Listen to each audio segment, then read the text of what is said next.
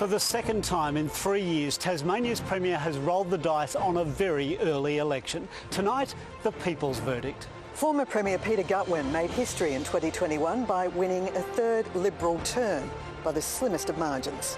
But within a year, Gutwein was gone, citing exhaustion as the reason for his surprise resignation from politics.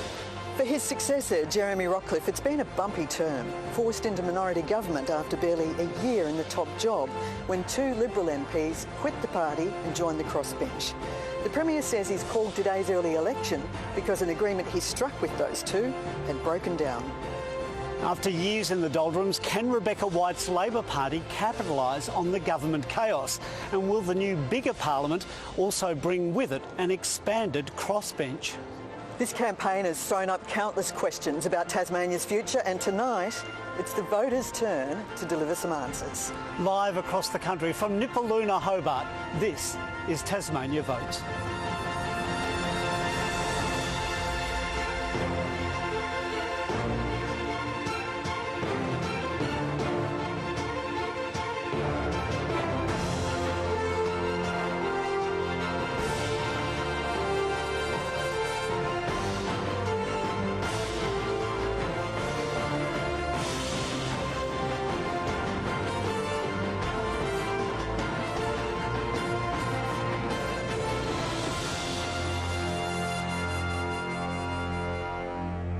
Hello and welcome to the last remaining tally room in Australia here at the Grand Chancellor Hotel in Hobart. I'm Sabra Lang. And I'm Guy Stainer. It's fantastic to have your company. The time for pundits and opinion polls has officially ended.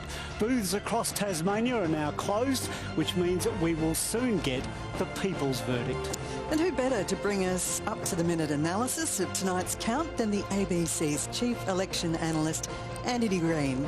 Welcome back to Tasmania, Antony. A little sooner than expected. One big change this year is the bigger parliament. How do you think that's going to impact this election result? Well, I think we'll start first by looking at the existing parliament. That the 25-seat parliament that was elected last time, the Liberal Party got just under 50% of the vote, but only got a one-seat majority, 13 of the 25 seats.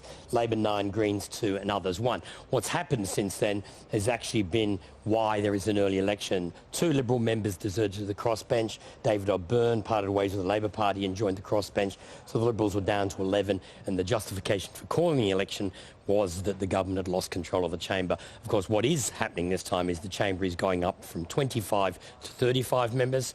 In each of the 5 divisions, there will be 7 members elected instead of 5. The quota for election comes from 16.7 to 12.5%. And Antony, with more seats up for grabs in each electorate, there are also a lot more candidates than we're used to seeing in Tasmania. There's a record 167 candidates. Now, it's not so much the increase in candidates that's the issue. I mean, 30 of those are just simply the Labor and Liberal and Greens standing 7 candidates per division instead of 5. What's happened at this election is that there was only 2 groups last time with single independents in. That was Sue Hickey and Christy Johnson in Clark. At this election, there's a record 14. It's not the increase in candidates the issue, it's the increase in columns on the ballot paper. And so that's going to actually slow down the count along with the extra preferences, and also makes the between party preferences, between group preferences more interesting, because people have to mark 7 preferences. And anybody who votes for these independents and the smaller groups, like Jackie Lambie Network, they're only standing 3 in each division. If they are excluded in the count, they have preferences and they go elsewhere. And normally at Tasmanian elections, there isn't a great input of between party preferences.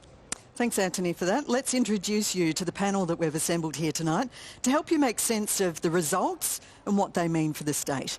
ABC reporter Emily Baker has covered Tasmanian politics since 2018 and has won Journalist of the Year twice. Em, welcome back. Thanks, Elections are always exciting affairs, but Jeremy Rockliff and Rebecca White would be pretty nervous about now. Absolutely, Sabra. Tonight we find out whether Jeremy Rockliff's gamble has paid off, whether he'll be returning to the Tasmanian Parliament as Premier with an unprecedented 4th-term government and a majority, or if he might wake up tomorrow with perhaps a sore head and in a coalition of chaos, as he might describe it. We'll find out whether Tasmanian Labor has restored its brand and earned the trust of Tasmanian voters, or whether Rebecca White is heading to her 3rd straight election loss. whether the Greens can lift their vote above 12%, securing more seats. And of course, really fascinating to see what that crossbench might look like. There might be some new faces there, but this could be a bit of a game changer for Tasmanian politics for the years to come. And morning's presenter for ABC Radio Hobart and across northern Tasmania is Leon Compton, who's been travelling around Tasmania talking to candidates in every seat. Leon, you've also been hearing from voters. What have they had to say? Yeah, Guy, we've been talking to literally hundreds of voters over the last 5 weeks. And as always happens in Tasmanian elections, there's a real focus on the basics. People want access to a hospital that works. They want to know that there is a GP somewhere near them that they can get into if they're sick. People talk about quality of schools and decent roads. What parents pushing prams and grandparents pushing prams are telling us a lot at the moment is their community desperately needs better access to childcare, and that's come up in the course of this campaign. We'll talk about that. And the stadium too has made it onto a lot of lists, particularly the further you get away from Hobart. There has been an interest in talking about independence. What we have not felt, and it may not be borne out in the polls, there is no sense of baseball bats on the front lawn waiting to take on this government, and no real call to give the other guys a go, no real call for a vote for Labor.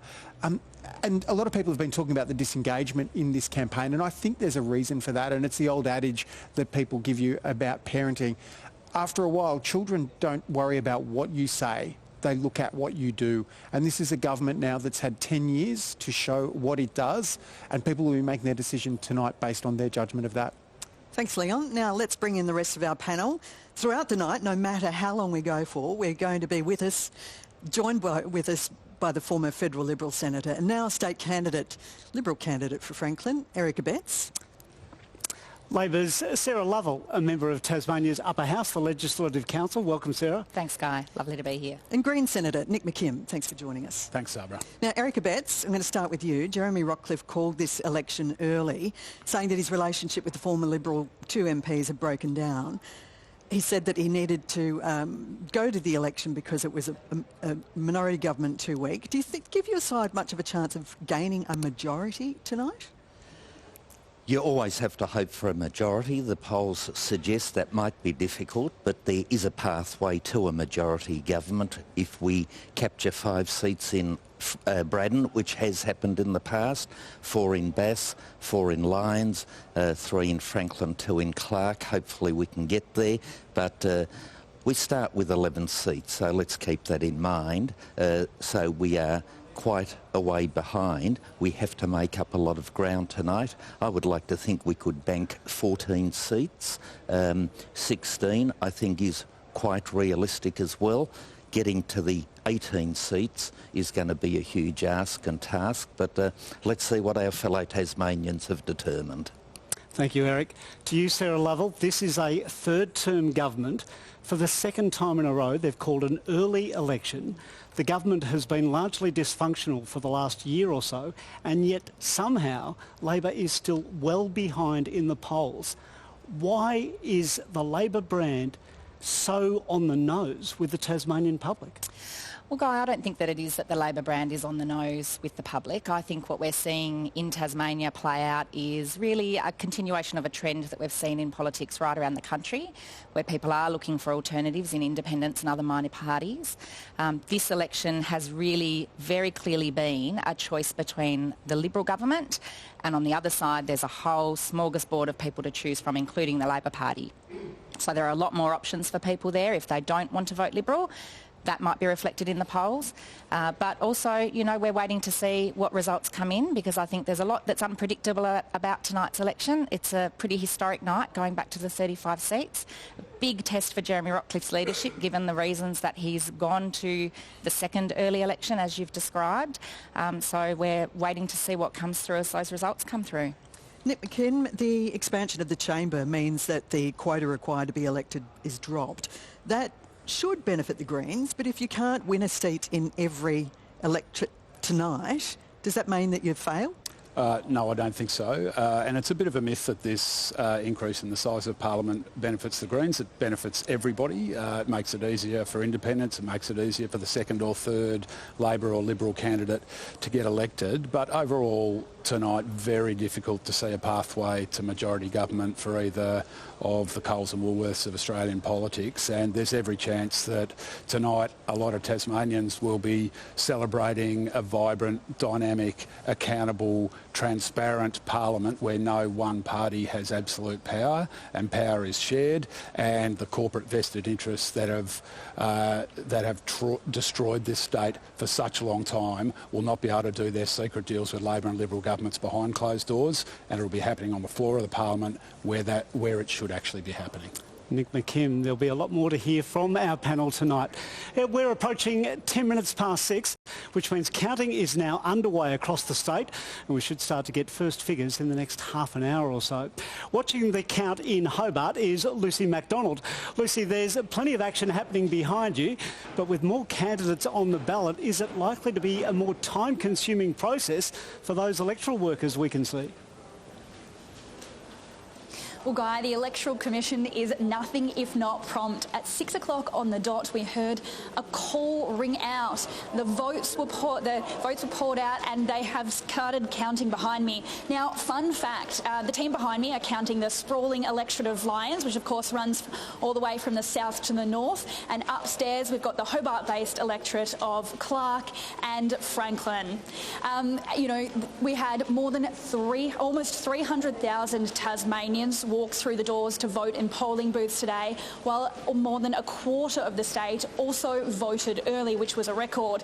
As Antony Green mentioned earlier, we had a record 167 candidates in this election. Now, that's probably because we're seeing that expanded 35-seat House. With that lower quota, people have a better chance of getting elected. And, it also means that you've got 10 vacant seats, which, obviously the major parties are hoping to nab more. You've also got these independents hoping to get them for the first time. But it's not the number of candidates that is the problem with delaying the counting. It's the number of sort of columns on the voting document. It's number of columns, and it's also the fact that you've got this preference vote because you've got 7 candidates in each electorate. So the TEC says they should have some first results trickling in about 6:45 tonight. By the end of the night, they said you might have an idea about 10 to 15 candidates, but that's just an idea. As for who will form government, well, that could take a while longer. Lucy MacDonald, thank you. Well, Antony, while we wait for the first figures to arrive from Lucy's counting station there, can you please explain for the mainlanders watching on that Tasmanian elections are a little different? Can you explain how the Hare-Clark system works? This is like asking Jim Maxwell to explain Duckworth-Lewis, I think. But it's like the map, this is the 5 electorates. These are the 5 federal divisions you've heard of: Bass, Braddon, Franklin, Lyons and Clark. So Bass up here in the northeast is mainly Launceston. Braddon, the whole northwest coast and the west coast. Lyons, an electorate of regions. It's got the East Coast, Derwent Valley, Northern and Southern Midlands, the orbit of Northern Hobart. You've got Franklin, which is a rather odd electorate, including Clarence to the east of Hobart and Kingston to the south. And then the last electorate is Clark, the central Hobart electorate. Now, at the last election, for a 13-seat and a 1-seat majority, the Liberal Party won three of the 5 seats in Bass, in Braddon and Lyons, and they won 2 each in Clark and Franklin. So to win this time, that's what the government needs to do. It needs to win 4 in at least 3 seats and 3 in the other 2. And the opinion polling, as it's dropped off, makes it much harder to win 4. You need basically 50% of the vote to win a majority of seats in a state. So that's the contest. We'll be filling in these seats tonight. What we do on the night is we start looking at the vote by party. It's a candidate-based system, but you can sort of aggregate the vote by party and get a rough idea of how many seats each of the parties will elect. If the Labor gets 3.5 quotas or the Liberals 3.5 quotas, they're probably going to elect 3 members and be in the race for a 4th. If the Greens get 0.8 of a quota, they're in the race for a seat, or 1.5, they're in a race for 2nd. So we'll look at the votes by party first. As the figures come in, you start to get a handle on how many votes each candidate has got, and you can start to determine from that ticket who are the candidates likely to get. Now, early on, we'll get some candidates who'll get well over a quota. Jeremy Rockliff will be one. Rebecca White will be another, probably Michael Ferguson, maybe even Erica Betts in Franklin, we'll see. He's got Jackie Petrusman there, who's got a quota in her own right before. So some of those people will be obviously elected. It's then beyond them who gets elected. So we start on early rotations around these seats. We'll be talking about party vote, and then later in the evening we'll be dissecting the party tickets as well as looking at those individual independents. What does it mean, Antony, for how quickly you'll be able to start calling seats? Look, to be honest, we could call 2 seats for Labor and Liberal in just about every electorate already. Both of the major parties will get 20 to 30%. The Greens will get a quota in Franklin and Clark. We'll wait until we get some votes to do that. But, 10 to 12 seats will go pretty quickly. And then beyond that, you start to give them away as the vote firms up and as we start to pick candidates themselves. Okay. We've got reporters in key parts of the state who'll bring us instant reaction to the results. Let's head to the Liberal Party election night function right now. Reporter Jarno Gibson's there. And Jarno, Jeremy Rockliff took a real gamble in calling an early election. What are the Liberals you're talking to? What are they telling you? Are they optimistic that that's going to pay off?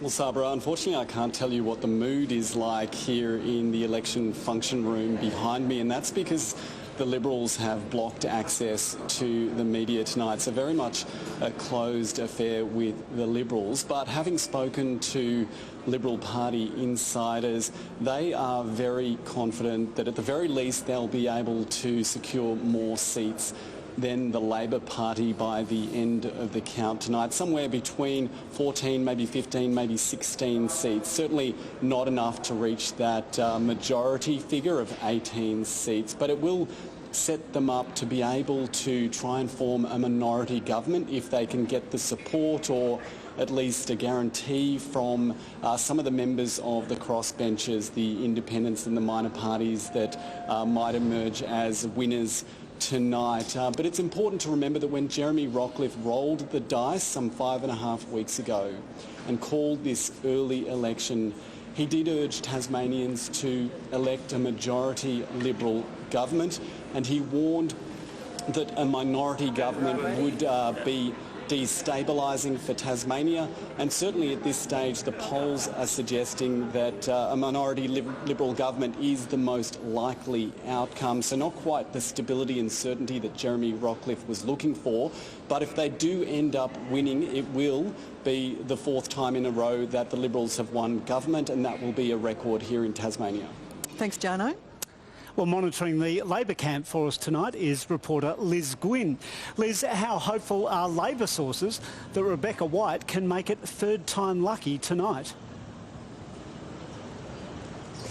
Good evening, Guy. I had hoped to cross to you from inside the Labor function, but unfortunately I got a call late yesterday to say that we wouldn't be allowed in because it is a private event. Now, this is unusual and I haven't been given a clear reason as to why this decision was made. But I've been on the phones instead, Guy, and I've been making calls to Labor sources, and they tell me that they are quietly optimistic. They say that the community, that there's a real sense, and people have told them that they are in the mood for change. But whether or not this translates to a vote for Labor, well, that does remain to be seen. Now, Labor leader Rebecca White, well, she's been campaigning hard right up until today, and she really does want to win majority government.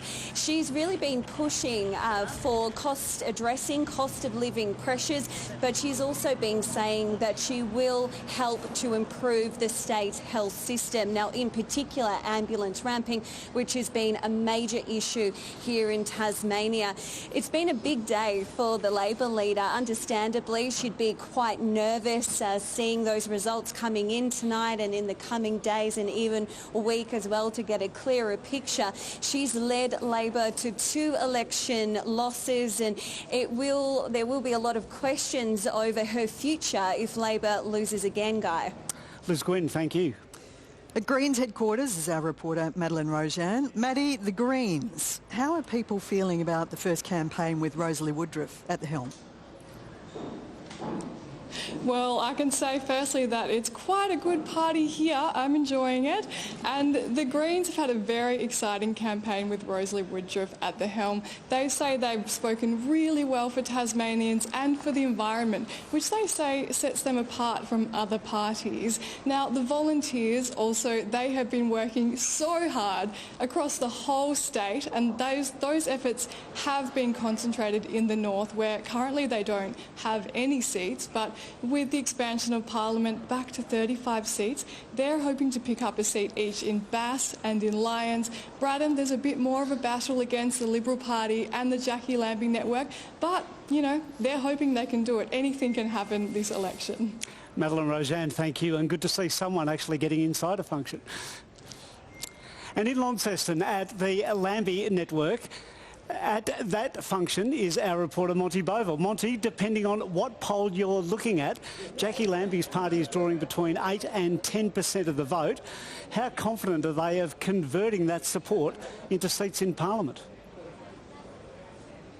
Well, Guy, there's certainly a level of optimism here in the room at the Jackie Lambie Network function in Launceston. Certainly the party is hopeful of maybe picking up a few seats in this new Parliament. Maybe Braddon being considered as their best chance, also Lyons as well, certainly from the conversations that I have. But the questions that this party is asking is, are their candidates high profile enough? That's something they're really proud of, though, something that these candidates are everyday people, and they're not the high-profile political names that you would normally hear. The second question is, will Jackie Lambie's brand or will Jackie Lambie's name be enough to get some of these candidates across the line? So certainly it will be a very interesting result to come in. And the next question will be what the Jackie Lambie Network would do if they do form a balance of power position in the new Parliament. Thank you, Dave. Thank you. Thank you, Monty, and thank you to all of our reporters. Also tonight here in the tally room, we have Selena Ross. You're at a big board. What's it going to show us tonight, Selena?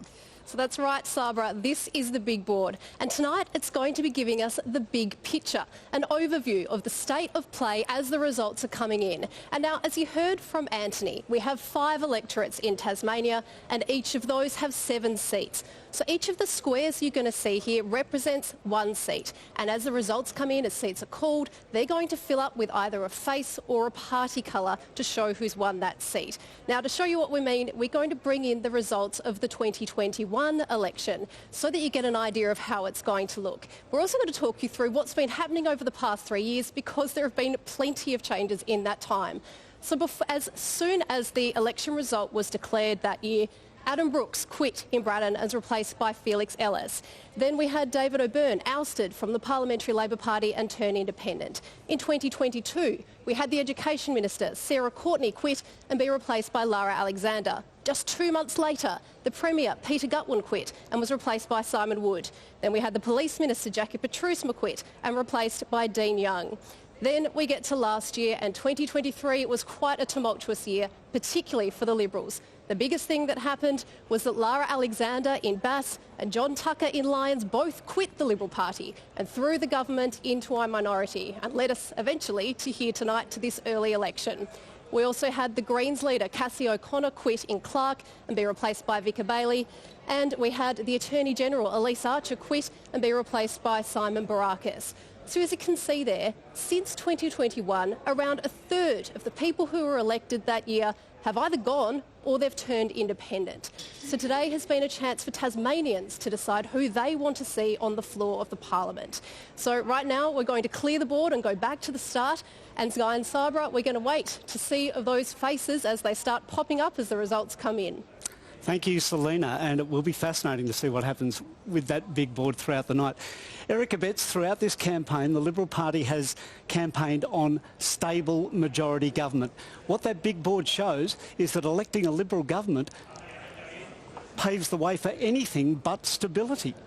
Well, I don't think so. Well, what people understand is that if they vote for a stable majority Liberal government, that is what they expect. And when that no longer occurs, when John Tucker and Lara Alexander did what they did, it no longer worked, and therefore the Premier called the election. But look, let's keep in mind, the Greens leader, Cassie O'Connor, left. You had a recount. David O'Byrne had his issues with the Labor Party. So this is not a uniquely Liberal thing. I think it's a uniquely Tasmanian political thing where people do switch out of parties, into parties, whatever. And my own view is that if you're with a party, you stick with a party irrespective of what may be done to you, because that's what you sign up for. And that's what the Premier has asked the people of Tasmania to consider. Sarah Lovell, I'm going to go to you. Labor's got 8 seats to win a majority in the new expanded parliament. You need to bring that up to 18. That's a 10-seat net gain without losing any. Is that really achievable? Look, there's no doubt we're starting from a long way where we need to be in majority government, but so is the Liberal Party, and this really is a test for Jeremy Rockliff and his leadership. He's gone to an early election on the basis that we need stable majority government. It's looking increasingly unlikely that any major party will get to that point. We've been very realistic about that all the way through. The question, I think, tonight will be who will be best placed to work with those minor parties and independents to form a workable and cohesive and collaborative parliament. Well, as we've already heard, this has been a short but tumultuous term for the Liberal government. There have been so many changes to the party room since the 2021 election that it's been often difficult to keep up. Ellie Ward looks back at the last 3 years in Tasmanian politics. In May 2021, Peter Gutwein steered the Liberals to an historic third term.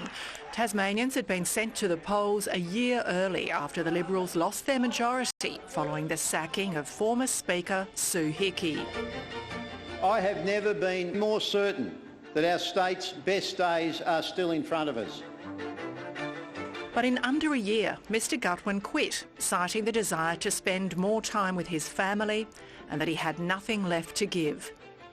3 more members of Cabinet quit within a year of the election, all citing personal reasons for the decision. The perennial Deputy Jeremy Rockliff took the helm of a less than steady ship, but things were to get more rocky. Liberal backbenchers John Tucker and Lara Alexander moved to the crossbench over transparency concerns, particularly around the proposed $715 million AFL stadium, plunging the government into minority.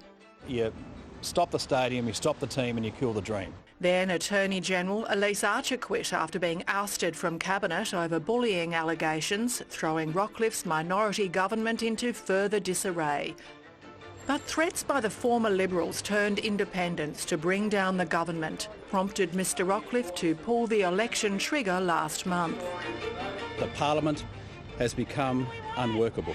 What do we want? Safe patient care. When do we want it? Now. After 10 years in power with crises in health, housing and a damning commission of inquiry into government responses to child sexual abuse, on paper it should be curtains for the Liberal government.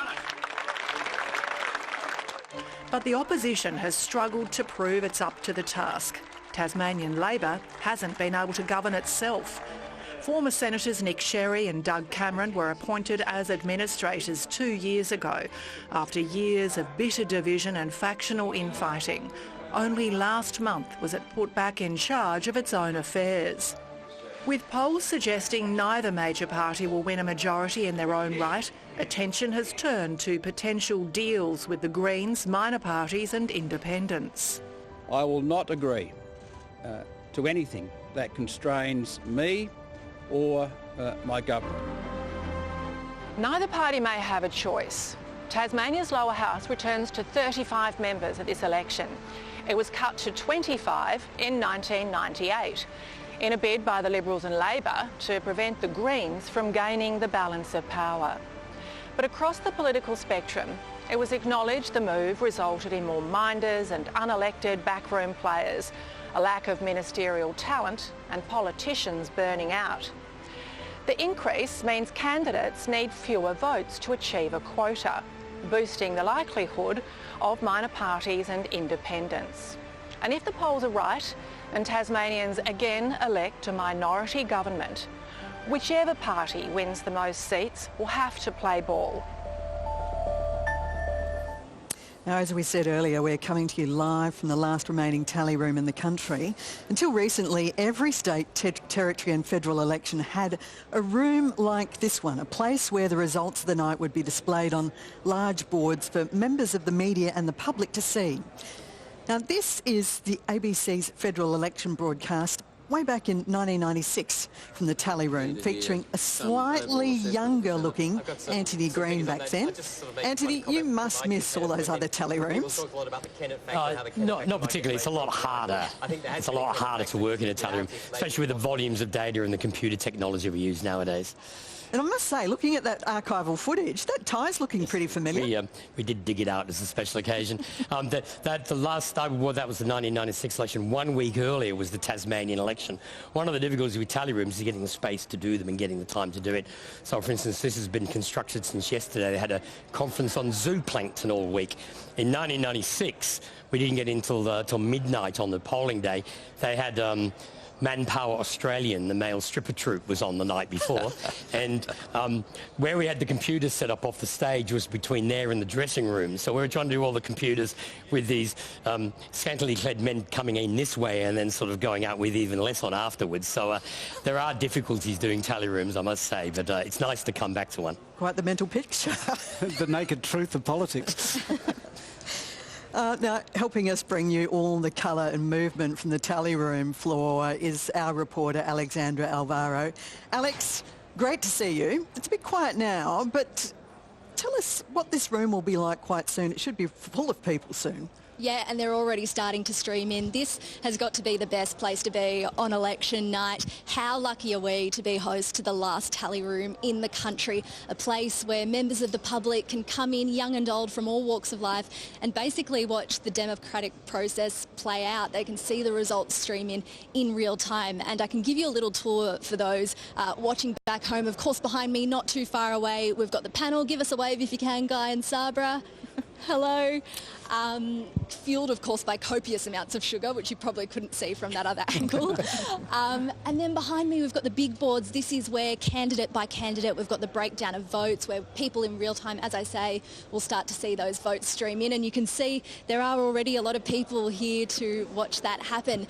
And then we have the podium. This is where both leaders will either make their concession speech or their victory speech towards the end of the night. Of course, when that will happen will be anyone's guess. But somebody who knows quite a bit about elections is, of course, the Electoral Commissioner, Andrew Hawkey, who joins me now. Andrew, this is the third time that Tasmanians have gone to the polls in 6 years. Are you a bit tired? We're getting used to it. We know what we're doing, and it's great to have everyone, including the ABC, back for another tally room. And why is it so important that we keep this tally room tradition alive? It's been going for such a long time. Why is it so important? I think it really is a symbol of the tradition and the fact that people have voted and now they come to see the results. The leaders come, which is fantastic, to the place, and so they respond to the results. It's a beautiful thing for Tasmania. Fantastic. And of course, this time we have the expanded parliament. Did that present a bit of a challenge for the Commission this time around, or maybe a little bit of extra work? It adds to the complexity. Our ballot papers are deeper, our screens behind us are deeper, but our counting will be a bit slower because formality is not 1 to 5 anymore, it's 1 to 7, and there are more names to check. So it'll take a bit longer, unfortunately, to get the results through, but hopefully they'll all come through tonight. And so on that note, what does the next week look like for you? So we'll have hopefully all our polling places and our early votes in tonight or early tomorrow, and then we have to do the rechecking. So with complex ballot papers and preferences all over the place, we'll do some auditing of the ballot papers. We'll bring in overseas and interstate voting. We'll bring in telephone voting.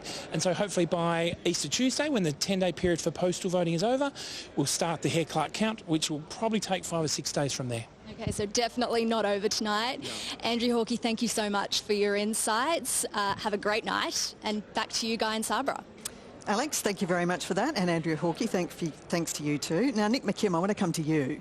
You've got an interesting perspective for us tonight because many people may not realise, before being a federal senator, you were actually in the Tasmanian Parliament and you were part of a minority government. I was. Given that minority government might be in the offing very shortly in our history, what will you be looking at specifically? Well, I mean, as I said earlier, I think a pathway to majority is going to be really difficult for either Labor or Liberal, and to be honest, they've failed Tasmania pretty badly for a long period of time now, and I think people are just disillusioned with the major parties. This is a long-term trend we've seen at a national level where the share of the vote of the two major parties is in consistent and constant decline, and I'd expect tonight will be a pretty major nail in the coffin of the two-party system, and I think a lot of Tasmanians will be really happy about that. Look, in terms of what we can expect, you hear a lot of posturing before polling day. We've seen it from Rebecca White. We've seen it from Jeremy Rockliff. They've ruled out a lot of things, and I think they're going to find themselves potentially in a very difficult position because they've put their personal imprimatur on the things that they are not prepared to do, and it may yet be that their parties will need them to do those things in order to get the numbers to form a government. So I think tonight will be interesting, but the next few weeks very interesting indeed. Could well be a talking point that we pick up in the next couple of hours. Well, we're about to cross to the seat of Bass, and joining us is the Deputy Premier, Michael Ferguson, who's at his home in Trevellyn. And I believe it's a happy 50th birthday to you, Michael Ferguson. Yeah, it is. It is my birthday today, and I'm surrounded by the people I love, my wonderful family, my wife Julie, my incredible parents, and our 3 children. We're all together, plus so many friends and well-wishers. So, yeah, it's a special day for us. Happy birthday. Is it more birthday party or election party? Oh, well, I was waiting for you to say happy birthday. Thank you, Guy. It's both. We're celebrating our team efforts tonight, and, you know, working with our Bass colleagues, all 7 of them, wonderful people, and their teams. It's been really a great experience for me. I've been around Hare Clark elections for a few times now, and for me this has been one of the best in the sense of teamwork, working with our Premier Jeremy Rockliff and our team of the decade around the state. We don't just say that, we mean it. They're great people, and it's been an election that we've been very proud to fight. Can I quickly chime in and wish Michael Ferguson a very happy birthday, but he's not alone. Jackie Petrusma and Dean Young are also enjoying their birthdays today. So we've got 3 Liberal candidates up today enjoying their birthdays. Is that the real reason why we've gone to an early election, to line up with all of your birthday parties? No, it is one of those things that happens, but it's nice to have the camaraderie and know each other's Okay, Michael birthdays. Ferguson, happy birthday to you as well. You've been a loyal deputy for a couple of years now. If in the event that you return to Parliament as a Liberal government but have to work in minority, what does that mean for Jeremy Rockliff's leadership, and will you be looking at putting your hand up again as you've considered in the past? Thanks, Emily. Yeah, what I want to see occurring in the future is to continue to serve as deputy in a majority Liberal government. And we'll accept the voters' wishes tonight. Of course, we have to. But we've fought a tough campaign around really focusing the minds of our community on the real risks that do exist should the state choose to have a minority of, no major party having a majority. We've tried to raise that risk because I've lived through a minority government. I know how bad it is. And I say that with respect to I'm going to interrupt you, Michael Ferguson. I'm going to interrupt you because that way with Jeremy. The polls are showing, Michael Ferguson, that you won't be returning in majority. So let's talk about that situation. Understand you're saying you'd be happy to be deputy if it is a majority. If it's not, what does that mean for Jeremy Rockliff's leadership again? And will you be putting your hand up? Oh, well, look, I want to see Jeremy Rockliff retain his role as Premier, and that's what I've stood for during this campaign. And despite plenty of free advice from media and other politicians, that's been my continued position.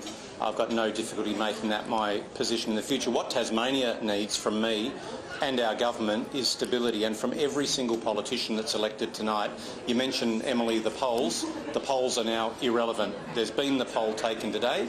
I look forward to seeing the results coming in later tonight, hopefully soon, and I hope that they're positive, and I hope that our message has resonated with voters. But of course, we'll all now wait and see. Emily, if I can just jump in for a moment. Michael Ferguson, it's Leon Compton here.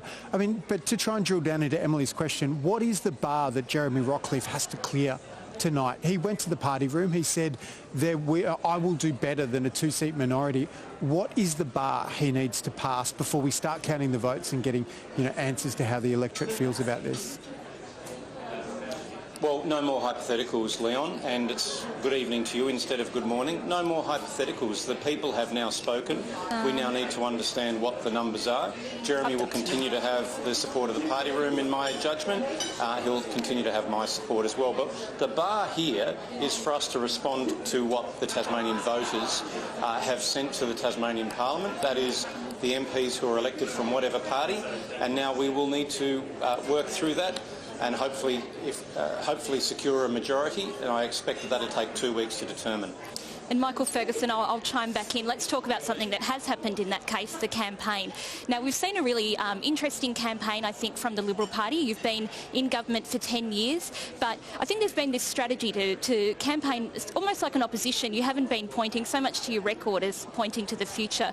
Can you tell me why that decision was made to campaign in that way? Was it that you were unwilling to campaign on your record, or what are the reasons that we've seen this unique sort of 10-year in campaign from you? Yeah, thanks, Emily. That's a really interesting question, because your question surprises me in that sense, because I believe we have campaigned on our record. We have reminded Tasmanians of just what a hole Tasmania was in coming out of a minority Labor-Green government, how bad things were. We're in recession. We lost 10,000 jobs, nearly lost 20 schools, lost so much opportunity. And coming through 10 years of a majority Liberal government, we've been able to restore confidence, a strong economy, and over 50,000 additional jobs and a growing population. So I believe we have campaigned on our record, but it's always been in a context of what should the future look like going forward, and how can we ensure that as a state we take opportunity and use it to our advantage, and indeed look after those Tasmanians who really, like so many Australians, by the way, who have struggled with the cost of living pressures because of not state inflation, national and global inflation. And pointing to that future, we've often talked about 2030.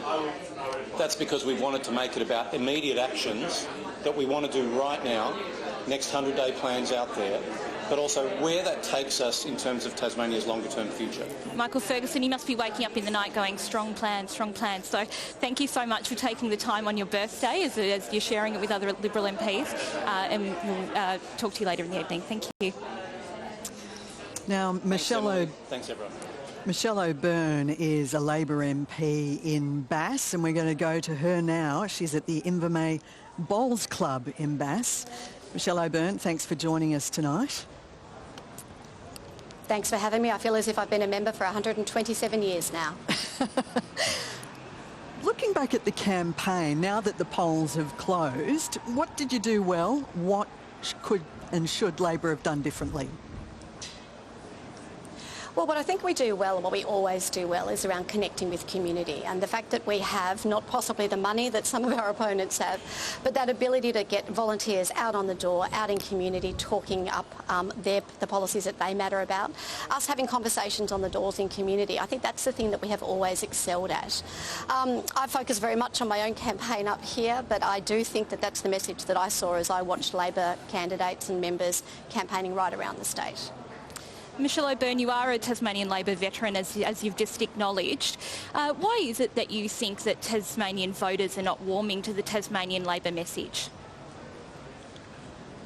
Well, I think we still have to see how today goes. The only way that we're really going to know is whether or not people have adopted our positive plans, our plans around health, around cost of living, around ensuring people have somewhere safe to live and the ability to afford to live, is going to be tested in the details that come out over the next few weeks. I don't think it's clear what the outcome for Tasmanians are. I know on the door they were very angry with this government that forced them to yet another early election in order to shore up its ability to have majority government, something which I'm pretty sure we'll see them fall short of tonight.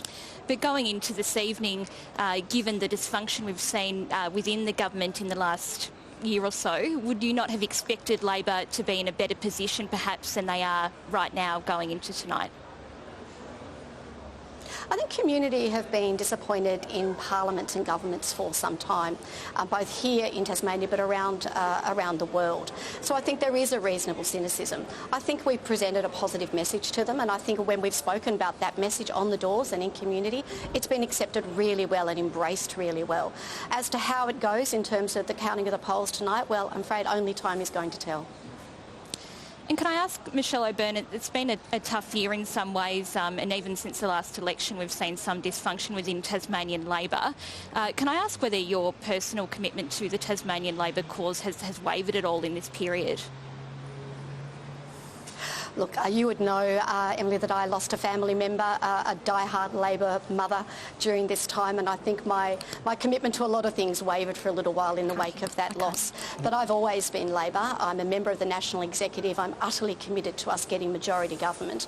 In the absence of majority government, I'm absolutely sure that only Labor can do the work that would mean that we could actually get any kind of consensus on bills on the floor in the Tasmanian Parliament. We've seen the Liberal government fail to do that time and time again. It's the reason we're having this conversation tonight and not a year down the track. Michelle O'Byrne, it's Leon Compton. You were sidelined in this campaign. Who made that decision? I've spent my time on the doors in my community, doing what I do best. I'm, as you know, a veteran campaigner. Yeah, you are, and you are very good at it. You're good at retaining your seat. You're a stalwart of the Labor Party, and you were sidelined. You played no public role in this campaign. Who made that decision, and do you think it was a good one? I had a public role in my electorate, which is where I was focusing. I did in some of my portfolio areas as well. The reality is that the portfolios that we were driving on around health, around cost of living, aren't the ones that I get to speak on every day for the party. But I certainly spoke on them at the doors and in my community. Michelle O'Byrne, thanks for your time. Thanks, Leon. Yeah, that was Michelle O'Byrne there.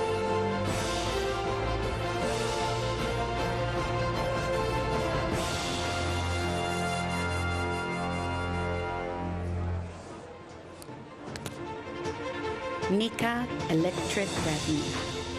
Milatina mapia Braden prungi. Loiti palawa. Ningam pinungam pingini manta manta. Pirapi. Piriloinya. Takaina. Tumikini and Munu. Takara taputi katina makuminya. Ningina kani luutina tu. Miri. Nitipa. Taralankana rina. Lua makuna. Kuparina Krakani, Palanawina Mapali, Waranta Lakapawa Lumi. Paloa Mapali Loiti Nika Milatinata, Limilinaturi, Patawai, Premangana, Paloa Milatina. You're watching Tasmania Votes live from Hobart. I'm Sabra Lane. And I'm Guy Stainer. We'll bring our panel back in now. Erica Betts, we've heard some interesting stuff from yourself, also from Michael Ferguson, where it's really noticeable that the language has changed the moment the polls have closed. All of the time, the Liberal Party has been talking about majority government, majority government, majority government. In the last 15 minutes, we've heard both of you talk about it's quite likely that you will be in minority. What is the magic number for you in terms of seats that would make a minority government manageable for the Liberal Party? That's a big hypothetical, but first, if I may say, up until 6 p.m. we were campaigning for majority Liberal government. If the Tasmanian people speak in a different manner to that for which we were advocating, then we come into the situation we're talking about now. And so the aspirational I would have gets thought, replaced with the realist once 6 o'clock? of course, and that is what campaigns are always all about, seeking to convince, in this case, your fellow Tasmanians to vote Liberal, vote a majority government in, and we've been successful in doing that on a number of occasions. Whether we're successful on this occasion remains to be seen. But I would have thought to form a minority government, the Liberals would need minimum 15 seats, I would have thought, to then get together with some others. But look, all that, it remains who the others are. That needs to be determined. And at the end of the day, we've got a very good person to determine all that in our Premier, Jeremy Rockliff. Is he the chap, though, to, if that's what plays out here tonight, and given the way that he's been very critical about independence and minority government, is he really the man to lead those sorts of negotiations, given he's rubbished it? Look, I think everybody accepts that you campaign during an election for a certain outcome, and then when and if that doesn't quite occur, then there may need to be a determination as to how you make the Parliament work for the benefit of the people of Tasmania. And what the Premier did quite rightly in calling this early election, the Liberals had been elected on the basis of Liberal majority stable government. Two people left the Liberal Party, denied majority, but then in the end it was the stability factor, and that is the factor that is of most concern to our fellow Tasmanians. That was denied, and that is why it went to an early election, and we'll see what the people decide tonight. Well, it's interesting to hear the rhetoric, because it has changed, Eric, with respect. I think in previous elections it's been, we'll govern in majority or not at all. So there has been a softening in that rhetoric. Is that just it's not just because it's 6 o'clock, surely that's just a reality check? Well, what happened, and Nick McKim was part of that government, the last minority government delivered us recession. 200 nurses were sacked. Schools were being closed. Sorry, back to the question, though, about the changing rhetoric, not about what happened No, and so back in 2010. And so what the Liberals are asking for and have continually sought is majority government. Until 6 p.m. this evening. Because the history of minority government has been, unfortunately, chaos in the economy, chaos in the community. We now have chaos in the Parliament. We will see what the people determine this evening, and then it'll be up to Jeremy Rockliff and his colleagues to determine how that may look. Sarah Lovell, can I come to you about the change in language that we've been hearing just in less than an hour? Your response? Yeah, well, I mean, I have a question for Eric. What does this mean for the commitments that the Liberal Party have made to Tasmanians in the lead up to this election? All of the election promises made by Jeremy Rockliff and by the Liberal team were on the basis of a majority Liberal government. A majority Liberal government will, so on. What does that mean then for all of those commitments that were made to Tasmanians, and does the party stand by them if you don't win a majority government?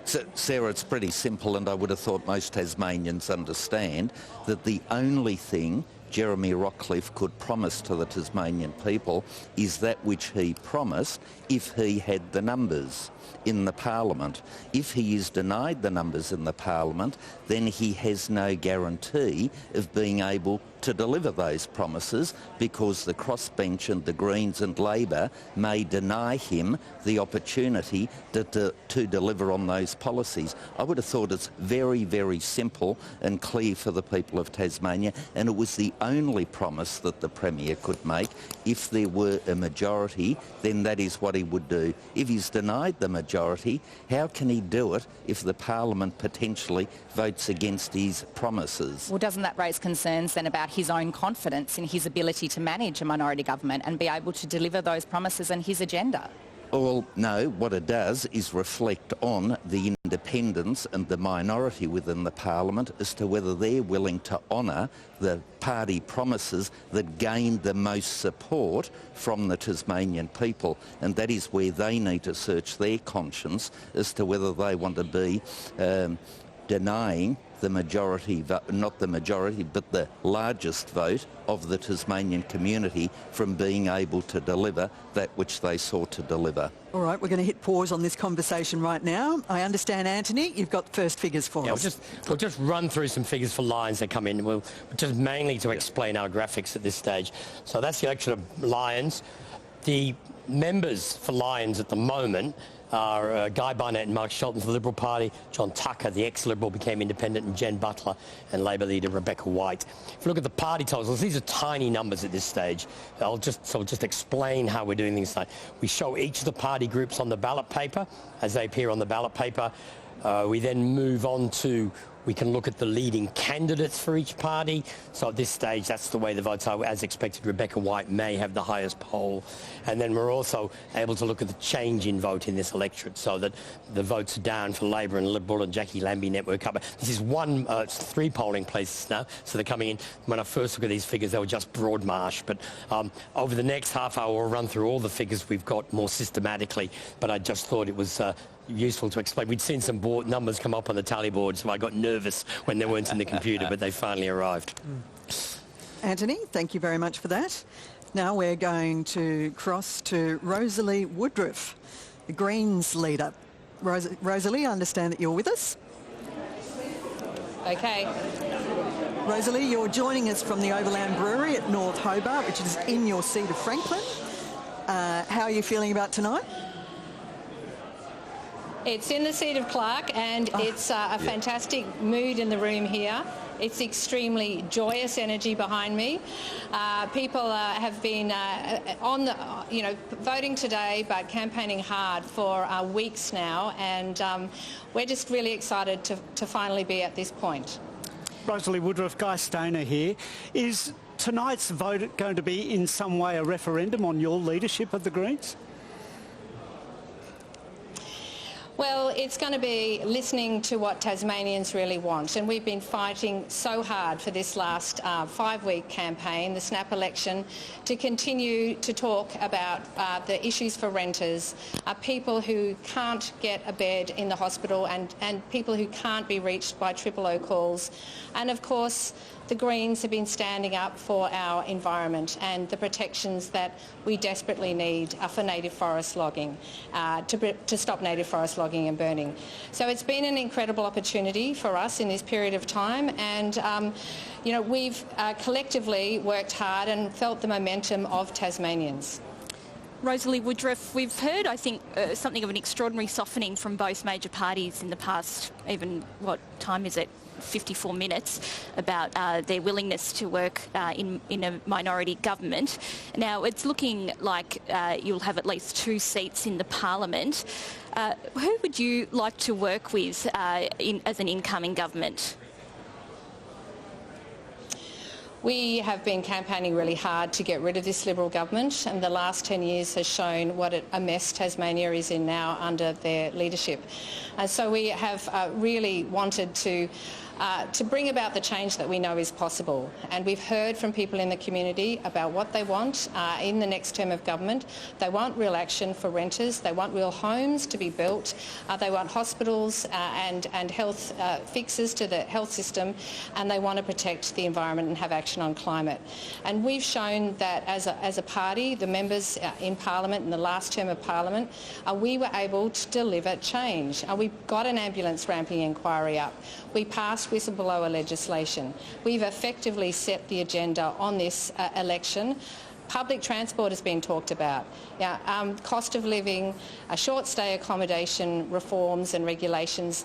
None of this would have been talked about by the Liberal and Labor parties if the Greens hadn't been standing there fighting with the community to get action on these big issues. Thank you, Rosalie Woodruff. OK, we're going to go back to Antony Green now for some more figures. Anthony? I've had a little chance to look at the numbers before talking this time. So let's look at Bass, the northeastern electorate. Michael Ferguson and Simon Wood. Simon Wood replaced Sarah Courtenay. Simon Wood replaced Peter Gutwin. Lara Alexander replaced Sarah Courtenay and since left the Liberal Party. Michelle O'Byrne and Janie Finlay are both the 2 Labor members. Look at the party totals at the moment. The Liberal Party's on 41%. Now, this is corrected for where the votes are from. So these just aren't raw numbers. The quotas, which we'll look at later, are on the raw numbers, but we're projecting the Liberal Party to 41. This is only one polling place, which was Gladstone, which I think is a small rural area. The Jackie Lambie network is polling very strongly. If we look at the change in vote, and this is what's interesting at the moment, the Liberal vote well down, the Jackie Lambie network well up. Now, whether that is just because this is one polling place, whether that follows for the larger centres like Launceston, we'll be watching later, but that's the first figures we've got for Bass, and we've got some other ones to come. Antony, can I just jump in for a moment? Would that be okay? Antony, I'm hearing from scrutiny in the north, they're seeing a lot of informal ballots that are coming through with crosses and ticks or not fully numbered or blank. Are we going to be able to tell what sort of, get some details through the night about how that informal vote actually looks? We will get the informal vote tonight and we'll be able to make a comparison with last time. But yeah, they do report the informal on the night. Thanks, Antony. Nick McKim, 15% vote for the Jackie Lambie network so far in Bass. Very early figures, I know. But is there a danger that the Greens will no longer be the third party in Tasmanian politics? Oh, I honestly don't think so, Guy. They may be going well in Gladstone. It's a very small booth in a regional part of a regional electorate. I'd expect that to come down over time. But look, I listened closely to what Eric was saying, and a couple of reflections. I mean, firstly, it's great to see the Tasmanian Liberals finally embracing a policy of recycling, Eric. But secondly, what I want to say is... What about yourself, Nick, going from state to federal? Eric, I'm going federal to state. I listened very carefully to what you said about instability. Let's be clear about this. The biggest agent of instability in the next parliament is going to be you, because it's well known that you want Jeremy Rockliff's job and you are sharpening the knife as we sit here tonight to slip it in between his shoulder blades as soon as you possibly can with Michael Ferguson alongside you. So we all know that's the case, and you are the biggest agent of instability that this state is facing into the future. You do yourself a great disservice with that sort of silly commentary. We all know it's true, It does Eric. you a great disservice. We all know it's true, and I know you haven't denied it. I am saying that you're doing yourself a great disservice because if you wouldn't have interjected, I would have categorically and utterly denied it. My only reason for seeking a seat was, one, there's a vacancy in Franklin, I believe, that from 2 seats the Liberals can go up to 3 seats.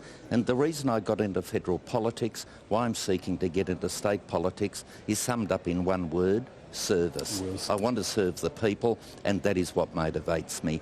And I think my track record over that time shows that I've always been a team player, irrespective of what cards I might be dealt from time to time. No ambition to be leader, even if Jeremy Rockliff stumbles in the next couple of weeks, given what he's had to say about minority governments? Look, we don't call him J-Rock for nothing. Not only does he rock, his leadership is absolutely rock solid. And amongst the 35 candidates with whom I've spoken, there has not been any talk about leadership whatsoever. All right. Now, listen, we're going to head to the moment to Selena Ross at the big board. Selena, what have you got for us? So before any seats are called, we wanted to introduce you to our other graphic tonight, and we call that the pathway to power. And what that's going to show us is who's in the best position to form a government as those results are coming in. So if we take you over here, this block here shows us the 35 seats that are up for grabs, the 5 electorates with the 7 seats in each of those. Now, at the moment, they're black. That means they're in doubt, which applies to all of them at the moment. But as a seat is called, the square will be coloured in. If the Liberals win it, it will move over to this side of the board and fill up one of these squares here. If Labor wins it, it will move down into this red section here. Now, the goal for both of the major parties is to fill their entire square up to this yellow line here. If they do that, they've won 18 seats. They will have the majority and they will be able to form a government in their own right. Anything to the right of the yellow line would be a bonus. But if neither of the major parties are able to do that, if both of them fall short and can't reach that yellow line, that means we have a hung parliament and we're headed for a minority government. Now, that would also mean that some of these seats over here have been won either by an independent or one of the minor parties as well. And in that case, we would have a crossbench forming here in the middle. So Guy and Sabra, we're going to see as these results come in who's in the best position to form government and if they need to rely on the crossbench in order to do it. Selena Ross, thank you. Sarah Lovell, there's been a lot of talk about a coalition of chaos. That phraseology has been repeated by Eric Abetz tonight. How do you feel when these former minority governments are categorised as coalitions of chaos? Well, it's interesting because it's looking, increasingly likely through the campaign that it may be Jeremy Rockliff who has his own coalition of chaos, and he's the one that coined that term, and indeed that's why we're in this position and having this election.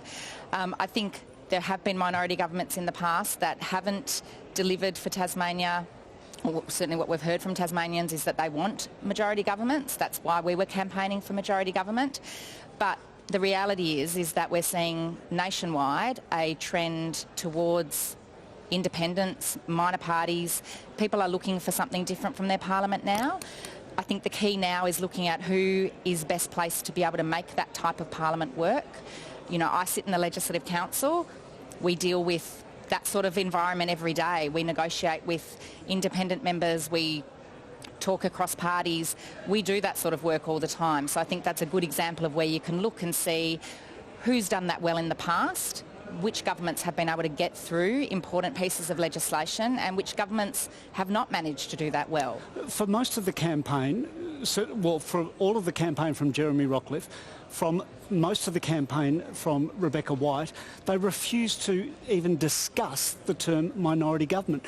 Why is that phrase considered electoral kryptonite when most of us are just thinking that's going to be the reality? Yeah.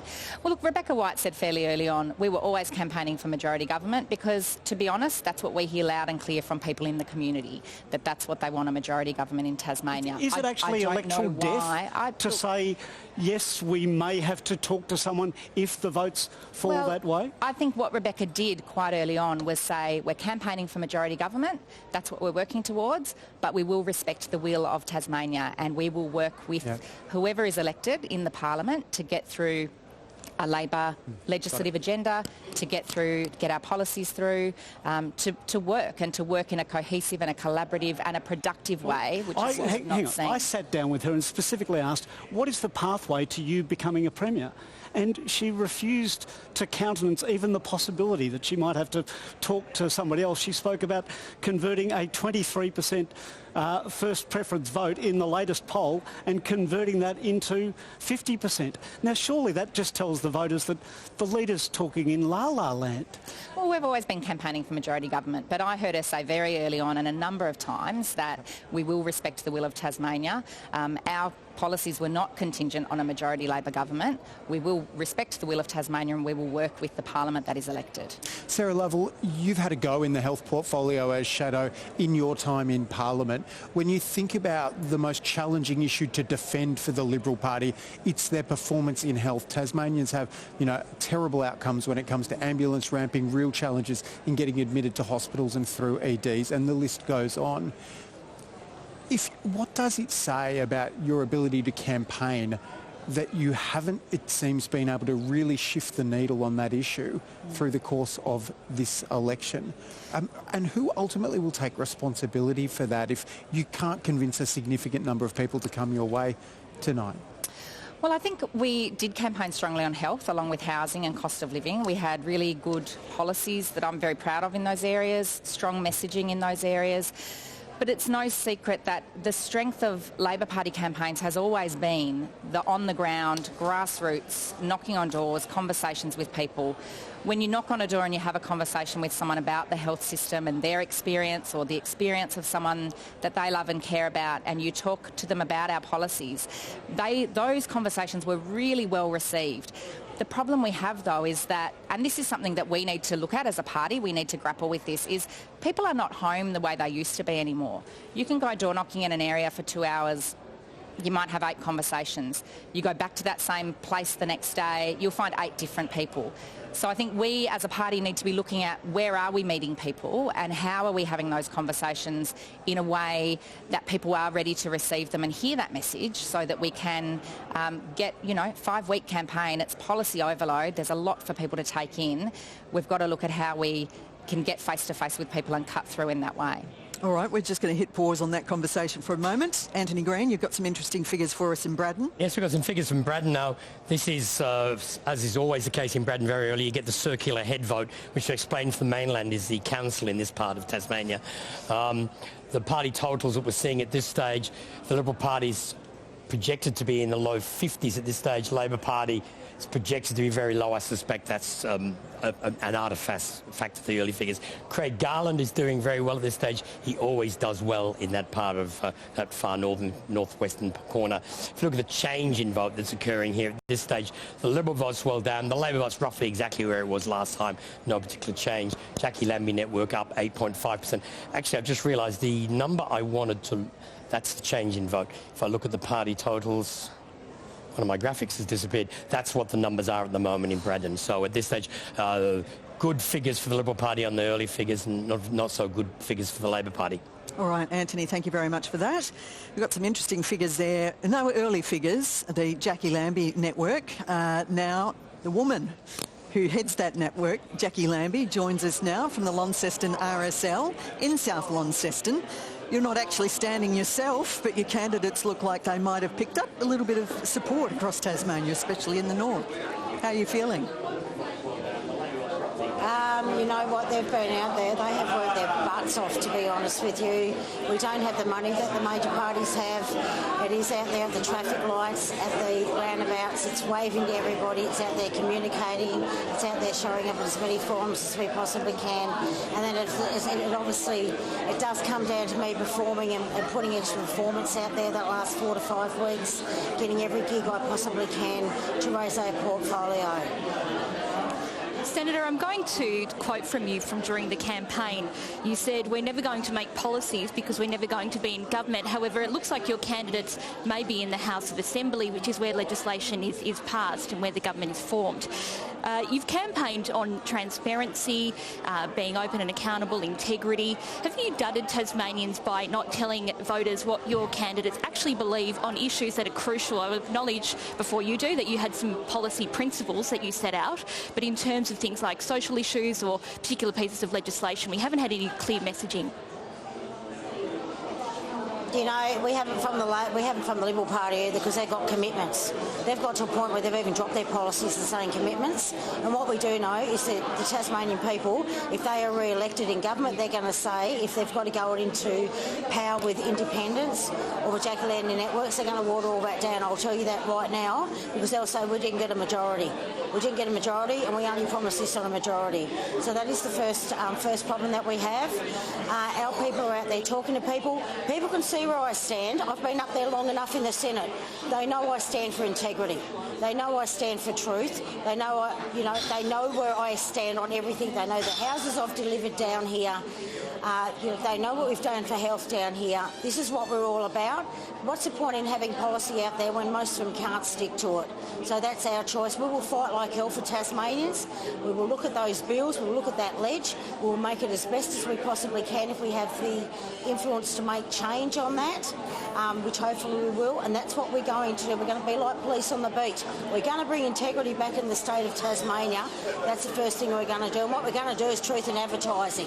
And we're going to look at those political donations and take them back to where they should have been, down to that $1,000 point. Because quite frankly, we've had enough. Senator, let's talk about this potential minority government, because you could play, or your candidates could play, a crucial role. Now, you've brought up truth in advertising. I know you were quite annoyed about the false website that the Liberal Party put out, and your own actual website is quite clear about the need for change in your view. Would you support the Liberal Party in minority government, or are you more likely to support Labor? I got a message through to Jeremy Rockcliffe yesterday. They're trying to hunt me down already, the Liberals. And I said, if you wanted some goodwill and you want to put the hand out to the Lambies, shut that website down on yesterday. That still has not been done. He has not showed goodwill. That has not been helpful. He just can't help himself. If anyone brings down the Liberal Party, it will be Jeremy Rockcliffe himself. It's been played really stupidly. It has not been smart politics. I say this to both Liberal and Labor. Look at what's going on. Look at what's going on around the rest of the world, because there are independents and micros coming in and majors are going out. That's where we are in the 21st century. So to be very clear, Senator Lambie, are you ruling out a deal with the Liberal Party that would allow them to govern the state? You know what? It's not up to me, but I'm telling you how my people feel right now. When that sort of behaviour and leadership, they just rolling their eyes back, saying, "You are kidding me." This is going to be quite difficult for them, I would imagine. to be able to support them. Of course, if Jeremy wants to come in and wave his magic wand around, be my guest. But seriously, we're going to watch the numbers, we're going to see who's elected, we're going to see what sort of personalities they have, and then of course it'll be up to the guys that are elected in state parliament to choose what they are going to do for the Jackie Lambie network. And what's your personal view, Senator Lambie? Should the Liberals be given another term? Look, my personal view is they have done a really crap job in the last 10 years. That's going to be a problem in itself. Does that mean, is it going to be a Labor-Green government with Jackie Lambie network? Because we know, especially up in the north here, what a Green Labor government looked like beforehand. So it's really going to come down to the mix.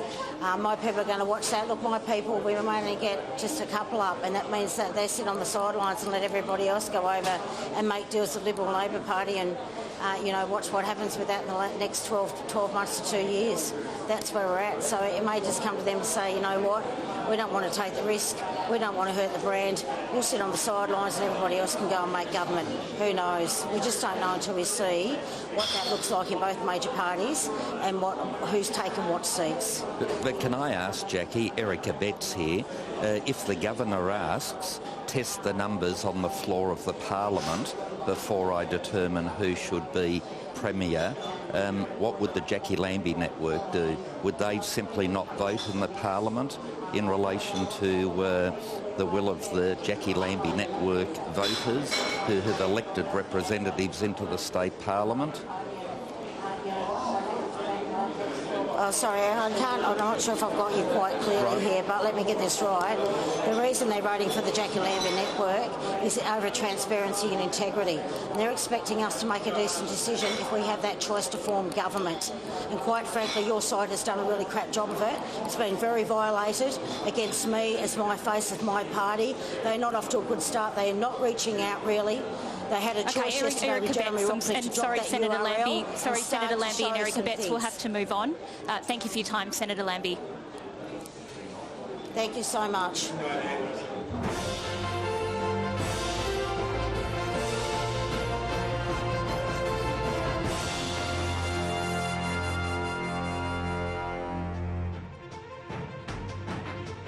Clark Electorate Nuritinga, Kriwa, Kriwalaiti, Nipaluna Lakarana, Liprina Muwinina.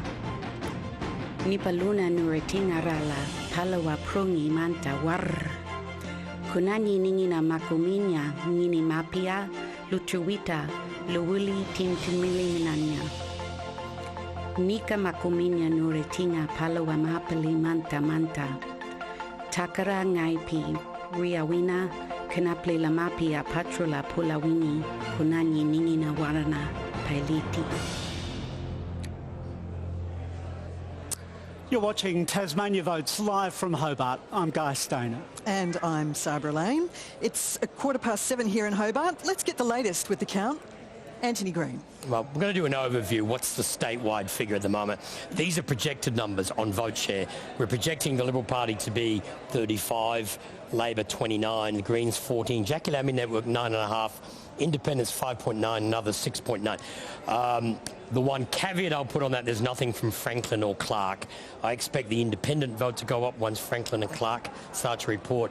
There's no Jackie Lambie candidates in Clark, and they probably won't do as well in Franklin, so that may be the maximum vote they get tonight.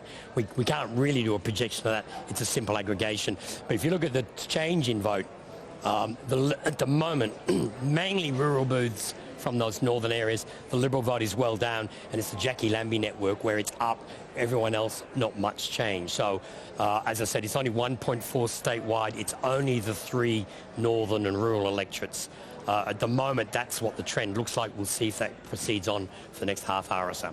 Antony, thank you very much for that. It's still pretty early in the count tonight, let alone that it will continue for weeks. Erica Betts, I'm going to go to you about what Jackie Lambie just had to say. She's sounding a little bit burnt by what happened with, the Liberal Party fake ads, fake site. It sounds like if we get to that position, and it's hypothetical, you need their support, Is the Liberal Party prepared to make any concessions to the Jackie Lambie Network MPs to get them on side? Well, it's going to be a question as to what is being asked of the Liberal Party, but first, let me be clear, I think the Liberal Party was entitled to point out the fact that the Jackie Lambie Network basically bragged about the fact that they had no policies to offer the people of Tasmania. And in fairness, if you want a seat in the Parliament, the people are entitled to know what you might be voting for or against, what your philosophical framework is. And what Jackie Lambie has done very well... They were upfront about that. They were upfront by saying we don't have policies. They were up front, and I think what the Liberal Party sought to do was to flush that out, and I think achieved that to a certain extent, because people then became aware of that. But what Jackie Lambie Network has done, I think quite well, is become a protest movement, and if those early figures are an indication, the vote hasn't shifted from Liberal to Labor, but to a halfway house in the Jackie Lambie Network, where there is a sense of this is a bit of a protest vote, but people don't really know what they're voting for. And I would have thought in the core light of day, the party that gets the most vote, the highest vote, should be the one that forms government, and I think the Jackie Lambie Network members would be obliged to consider that very seriously. Emily Blake. I'm just going to quote to you Erica Betts from during the campaign, in fact the leaders' debate this week. Jeremy Rockcliffe said, "I will not be trading away any ministries and I will not be trading away any policies." You've just said it depends what's being asked.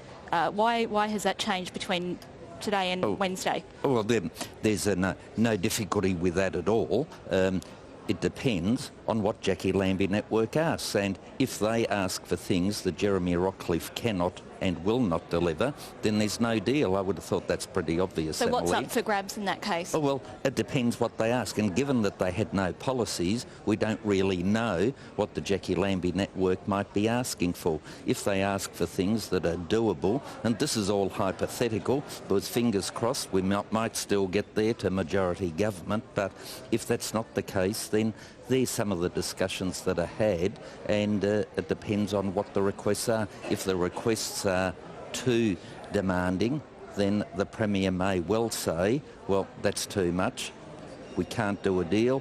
If they're reasonable requests, the Premier can say, well, that does not impinge on my philosophy, on my policy platform, we can do business. Let's wait and see.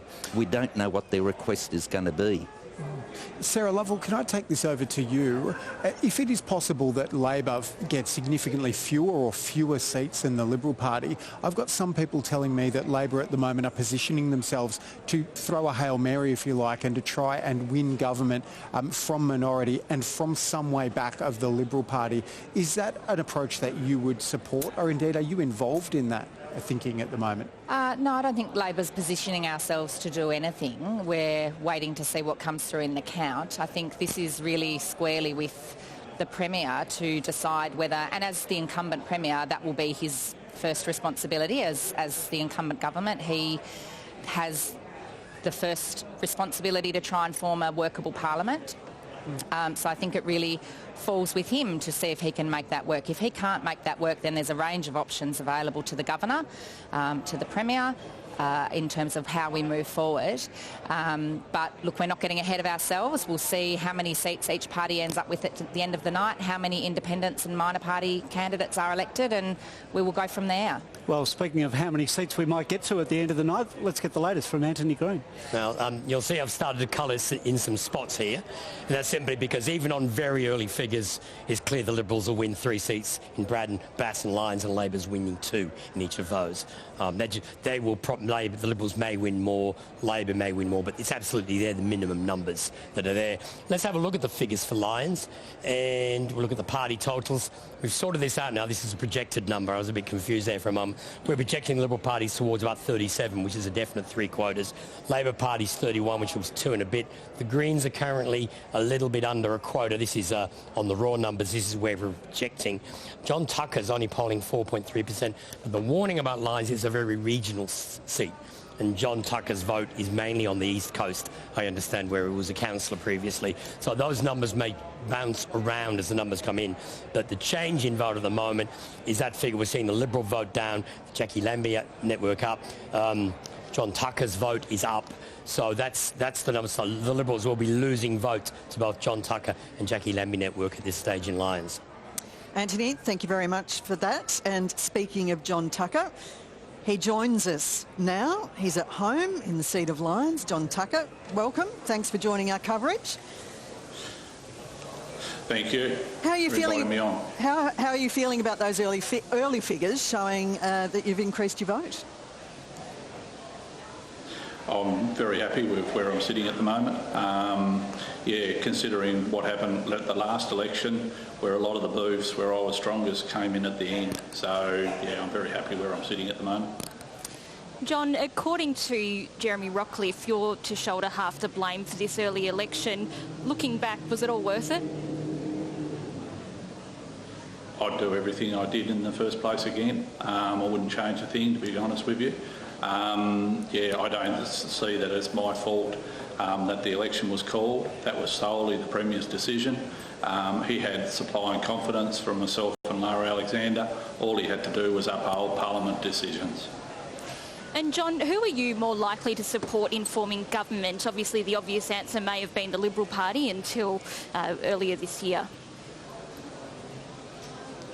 What I would say to you is let's just wait and see who gets elected, and once we find that out, then we'll think about what we're going to do first. After that, I've got to get elected myself in the first place, and let's see who else is elected. Sure, let's just keep playing in the hypotheticals at the moment, ones that may be likely. If Leon's intel is correct, and I'm hearing the same thing, that Labor may try to form a government from behind with a crossbench, is that something you'd be open to talking to them about? Do you feel like there is a need for change and perhaps you would support the Labor Party? What I would say to you is that I'm open to discussions with everyone. I'm not going to lock myself in one way or the other. I would discuss with everyone, and I will be trying to get the best outcome for my constituents of Lions, and that'll be my focus going forward. John Tucker, it's Leon Compton. I mean, the issues that you left the party over were a stadium at Macquarie Point and questions about Marinus. I mean, they're exactly issues that the Labor Party have been campaigning on. Surely now they would more naturally be bedfellows for you if you had a choice in which way to show your loyalty. I'm not going to predict where I'm going to go, Leon, but that is true. The stadium and Marinus Link are big issues for myself, especially Marinus Link. So going forward, yes, they will be a big focus on what I think will be the best outcome for my Tasmanian constituents in Lions. And just again, to follow up on that, surely if they were the issues that you left the party over, and that is ultimately taken to the state to an election, that it would seem we could be clearly understanding that that would be where you'd throw your support, the Labor Party, if your support is asked for. Let's just see what's put on the table by both parties before I make that decision. But before that, I've got to get elected, number one, and let's see who is elected before we start to put hypotheticals out there and say this and say that. John Tucker, thanks for your time. Well, as you can probably see behind me, the crowd is building, and somewhere out there on the telly room floor is Alexandra Alvaro. And Alex, come in wherever you are. I believe you've got a guest for us. I do. Look, it's a bit of a who's who here. There's lots of people, political staffers, politicians, and of course here I have with me David and Hugh. Tell me, what's the reason for coming out here tonight? Oh, look, Hugh's doing a civics unit at school, and so we just thought we'd come and see how it plays out at the end of the election, and also knowing it's the last tally room in Australia, so just to have that experience as well, and just to see all the personalities and everyone about some of the candidates. Martine Delaney, for example, very finely dressed here tonight, and yeah, so just to be part of it and just to give Hugh a sense of it, because in the future it's going to be his world, and it'll be nice to see him engage with politics as well to a point, however he chooses, you know.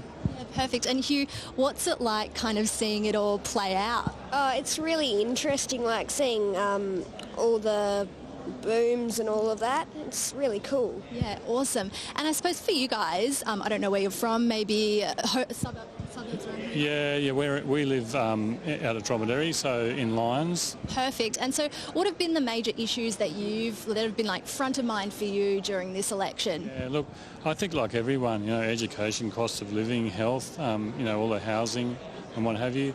I think the stadium, it's been a big issue. It's come up. I think it's a bit of a red herring, I think 150,000 people, signed up to that side. There would probably be more if the stadium wasn't a bit divisive in it. And I think, we should just call their bluff and say, call it the Mainland Football League if they hold us to that contract. But, that's one of the issues I think is clouding it a bit.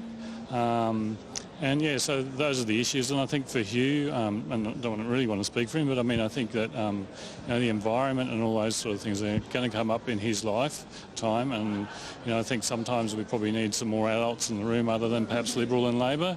So not saying how I voted, but, I think that's important as well. So those are the issues for us. But certainly those really intimate issues like cost of living that hit everyone in the hip pocket, health, ramping, all those things are really important. Yeah, definitely. Cost of living, a huge one. Well, thank you so much, Guy and Sabra. Back to you. Thank you, Alex Alvaro. And Antony Green, election analyst, you got an update for us? Yes, we've got some Franklin figures. This is one polling place in Franklin. It's from Southport. If you drive south from Hobart, you can't go any further than Southport. So it's right down the bottom of the electorate. Now, the Labor Party on that one polling place is trending towards 36, which would give them 3 seats. The Liberal Party, the high 30s, which was about 2.5 quotas, and the Greens there over a quota. David O'Byrne doing all right. But again, one polling place and at the far end of the electorate. What we can look at is we've got a few more figures in Clark, where there's a great deal of interest in how this contest will go because of the number of independents. The Liberal Party's on 25.9, projected to 25.9, which would be 2 quotas. They currently hold 2 seats. The Labor Party's predicted the mid-30s, which would put them on the way towards a 3rd quota. That's a raw number quota. We're talking about projections here. The Greens are doing very well at the moment, 23.3.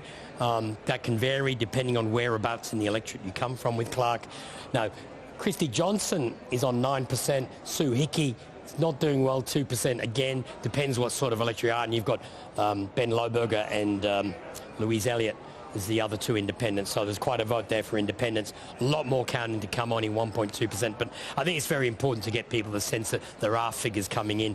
And we will go through those electorates in that order persistently through the night. Bass, Braddon, Lyons, Franklin, Clark, and we'll do them regularly. So if you keep watching the coverage, we'll keep coming back to your seat.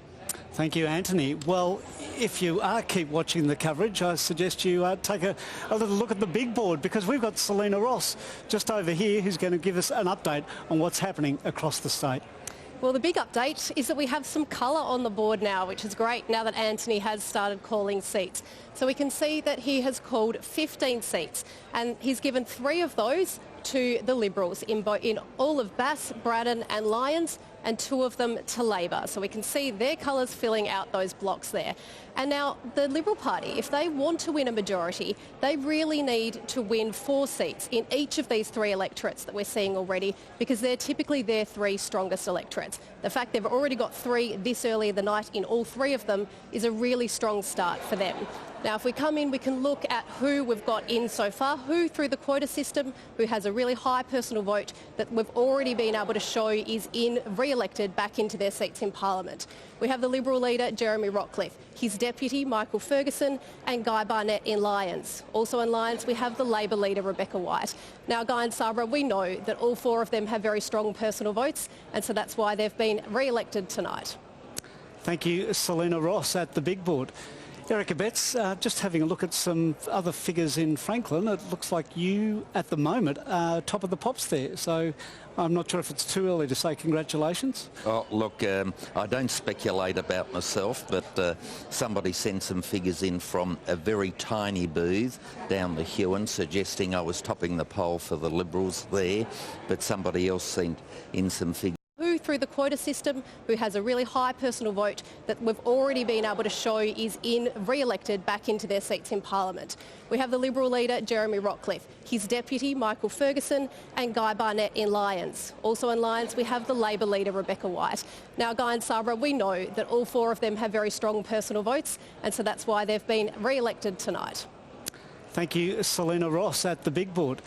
Erica Betts, just having a look at some other figures in Franklin, it looks like you, at the moment, are top of the pops there. So I'm not sure if it's too early to say congratulations. Oh, look, I don't speculate about myself, but somebody sent some figures in from a very tiny booth down the Huon, suggesting I was topping the poll for the Liberals there.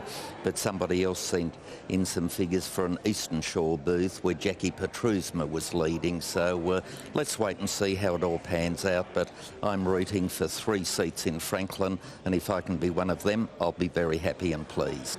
Nick McKim, can I bring you in? We heard Jackie Lambie talk a short time ago saying that she's really concerned about truth in politics, truth in political advertising, and dare I say it, for the 3rd election in a row, we're talking about political donation reforms. Well, and so we should be.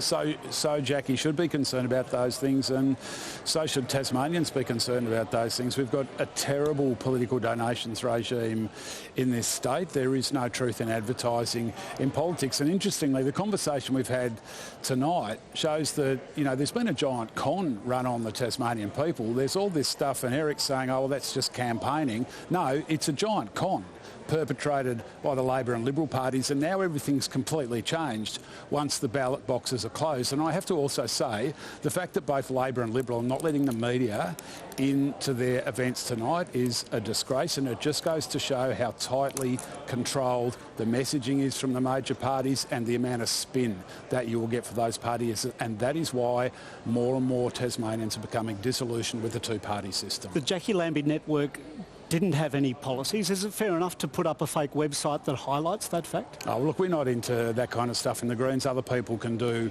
whatever they want to do. But what I will say, and, you know, I don't agree with Eric on much, but I will agree with him on one thing. When the bells stop ringing on day one, when there is either a confidence vote or a no confidence vote in the government, Jackie Lambie candidates, like everyone else, are going to have to walk to one side or the other and put their backsides down on the seats. It's an abrogation of your democratic responsibility to do anything else. So there will be questions asked, and all will be revealed in due course.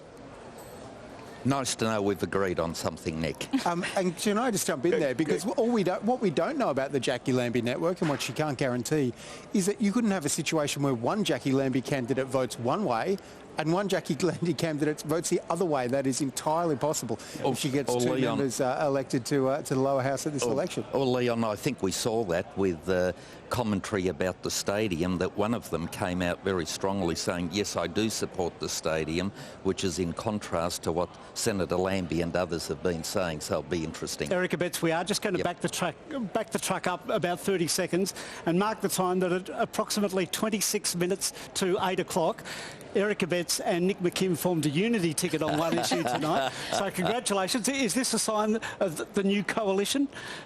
Look, I don't think the Greens will be part of the coalition, but look, when I was a senator from time to time, I actually did deals with the Greens in the Senate chamber on amendments and things of that nature, and that is the nature of the beast, especially when you're senators, or like Sarah in the upper house, in the Legislative Council in Tasmania. That is part and parcel of daily living, and yes, so I'm used to it. But Nick, now don't spoil it for us. Don't spoil it. Good. Nick. I'm just going to make the observation. If you want to talk about a grand coalition in Tasmanian politics between two groups whose values and policies are nearly identical, I'll give you the Labor-Liberal coalition.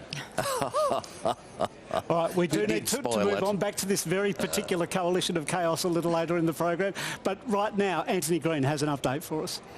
We're going to look at Bass. We've got a substantial count there, 4.7%. The Liberal Party's settling in on 3 quotas. Labor Party on about 2 quotas. The Greens are above a quota as well. Jackie Lambie network is now on about 10%. I want to break down the party ticket here. I'm trying to remember how to do it. I've forgotten how to do it. what's happening on the Liberal ticket is most of the votes are on the with Jeremy Rockliff. And Felix Ellis is running second on that ticket. Sorry, I'm in Bass here, but I've got to press the leaders. That's what I'm going to do. Now remember. That's a bit Michael. Michael Ferguson is easily over a quota. Michelle O'Byrne and Janie Finlay are well ahead in the Labor ticket, and they'll be re-elected with 2 quotas. Rob Fairs is then second on the Liberal ticket, and Simon Wood, who was re-elected on the countback, is the next on the Liberal ticket. And so at this stage, you say, and the Green ticket overall is on about a quota, but it's not concentrated in their lead candidate at this stage. There's a lot more counting to come, but if we can definitely say Michael Ferguson's been re-elected, you'd say Rob Fairs is well on track to win the second seat in Bass, and I'd say that both Michelle O'Byrne and Janie Finlay are highly likely to get re-elected in Bass. And we've now got to go to Braddon, which is the Premier's electorate, which I was getting confused by a moment ago. And the totals here, again, settling down. The Liberal Party's doing better in Braddon. Now, much of that is with Jeremy Rockliff, and I'll come to that in a moment. The Labor Party's on about 2 quotas. Jackie Lambie Network's on about, slid down to about 9.4%. Garland... Craig Garland is on 4% and he's not going to get elected from there, projected towards 4% at the end of the night. That's a raw number quota. We're re-projecting his vote will drop, as it normally happens with him when you come to the bigger cities. And if we look at the leaders on this page, you can see Jeremy Rockliff has got more than 2 quotas in his own right and a third of the vote. And Craig Garland, again, he will not be there by the end of the night. That's a very early... the figure will project to be much lower. Felix Ellis, we believe, will be elected, and Anita Dow and Shane Broad are both leading their ticket. Though Shane Broad's vote is quite low, it's projected to be higher by the end of the count, but I think both of those will be re-elected on that ticket. Antony Green, thanks for that update. Well, joining us now from the seat of Braddon at the Cafe Europa in Burnie is Labor's Deputy Leader, Anita Dow. Welcome, Anita. Good evening, Guy, and good evening to the panel. It's wonderful to be with you. How are you seeing the vote early on tonight? Well, things are going well here. We've got a great crew here at Cafe Europa celebrating with the Braddon Labor candidates. We've had some fantastic candidates across our electorate who have worked tremendously hard, out door knocking, speaking to the electors of Braddon, who told us quite clearly that they wanted change. Anita Dow, Braddon was once Labor heartland and is considered crucial to forming government. We saw early in the election polling that suggested Labor might get just 1 seat in Braddon. Obviously, it looks like what we're hearing from Antony is that it will be 2. But what are you hearing on the ground about why voters in Braddon aren't warming to the Tasmanian Labor message? Well, people that I spoke to, Emily, were very much wanting change, and it's about where they placed their vote. And we did a lot of work talking with the local community about how a Labor government would be for the benefits of all Tasmanians. I can't explain why people have chosen not to strongly put their vote with us, but what I can say is that we've been working hard across the electorate for the last 3 years. We've got a dedicated team with Shane and I and our dedicated candidates, and it's very early on in the counting tonight. Hare Clark's a strange beast, and we'll see how things progress. And so you're saying you can't explain the result, but after 10 years, might you have a better idea of why that might be? Well, I haven't been elected for 10 years. I've been elected for 6, Emily. And as I said, speaking to people on the ground, they told me quite clearly that they wanted change. And a lot of people were voting Labor this time. We've only counted a number of the smaller booths, is my understanding, and there's a number of larger booths to come in as the night progresses. So hopeful that things will improve, and certainly everybody here is looking forward to celebrating at the end of the night. And Anita, you're Deputy Leader of the Labor Party. What's the magic number in your view from which Labor will try to form government with a coalition from the crossbench? Well, as I said, Emily, I think it's really early in the evening. We've run a really strong campaign across each of the electorates across the state. There's still a lot of counting to go.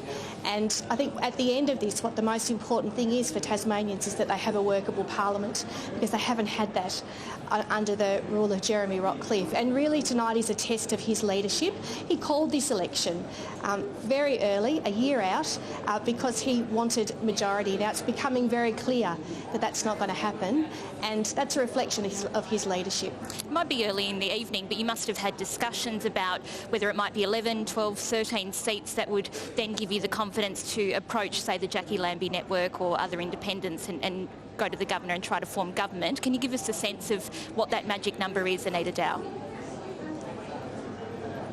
Look, I'm not in a position to say that to you tonight, Emily. What I would say, as I have said, that it is early in the night. There's a lot of booths to still be counted across the state.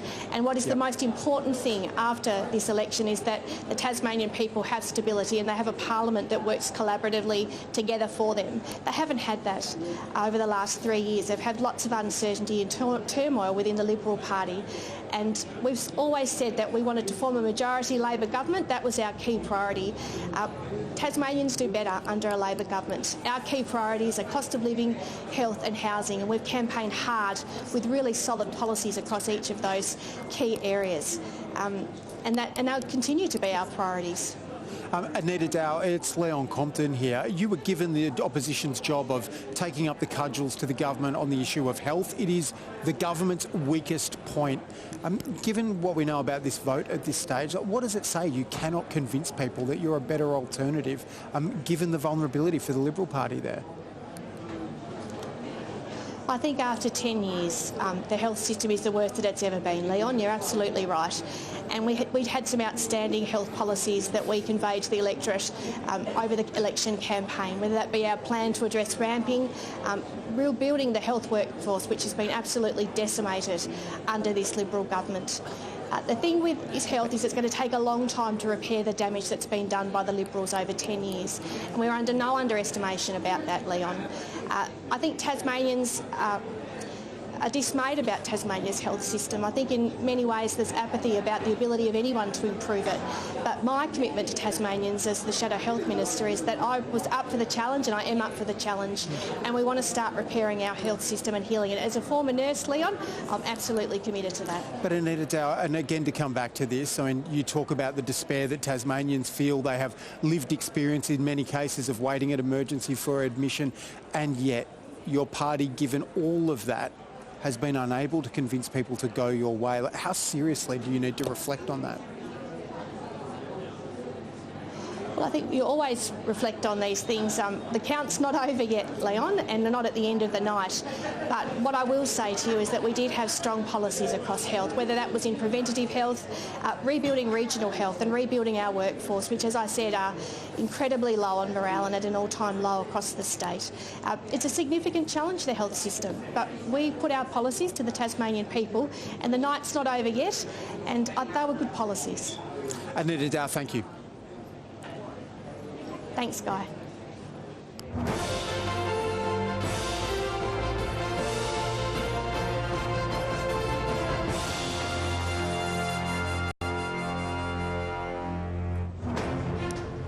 This is the electorate of Bass, situated in the northeast corner of the state. The electorate covers 8,000 square kilometres, with 3/4 of electors living in Tasmania's second largest city, Launceston. The electorate has existed since 1903 and is named after George Bass, the first European to discover that Tasmania was separated from the mainland by the strait that bears his name. This is Tasmania Votes. I'm Sabra Lane. And I'm Guy Stainer. It's nearly 16 minutes to 8 o'clock. Let's get the latest on the count from Antony Green. Well, we'll look at the statewide vote at this stage. We've now got 6% statewide. The Liberal Party's on about 36, Labor Party 28, Greens 14, Jackie Lambie Network's down to 8.1%, the Independents 6.8 and others 6.6. As I said, there's a low of count in Franklin and Clark at this stage. If we look at the change in votes since last time, the big drop is in the Liberal vote. The Labor vote must be unchanged, which is why it's disappeared off the graph. The Greens are up, Jackie Lambie Network's up 8.2%.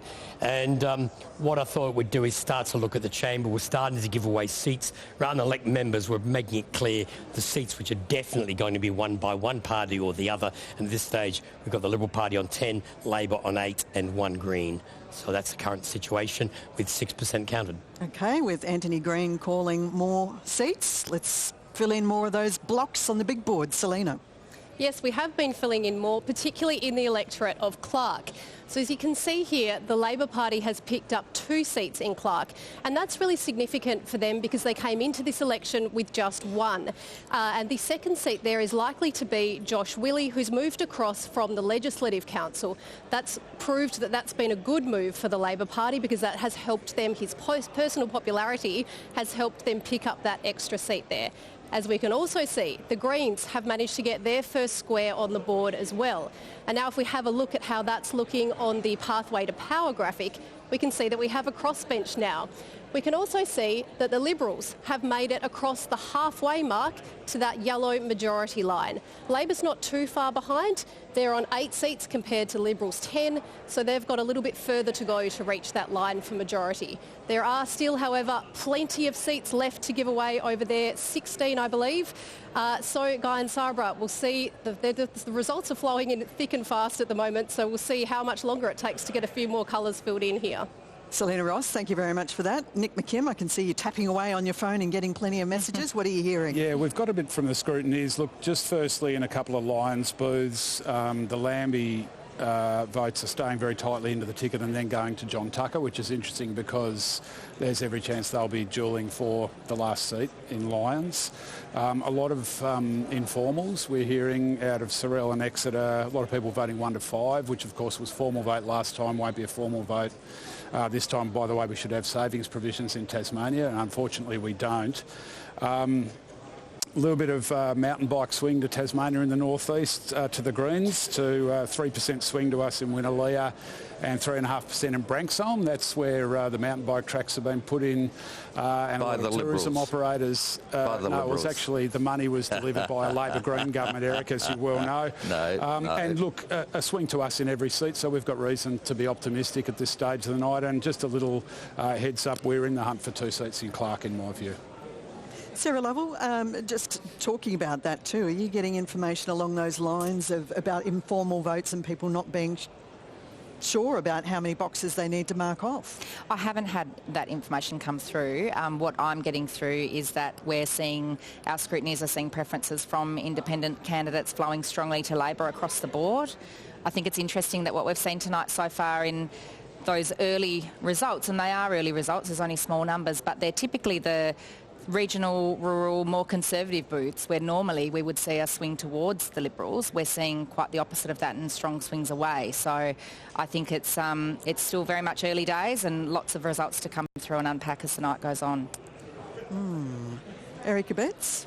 Look, for Sarah to say that there's been a big swing, well, let's go to the last election. Peter Gutwin won a huge landslide election victory. In Hare-Clark terminology, that only gave us a 1-seat majority. But if that were replicated on a percentage basis in the federal parliament, it would be a massive landslide election victory. So we're going from a very, very high base to what might be considered possibly a more normal base for the Liberal Party. But Erica Betts, we have established that you don't like to talk about hypotheticals, so if we just stick to the state... Hypotheticals about me.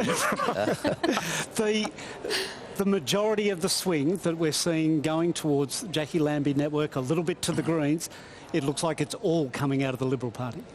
Look, they're clearly what the figures are showing, and what it indicates is that people are not satisfied that Labor is an alternative, and they're currently, on the current figures, giving the Liberal government a bit of a kick.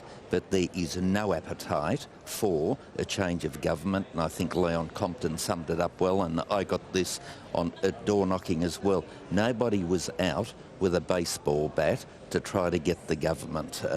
And I spent a day door knocking in Risdon Vale deliberately, Labor heartland, just to see what the mood was, and interestingly, very well received. As an aside, when I did door knock, I was accused of having a cop knock. I knocked too hard on the door and somebody thought it might have been a policeman knocking, so my apologies to that constituent. But that aside, You say there are no baseball bats, but it looks like lots of people have had pencils and they've changed their vote from Liberal at the last election to somebody else this election. Yeah, but they haven't switched to Labor, and so it's a protest vote, or some of them are protesting, saying the Liberals, and we've come from a very high base as well, so keep that in mind, a high base, and then saying, come on, lift your game, but the Labor show just is not acceptable as an alternative to us, and that is, I think, what we'll need to exercise the mind of those that sit on the crossbenches. Emily Baker? You're saying it's a protest vote, and we've heard throughout the campaign one message, that we will govern in majority, and from 6 p.m. tonight, you said it yourself, it sounds like a little bit more's on the table.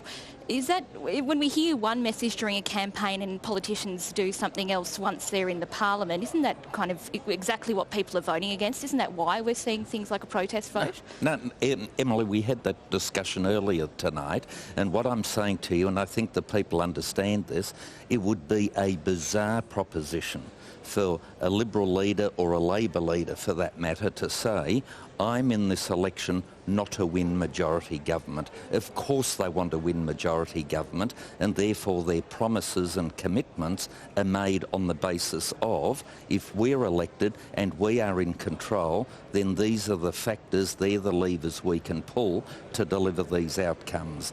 If there are going to be other hands on the lever with ours, then we cannot determine what the outcome's going to be.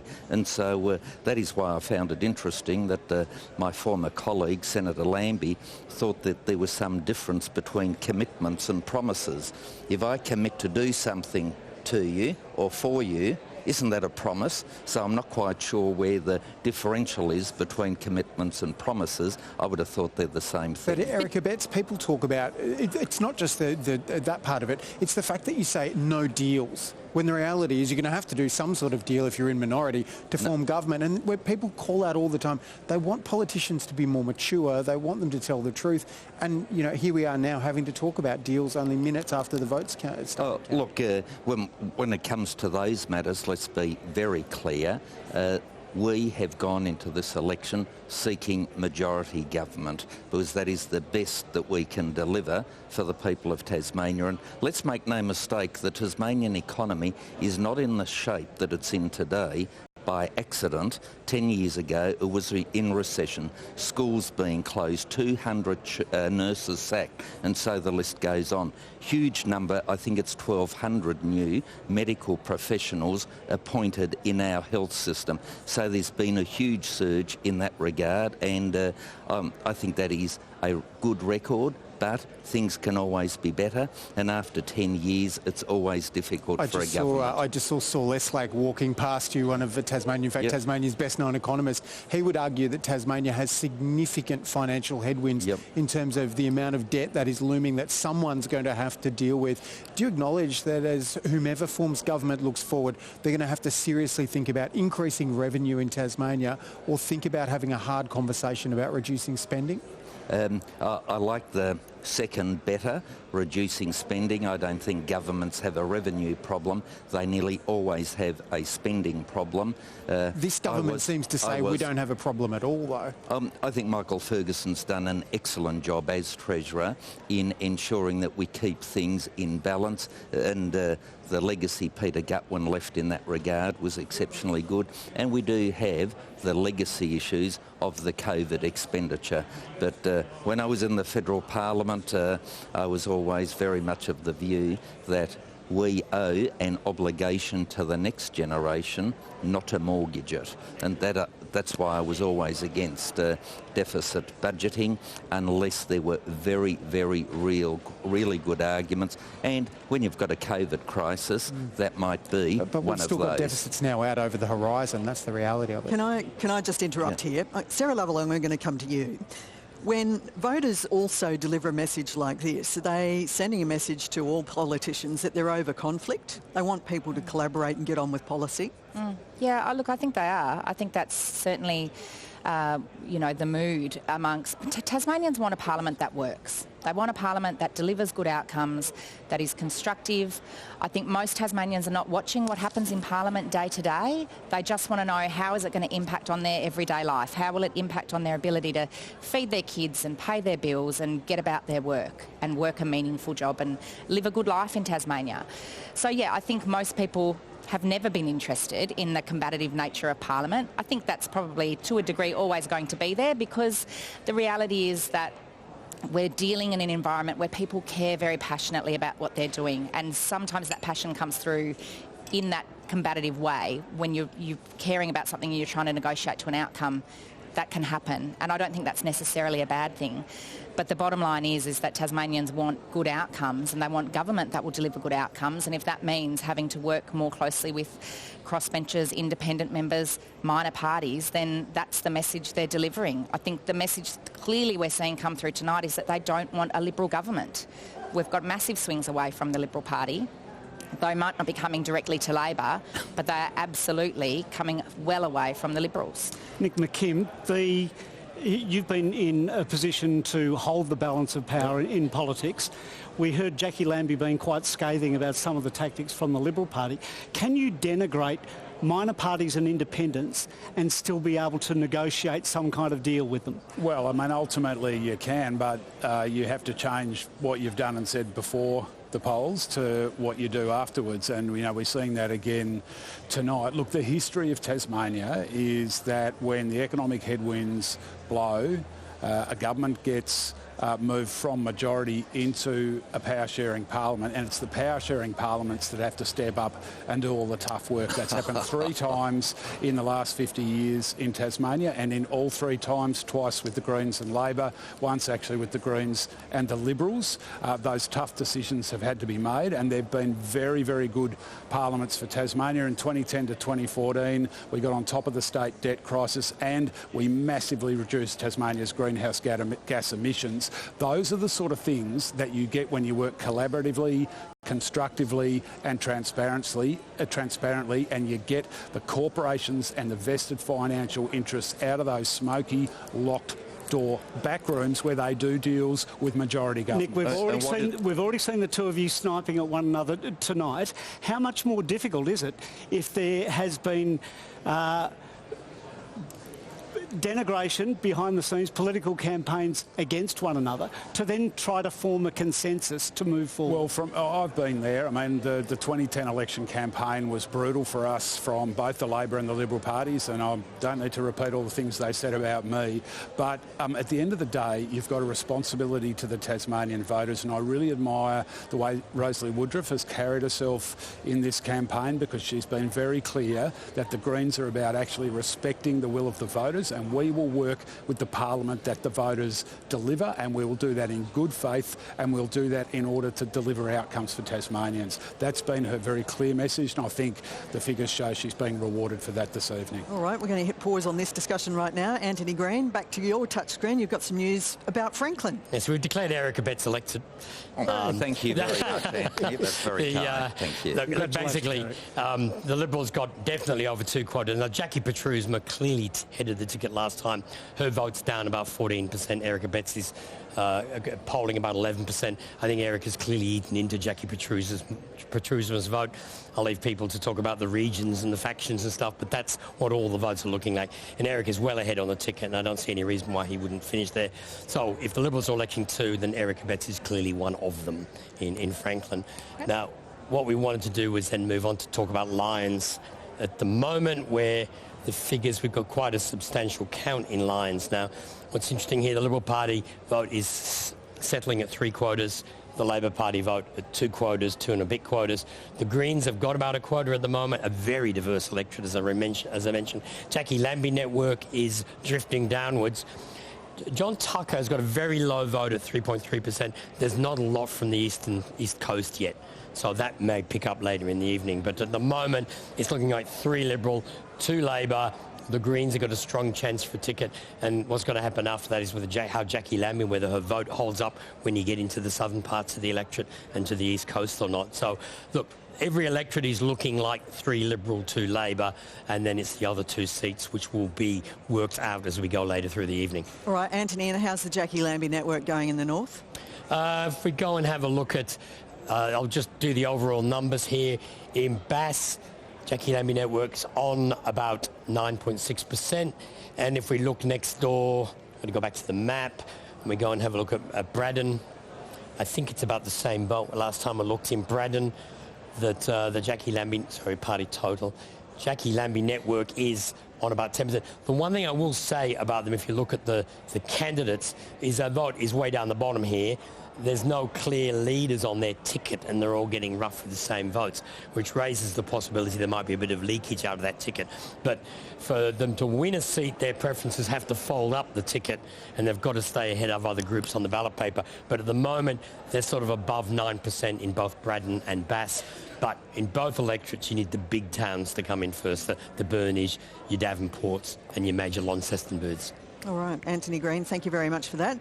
Now we're going to speak with one of the Jackie Lambie network candidates, Troy Fitzner. He joins us from the Launceston RSL in South Launceston. Good evening, thank you. Welcome to the program.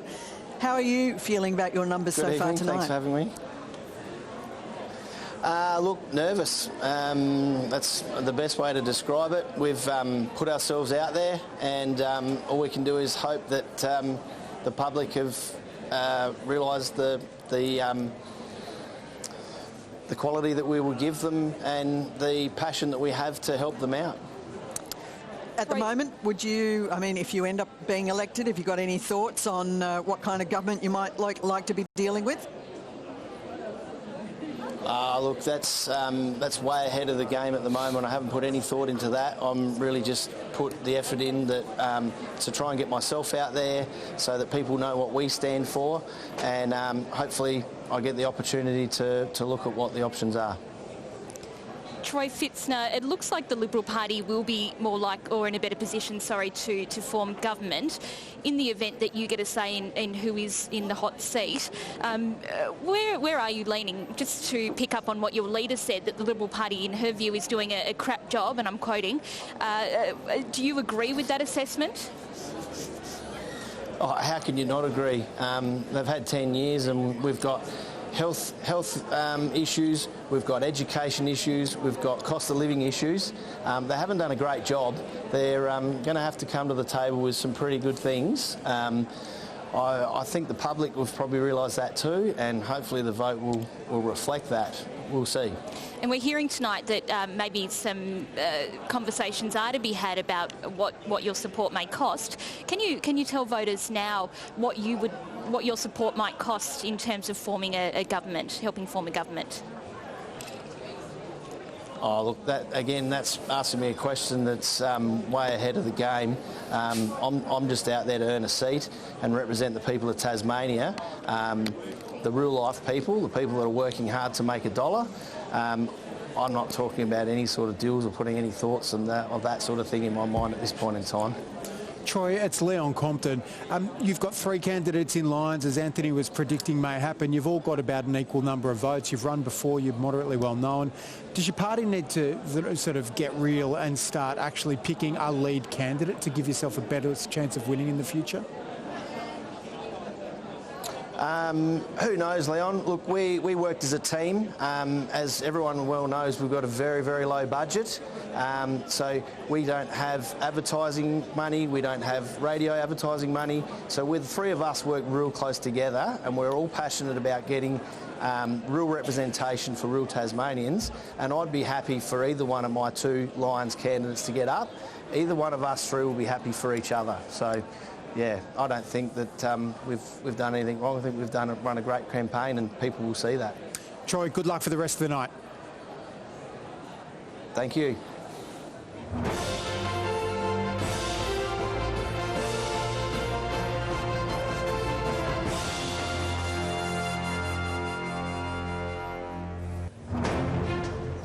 This is the electorate of Franklin.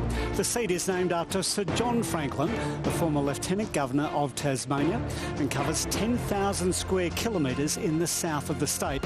Franklin is split in two by the electorate of Clark, with the majority of electors living in the Clarence City Council area on the eastern shore of Hobart. The less inhabited part of the seat, to Hobart's southwest, includes the Huon Valley, as well as Bruny Island and even Macquarie Island. This is Tasmania Votes. I'm Guy Stainer. And I'm Sabra Lane. It's now just gone 8:04 Eastern Time, and let's get the latest on the count from Antony Green. Let's look at the overall state vote at this stage, with 11% of the vote counted. The Liberal Party vote has stabilised at about 37, the Labor Party 27.5. The Greens are up at 14, Jackie Lambie Network's drifting down now on 7.5, the Independents 7.8, and others 6. The change in vote is the Liberal Party vote is well down, the Jackie Lambie Network is up. That's the big shift we've seen. Now, just to go back to that primary vote, I would say at this stage, this isn't a call, but at this stage, you can't get to majority government from 37% of the vote. You just cannot win. At this stage, they've got a chance of 4 seats in Braddon, 3 in Lyons, 3 in Bass, which gets to 10, 2 in Franklin, 2 in Clark. That gets to 14 seats. Now, there's a fair bit of counting yet, and if this Jackie Lambie Network continues to fall, where will their preferences go in some of these seats, which will have an impact? But at this stage, the Liberal Party is not going to reach majority government, but they are clearly going to be the largest party in Parliament. Antony Green, thank you very much for that. I'm going to go straight to you, Erica Betts, because I could see you nodding in agreement with what Antony was saying then, that it's hard to make majority from 37%. Given those figures, Antony's conclusion is inescapable. But what was also interesting, not only did the Liberal vote go down, but the Labor vote also has gone down marginally on the statewide figure. But what I'd be interested in is where we've got independents and others, those two columns, I'd be interested in Antony telling us what categorises somebody as an independent as opposed to an other. Are you able to do that for us if I'm not interrupting the flow? Antony? What I've done, I've actually separated out all those single groups. So last time it was just the 2 in Clark. This time there's 14. If I have I'll have a quick look at this. Let's bring up Clark, because we can look at I want to look at the change in vote in Clark, and what you're seeing there is that Christy Johnson's vote is down 2.7%. Sue Hickey's vote is well down, down 4%. On my initial look, I think Christy Johnson is highly likely to get elected. I would expect she would get preferences from the other independent groups. But looking at the party totals there in Clark, Labor's heading for 2, Liberals 2. The Greens, if they get to 23, which is our current projection, they will also get 2. But anyone who knows Clark, there's a fair bit of differential at different ends of the electorate, so we'll wait and see what happens there. Christy Johnson is on 8.2. Again, she's from the Glenorchy end of the electorate, so, you know, are these Glenorchy booths? I'm not sure. And of course, Sue Hickey has served on both Hobart and Glenorchy Council, but her vote is down at this stage. The other independents, Ben Lohberger is only on 3%, and Louise Elliott is on 1.9, so I don't think either of those have got much chance of getting elected. All right, Antony, great. Thank you for that. We're going to pause for right there right now. I'm going to go to the big board now, is Selena Ross. Selena, what have you got for us? Well, we really are starting to see a lot of these seats fill up. All of the 5 electorates now have 5 seats that have been called. But what you are seeing is a lot of colour rather than faces in so many of these. And the reason for that is with the quota system, that we know that a party has won that seat, but we don't yet know which of their candidates has won that one. So if we come over to Franklin here, we can see that the Liberals have won 2. Now we can see Erica Betts has one of them, but in one of the really interesting battles that we're seeing play out, there are 3 other Liberal candidates who are actually in quite strong contention for that. One of those is Jackie Petrusma, who quit the Liberals in 2022 and quit Parliament. Then the other 2 are the 2 incumbent members that were sitting in the Parliament leading up to this election. So at the moment, we've got one who's new to the Parliament in Erica Betts, and then potentially there'll be those 3 battling it out to see if the Liberals can win any more seats there. Now, if we switch over to our pathway to power graphic, we can see now that they are moving closer to that yellow line, but as Antony Green has told us it is looking really hard for the major parties to win, to get to the yellow line and to win majority government. We are seeing part of the reason for that. We're seeing numbers coming up on the crossbench. We can see 2 Greens have been re-elected, and one of those is the Greens leader, Rosalie Woodruff, so that will be making Nick McKim very happy, I'm sure. All right, Selena Ross, thank you very much. Antony Green, I'm going to come back to you. To be clear on what you were saying earlier, Liberals can't win majority from here, neither can Labor. Is that what you're saying as well? Look, Labor's 28%. They're over 2 quotas in every electorate, but they're nowhere near 3 in any of them. So in that case, they're going to get 2, 10, maybe an 11th, but they're not going to get more than that. Liberal Party, it's a mainland habit to say coalition. The Liberal Party's on 37%. They have a strong chance of getting 4 in the Premier's electorate in Braddon, though you always have to worry when the Premier gets such a high vote because you might get a leakage out of the ticket, which damages, but because they lost about 0.2 of a quota in Bass last time. But that's a seat where they can get 4. They're not going to get more than 3 in Braddon, in Lyons or Bass. They're on track for 2 in both Franklin and Clark, so that brings to 14. So Liberals are tracking towards 14, maybe 15. Labor's on 10, maybe 11. So there's a 3-seat gap between the 2 parties. So the Liberals will be the largest party. And given Labor's got such a low vote, to actually go backwards at this election, they're just not going to form government. Because even, say, if they've got 11 seats, even if the Greens win 5, that's still not a majority if you combine the 2 parties. And Labor said they won't form government with the Greens. Will this be a parliament of transition where the opposition won't take government, that the government forms government again, but having lost the majority? Antony Green, thanks for that update. Well, it is time now to head to the electorate of Braddon. We're going to the Burnie RSL, where Liberal MP Felix Ellis joins us. Felix Ellis, you've just heard Antony Green say you cannot form a majority government. How does that feel? G'day guys, great to be with you. Look, it's very early days still. Obviously the counts will come through and the votes will obviously flow in the way that the Tasmanian people choose them. So we'll be watching closely, of course, over the rest of the night and coming days to see how we go. But we've had a really strong result here in Braddon, led of course by our Premier, Jeremy Rockliff, and we're really confident about the result up here. Felix, I'm going to put my faith in the election analyst who says that you can't form a majority government. Tell me what happens from here if that scenario eventuates.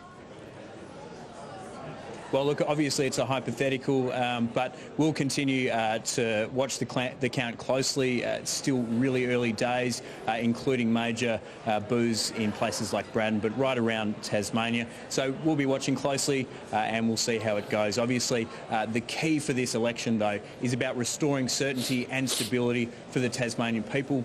We think we've delivered a plan that can do just that, and we've had a fantastic team working hard right around Tasmania, but particularly here in the beautiful northwest, west coast and King Island. I think we've had clearly the strongest team, and the results, though early days, are reflected in that here in Braddon.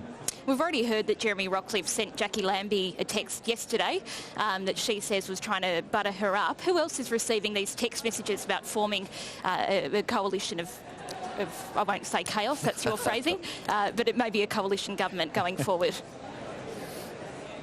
Well, look, you'll have to ask the Premier who he sends text messages to, but broadly speaking, what we do know is the arrogance and the desperation of Rebecca White has been clear for everyone to see over the last few days, and reports that she's already been trying to do deals with the Greens despite saying that she wouldn't clearly just shows how far that these people will go to try and grab power, despite the fact that they are their vote has gone backwards, and it's been a terrible night once again for the Labor Party.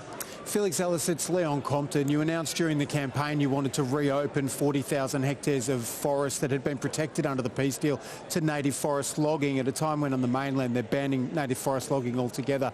It likely would take us back to some sort of forest wars. Most sawmillers don't want the timber. If Antony's right and it's minority government for you, are you going to scrap that policy? Is that now off the table? Well, look, obviously we're still hoping for majority government, and that's really important in terms of delivering the certainty and stability for timber millers and for the timber industry more broadly, Leon, and the Tasmanian people, we've taken a really strong plan for more certainty and more supply in the forest industry as part of this deal. The Greens, their plan, they've clearly said it tonight and they've said it for years, is to shut down the native forest sector here in Tasmania. Our plan is to grow it. And again, Labor, in many ways, like they've been throughout this campaign, have just been sitting on the fence. Now, it's important that we back in our forest industry so that we can manage this land for fire mitigation, for carbon projects, recreational access, and of course in the regrowth areas for timber production as well, which is the ultimate renewable resource. But we'll be working closely to ensure that we can grow that certainty and supply for Tasmanian millers, because we can see the catastrophic results in places like Victoria and Western Australia, who haven't stopped a demand for timber. They've just stopped it being produced locally, which we think is a terrible outcome for everybody. Felix, I remember when you did your maiden speech, your dear friend, the former Greens leader, Cassie O'Connor, declared you a potential future Premier. If we're looking at a result of a minority government tonight, is that something that you'll be thinking about, becoming a Liberal leader and putting your hand up for that top job? Look, I don't take character references or professional references from Cassie O'Connor, but look, obviously we've got an outstanding Premier in Jeremy Rockliff. He's run an incredible campaign. I like to think I work pretty hard, but no one has worked harder than our Premier over the last 5 weeks and across the term as well. He's been an outstanding leader for us here in Braddon too. So we're backing him in. He's doing an incredible job. And as we look to restore that certainty and stability for Tasmanians, he'll be leading the charge. Well, good luck tonight, Felix. Thanks for your time. Thanks, everybody. Well, it's time now to check in with Alex Alvaro, who's somewhere out on the floor behind this sea of humanity behind me. Where are you, Alex, and who have you got for us? Oh, it's absolutely pumping here on the tally room floor. No shortage of lovely people to speak to. Here with me at the moment, I have Judith and Ian. You guys have come from the mainland. You moved over 2 years ago. It works a little bit differently here. Have you managed to work it all out, or is it still a bit of a mystery? Still a bit of a mystery, yes. Not quite. Making sense of the big board? Kinda. Might take a little while. Look, you've described yourselves as floating voters. You managed to, give your votes out in every direction. Has that always been the case for you, or have your voting intentions changed over time? I guess they've changed a little over time, but I guess I also like to vote on the issues, so they have changed from time to time. I don't stay with one party, I guess. And I suppose living a little bit outside of Launceston, health, you said to me, was a big one for you. Explain to me why that is. Well, I guess it's the distance, but also what you didn't expect was the community. Although the houses are sort of far apart, there are centres where lots of things are happening and people talk about things, and the community hall is really great. They have information centres, sessions and things of that sort as well. I'm not sure if that answered your question. Perfect. I was more talking about health. No worries. Why is that a big one for you? Health, I'm sorry. We had experience of that. Ian had a turn and had to be taken in by the ambulance to Launceston Hospital, and I followed behind in my car and spent the whole day in the emergency waiting room. And, I described it as Dante's Circle of Hell. It was just dreadful. And it was so crowded. There were no seats. People were leaning against walls and sitting on the floor. And the nurses were just so good. They were kind. They were polite, even against all odds. I'd be putting medals on them all. But the conditions that they were in was just not good at all. Absolutely, and it's a huge problem across the state. Thank you so much for talking with us. Back to you on the panel. Alexandra Alvaro, your interview got photobombed with a kiss. Thank you very much. I think many people would probably agree with the sentiment there of nurses winning gold medals tonight. Antony, I understand you've got an update for us with the touchscreen. Yeah, look, we'll just do the statewide figures first. Again, they're stabilising Liberals 37, Labor on around 27. I want to point out, if you add those numbers together, you get about 20% for other parties. Now, the political politics have been dominated in Tasmania since the late 80s by three parties, Liberal, Labor and Greens. That's twice as high as the vote for others we've ever seen, well, certainly in the modern era. So that's been a big change in voting patterns. Now, the change in vote, just to talk on that, is that the Liberal vote's well down, the Greens up 1.7, Jackie Lammy up 7.6. The one thing I want to say is at the moment, the Greens could end up with as many as 6 seats. I don't know, they're not well positioned in Braddon, so I don't think they'll get a seat in Braddon. They're well positioned with around a quota in both Bass and Lyons, and at the moment they're on track for even 2 in both Clark and Franklin. I would caution on that though. The vote can tend to dip with the Greens. It's as the vote's gone on, pre-polls and postals tend not to be particularly favourable for the Greens. And you want to see, we've got about 20% in most of the electorates, but you'd want to see more votes on that. It also depends on the cut-up of tickets. But while it's not a big shift for the Greens, the lower quota is putting them closer to getting elected. If you take the last election results, they could have won a seat on a 7-member quota in both Lyons and Bass. And at the moment, with not much change in the vote, that's roughly what's happening. All right, Anthony, we're about to go to Christy Johnson in Clark for an update on what she's looking at tonight. What can you tell us before we go to her? I haven't looked at them. We've got, you've got to go to the total, that's not the percentage, is 7.2. Labor's on just over 2 quotas. Liberals are just over 2 quotas. The Greens are just under 2 quotas. And Christy Johnson is the next one on 8.5. I would imagine Christy Johnson would get a good flow of preferences from the other groups as they are excluded, because all of these groups have only got 1 candidate. They must have 7 preferences, and we do know there is a tendency amongst voters who vote for independents to vote for other independents. So if Christy Johnson stays well ahead, she will do well and probably get elected. And Clark could produce a result: 2 Labor, 2 Liberal, 2 Greens, 1 Christy Johnson at this stage. All right, Anthony, thank you very much. We're going to go to Christy Johnson right now. She joins us now from Clark. She comes to us from the Maypole Hotel at Newtown, and much like we're seeing here in the tally room tonight, a lot of people have brought in their kids. You've got Harry with you tonight. Yes, I brought in my son with me tonight, and family supporters and friends are gathering here at the Maypole, and we're feeling pretty upbeat. You're looking fairly good to retain your seat tonight. You're feeling confident that you will? Look, the early indications are looking very positive. My scrutineers who've been out in the booths are coming back with some positive messages, and the vote is very early count at this stage. But it looks like I'm holding my vote at the 2021 election, and that's really pleasing. So fingers crossed. I'm still not counting my chickens yet, but I'm feeling positive now. Christy, it's Emily Baker here. You've been a vocal critic of the Rockcliffe government during your tenure. Can they count on your support in the event you become one of the kingmakers of the upcoming parliament? Look, I have been very critical of the Rockcliffe government. I'm equally critical of the Labor Party for issues around integrity, around accountability, about backflips in policies. So look, I'm really keen to see what Tasmanians have said tonight, and I will be giving consideration, if I'm lucky enough to be elected tonight again, giving consideration to what they're saying at the polls. And according to what Erica Betts is saying, there might be some wriggle room on what we've heard during the campaign, and maybe something that may be up for negotiation. Is there something that you'll be asking for in the event that you get that text message from the Premier as well? Look, I've been very clear right throughout my term in Parliament and throughout this campaign is that I don't do deals. I will not be selling my vote. Health, housing, education, transport are all incredibly complex and important issues, and they deserve to be dealt with on their merit. So I won't be selling my vote to the highest bidder. But what I will be doing is I'll be trying to make sure that the Parliament is a more accountable Parliament and one with integrity. Christy Johnson, it's Leon Compton. No deals. How is it you could potentially hold the balance of power in your hand and deliver so much for the electorate of Clark, and we choose not to take that opportunity as part of your promise of no deals? How does that make sense to anybody watching this broadcast this evening?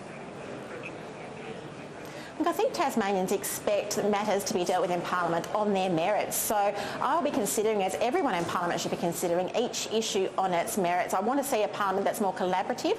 I want to make sure that we are actually working for the Tasmanian people, not for political party interest. And so I'll be working very hard.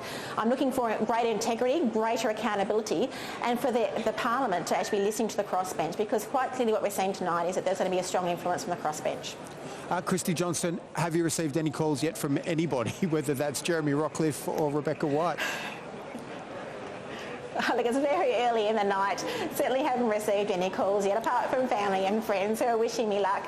But look, we'll wait and see what happens over the coming days. It's very early days. We know that it's going to take some time before we can count the second preferences. We may not know for a week and a half or so how the parliament actually looks, but I'm really keen to talk and listen to people, what their concerns are, and to understand the desire of the community when it comes to what their parliament looks like. Thank you.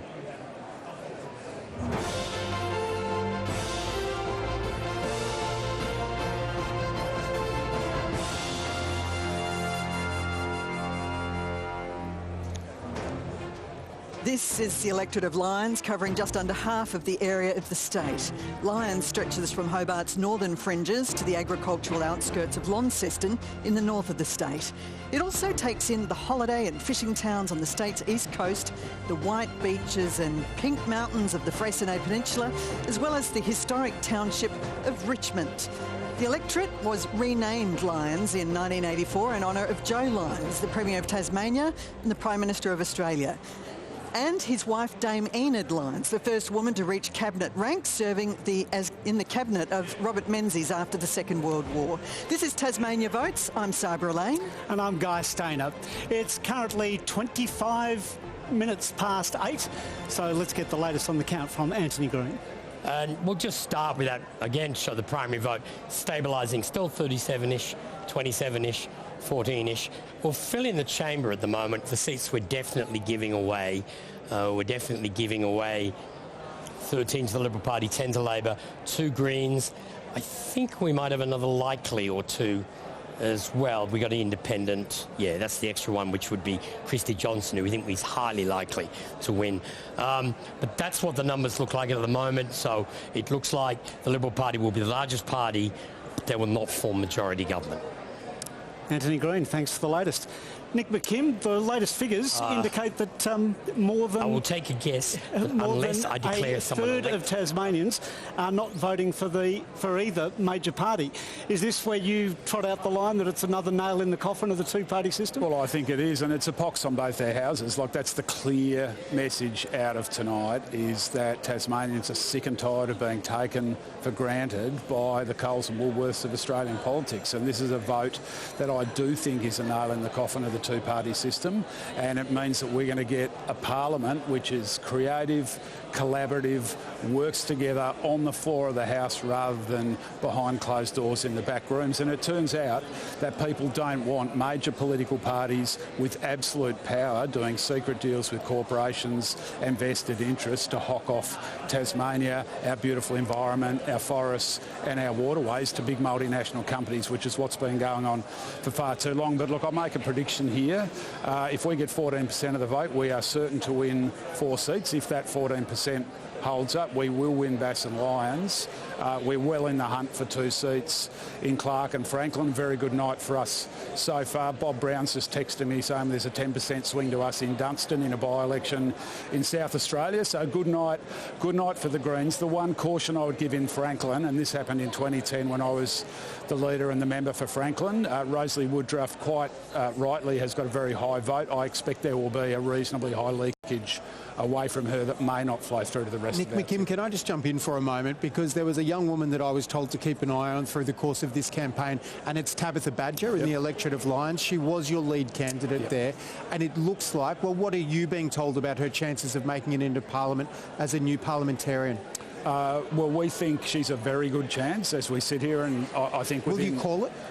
If we get 14% of the state vote and the numbers in Lyons hold up, so they've counted nearly 25% in Lyons at the moment. We're on just under a quota, but that's a comfortable hold if those figures hold up. Tabitha's a fierce environmental campaigner. She's a really keen bushwalker, photographer, works for Restore Lake Pedder, so she's got a really great green environmental track record. She'll be a fantastic MP for the people of Lyons. Sarah Lovell, with more than a third of Tasmanians looking like they've voted for minor parties or independents, is it time that the Labor Party and the Liberal Party start using the phrase minority government with maturity and not like it's electoral kryptonite?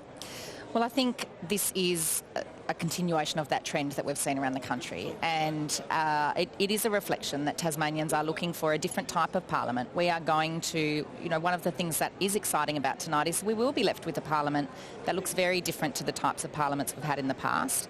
I don't know that we'll ever go back to majority governments like we've seen in the past. So we do, as major parties, we do need to take that role seriously and treat that responsibility with the reverence that it deserves, and look at how those parliaments can operate in a way that deliver good outcomes for Tasmanians. Erica Betts, if we are seeing a breakdown of the traditional voting patterns and a structural change in voting happening here in Tasmania, perhaps have we seen the last of the majority governments in Tasmania? I don't think so. What we have to keep in mind is that 2/3 of Tasmanians have voted for the two major parties. So to say that this is the death knell for them is a prediction just a fraction too early. That said, when there has been minority government, such as Nick McKim was part of, the very next election you saw a huge swing back, and the two parties, the Liberal Party in particular, made significant gains. And so just one election does not indicate a change. And at the Dunkley by-election, for example, federal election, the Greens went backwards by 6%. So each individual election is different. But boy, Eric, it's a very strong trend, trending down. Yeah, it is. It sounds like you're in denial about the vote. Yeah. When you've got 2/3 of the people of Tasmania voting for a majority government on any analysis, of the two major parties, on any analysis, that indicates a pretty great degree of satisfaction. It wasn't long ago that figure was about 90%. Oh, of course, fully understood. And the challenge for the two major parties, is to restore the confidence within their base, etc., to get those votes back to them. And that's what we were able to do, for example, with Tony Abbott in 2013.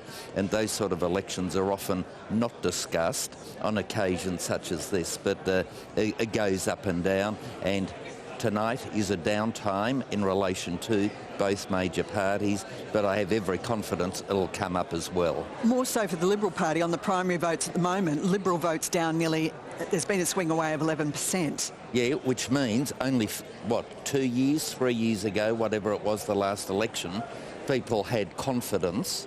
And so to say that there's a trend, no, the Liberal Party was up at an all-time high, stands to reason it's come down a bit, and possibly a bit more than I would like tonight, but you've lost I have confidence that it can come back up again. We do need to continue this discussion, but first, we're about to check in with Lara Alexander in the seat of Bass. Before we go to Lara Alexander, Antony, can you bring us the latest figures on Bass, please? Yes, and we've declared that Lara Alexander has been defeated. Her vote's consistent. It's been 2% all along. It's not suddenly going to leap up from that. That would have to increase to at least 6 to 7% to have any chance of getting elected. We've got to 13% counted, and it hasn't budged from 2% the whole time. So I think Lara Alexander has been defeated. Thank you, Antony. Well, let's get the word from the horse's mouth now. Let's cross to the electorate of Bass. Lara Alexander is at her electoral office in Invermay. Lara Alexander, welcome to the program. Commiserations. Antony Green has just declared that you've been defeated. What's your reaction? Look, I don't see it as a defeat. Yes, in numbers it is a defeat, but for me it's been an absolutely fantastic experience. I have enjoyed every minute of it, and I feel that I was able to actually bring a different perspective to politics in general. For me personally, it's been an absolute blessing to have been in this position and this opportunity. Having been born in Eastern Europe, left 30 years ago, no family here in Australia apart from my husband, who I met here in Australia. I consider myself a really lucky person to have had the opportunity to serve, even for a brief period of time, in the Parliament and to represent my community. Lara, I asked John Tucker the same question that I'm going to ask you, because according to the Premier, you shoulder the other half of the blame for this early election that we're in. I'll ask you, was it worth it? Look, I stood firm on my principles. I am a certified practicing accountant. I have had a career as a professional person, and I have to be able to look back on the brief time I've had in politics that I have upheld the same principles I would have upheld in any other job. For me, you know, fiscal responsibility, corporate governance, all those are actually strong principles that I have to be standing on if I am to be true to myself. Now, it didn't end so well, but I'll ask you your advice to the people who may have to work with the Liberal Party in terms of giving them confidence. You've been in the tent, you've been out of the tent and working with the government. Tell me what your advice is to the independent candidates or the minor parties who might be working with the Liberals after tonight. Yep. I would say that they need to take their time to analyse absolutely the details of every single piece of paper that is put in front of them. The devil is in the detail, as they say, and please do take your time to scrutinise anything that is being put in front of you. Lara Alexander, it's Leon Compton. I mean, you effectively blew things up over issues around the cost and the scrutiny of Marinus Link and the cost of a prospective stadium for the AFL at Macquarie Point. It looks like you won't be there to champion those issues anymore. Are you worried for the trajectory of Tasmania without people of your voice in the parliament? I think there are still independents and like Christy Johnston and also potentially, you know, in the upper house and whoever else is going to come along. I think one lesson that has come from this whole process is that people will be showing a lot of scrutiny, and also they understand a lot more the importance of accountability and transparency. And if it's something that I can look back and say I have started this particular discussion, I am very proud of it. So I hope that those people who are not in the major parties will show the same scrutiny that is necessary in order to make sure that money is not wasted, that business plans and all that are actually done properly and with respect to the Tasmanian community and their needs. Lara Alexander, thank you for joining us on a difficult night. Thank you. Thank you very much. Thank you. Well, the votes are now coming in thick and fast. To get the latest on the big picture of what's going on, let's go across to Selena Ross at the big board. So while it's always hard to predict how long an election night will go for, we're probably about halfway there now. So let's take a quick look at the board. Now, as we can see, in Bass, we've got 3 Liberals elected and 2 Labor. The same in Braddon, 3 Liberals, 2 Labor.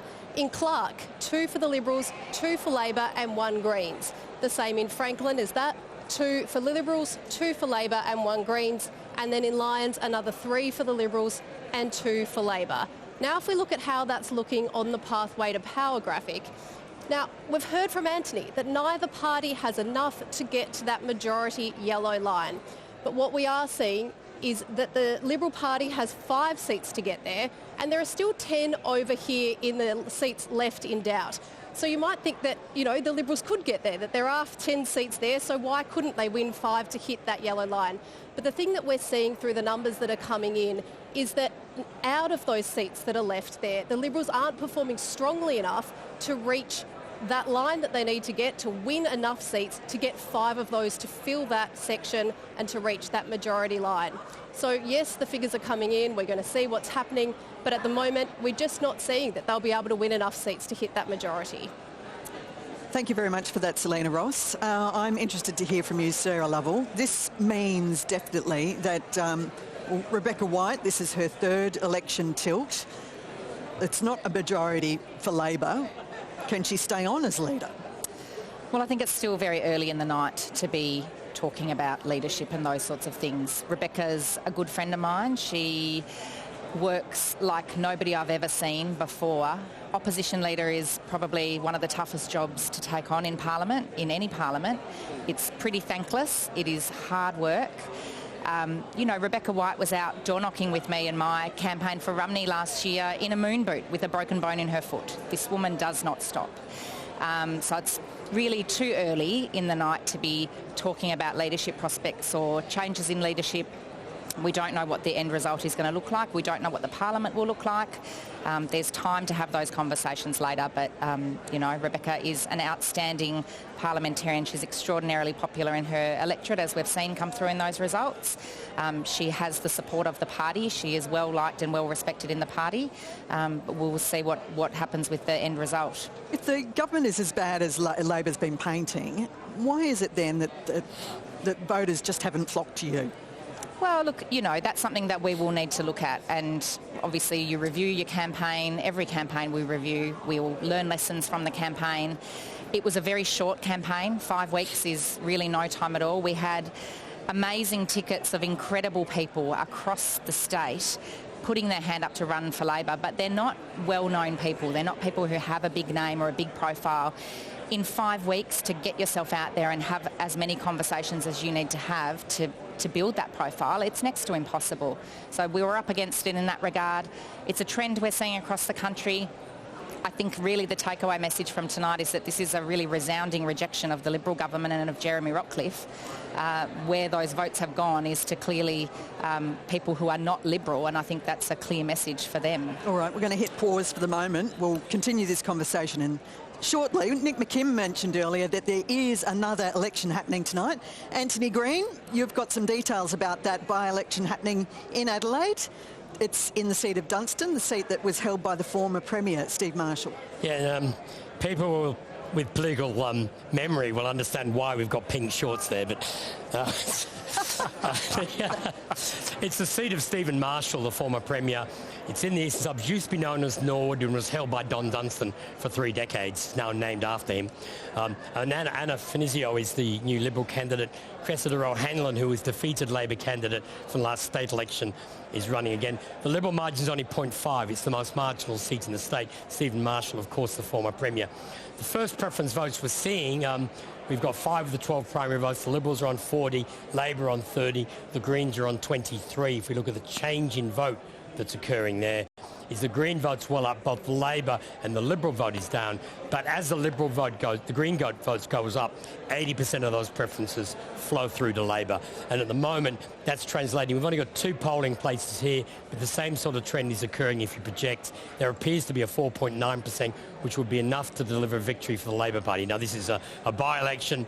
It's 2 preference count booths, and I'm not watching it intimately, but there is definitely a swing to Labor, and if that proceeds through, then Labor would win the Dunstan by-election, and that would be a loss of a seat for the opposition in South Australia, but there is more counting to come. Antony, thank you very much for that. Now, Nick McKim, let's pick up where we left off a little earlier. If the government's so bad, why isn't Labor a shoe-in tonight? Well, that's a fair question, and I go back to what I said again, people are just sick of the duopoly. Look, I do think there'll be questions asked about Rebecca White. That's like 3 election defeats in a row. Labor sort of mired under 30% of the vote. I think there'll be questions asked about Jeremy Rockliff as well. So I think both of those leadership positions are a very close watch over the coming weeks. Want to just make sure everyone knows where we are in Clark. So we've got more quotas than both Labor or Liberal in Clark at the moment, so just under 20% of the vote counted. We're on 2.17 quotas. The Liberals on 2.07, Labor on 2.02 of a quota, and we've got a really strong number 2 candidate. Vicar Bailey's obviously elected, and deservedly so. Great mate of mine and a fantastic MP. But Helen Burnett, Deputy Lord Mayor of Hobart, really strong candidate, terrific human, and she's polled extremely strongly, which will keep her up in the count as the exclusions start. And honestly, hard to see there being 2 quotas for independents and others in Clark. Important to remember that the Electoral Commission doesn't count votes for parties or votes for groupings of people. It counts votes for candidates. That's what it counts. And by the look of it, Christy Johnson will probably be re-elected, I'd suggest, but she'll soak up a lot of those votes as other independents are excluded. And so Nick McKim, I think we're looking good for 2. It looks like it'll take still a good number of days to sort out what happens here in the end. I'd like to take the conversation back to Sarah Lovell for just a moment. Sarah, I'm still being told that there is something of a Banzai, Stephen Bradbury style plan for Labor to try and make it into government from behind in the number of seats at the moment by cobbling together a coalition of minor parties and independents. Are you hearing that, and is that a strategy that you'd support? No, I'd love to know who your sources are, Leon, because you're hearing things that I'm not. We've said all along we will respect the will of the Tasmanian public and see what is delivered in that and make an assessment from there. I think it is still too early to tell. We're still hearing good preference flow through to Labor candidates from some of those independent and Jackie Lambie candidates in particular across the board. There are still a number of seats in question. We're not ruling anything out tonight because we're not going to know for probably days, maybe weeks, what the end result will look like. But no, there's no... I don't think there's any text messages or phone calls happening behind the scenes. There's no attempt to cobble to really try and whatever happens, even including if the Liberal Party finishes in front of you, trying to throw everything at getting a coalition that will be able to help you get across the line and into government. Well, that's not conversations I've been part of, Leon. No, I think the result we're looking at now is that, it'll be Jeremy Rockliff that has to try and cobble together that kind of coalition government that he was trying so desperately to avoid, and it'll be up to him to see whether he can make that work. Okay. Can I jump in, Sarah Lovell? You're saying that it's too early in the night to talk about Rebecca White's leadership. There's obviously been a question over it before. In 2021, she resigned from the leadership after an election loss, returned, she's back. If we're at a third election loss, it's a bit naive to think that there haven't been conversations about what that means for Rebecca White's future. Well, I think... again, we're days, maybe weeks away from knowing exactly what this result is going to look like and what the Parliament will look like. So I think it is too early to be talking about Rebecca's future in that regard. Obviously, there are decisions that Rebecca might want to be making herself. There are conversations that people might be having. I'm not part of any of those conversations. I want to wait and see what the result is, what the Parliament looks like, and we can... we've got plenty of time to find a pathway forward from there. OK, Antony Green, have you got some information for us? No, I was just going to comment on that. Labor's going to have 10 seats, might get 11. Labor's not going to form government with 11 seats. They're just not. I mean, the only way they could do is to get all the Greens on side, and they've point-blank ruled out governing with the Greens. They're not going to do it. It would be in Labor's interests to leave the Liberal Party to try and govern. We've seen that. We saw this in... after the 89-92 Parliament, after 96-98, and after 2010-2014. And we know this from around the country. If a government falls into minority, it's very difficult for them to recover. We've seen governments form in minority. Steve Bracks, Peter Beattie, Chris Minns, or even Colin Barnett formed government in minority. It was OK if you do that, if you were the largest party and you've fallen short. And each of those governments went on to win big elections next time. But in my 35 years of covering politics, I haven't seen a government lose its majority at election and recover the next time. So that's the problem the Liberal Party will face, and I can't see why the Labor Party would want to try and intrude on that by forming government themselves, especially when they are the second party. All right, Antony Green, thank you very much for that analysis. Now we're going to go to Jackie Lambie, the leader of the Jackie Lambie Network, even though she's not actually running in this election herself. She's got 3 candidates under the banner. She joins us again from the Launceston RSL at South Launceston. Jackie, looking at the numbers tonight, do you think you're going to get MPs in this new Parliament? Look, we can only hope. We've given it all we can. We can't do any more than what we've done. We run on the smell of an oily rag. We don't take those big political donations. That's my people have never ever bought, especially while they're running under this banner. I just can't. We couldn't possibly have given anything else. They've been out there at the street corners, been out there at the roundabouts waving to people. They've done their own mailing out there. They've walked around street after street and put it in letterboxing. It's been an amazing effort by my people, and I congratulate them. We can only give Tasmania that other choice, and if they don't pick up on it, then I'm not sure what happens from here or our future. Senator Lambie, we've just heard from Antony Green that it's basically impossible for Labor to cobble together a coalition based on the numbers we're seeing this evening. You've already described this evening the Rockliff government as crap. Can we expect your candidates to back them in now that it's looking more like a certainty that may be the case of what needs to happen? You know, I'm going to sit back like the other independents. Is that you, Christy Johnson? Or sorry, I can't see you. No, it's Emily Baker. Sorry, Emily. Sorry, I wasn't sure what was going on. It sounded a bit like Christy there. Look, I think it was her speaking beforehand, Emily. We're going to watch what happens. Obviously, if we're in the mix, we're going to see who else is in the mix, see what that form of government looks like. Whatever, you know, my guys, they may not be asked to be in that mix. They might be put on the sidelines.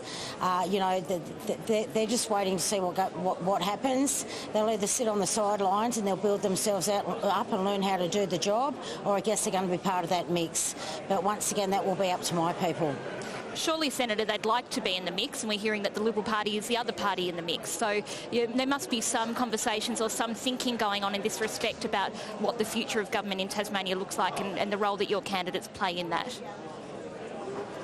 Yeah, I think that my candidates have watched the integrity of the Liberal Party, and that's been very hurtful. And their values, when we base ourselves on integrity and values, and they haven't been able to show that through the election. So I guess, you know, it just depends. We're going to get 2, 3. Do we end up pulling that fourth one from Franklin? Who knows? We probably won't know that for a couple of weeks. But what they will be doing is tomorrow they're going to go back home, they're going to pull their signs down, they're going to pack up and refurb. That's what they're going to be doing over the next week.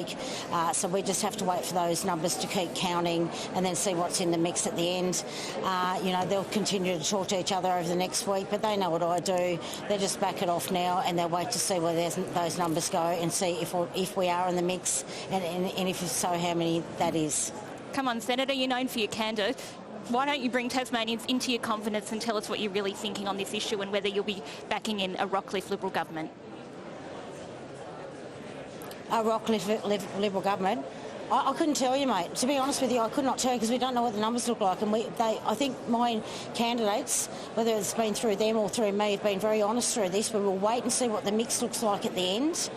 It would have helped yesterday if Jeremy Rockcliffe had extended the hand of friendship, which he did not do yesterday. My people asked me over the last few days to ask him, to get it through to him, to remove that URL that was out there and show some integrity over that. He never did that. He hasn't bothered to do that.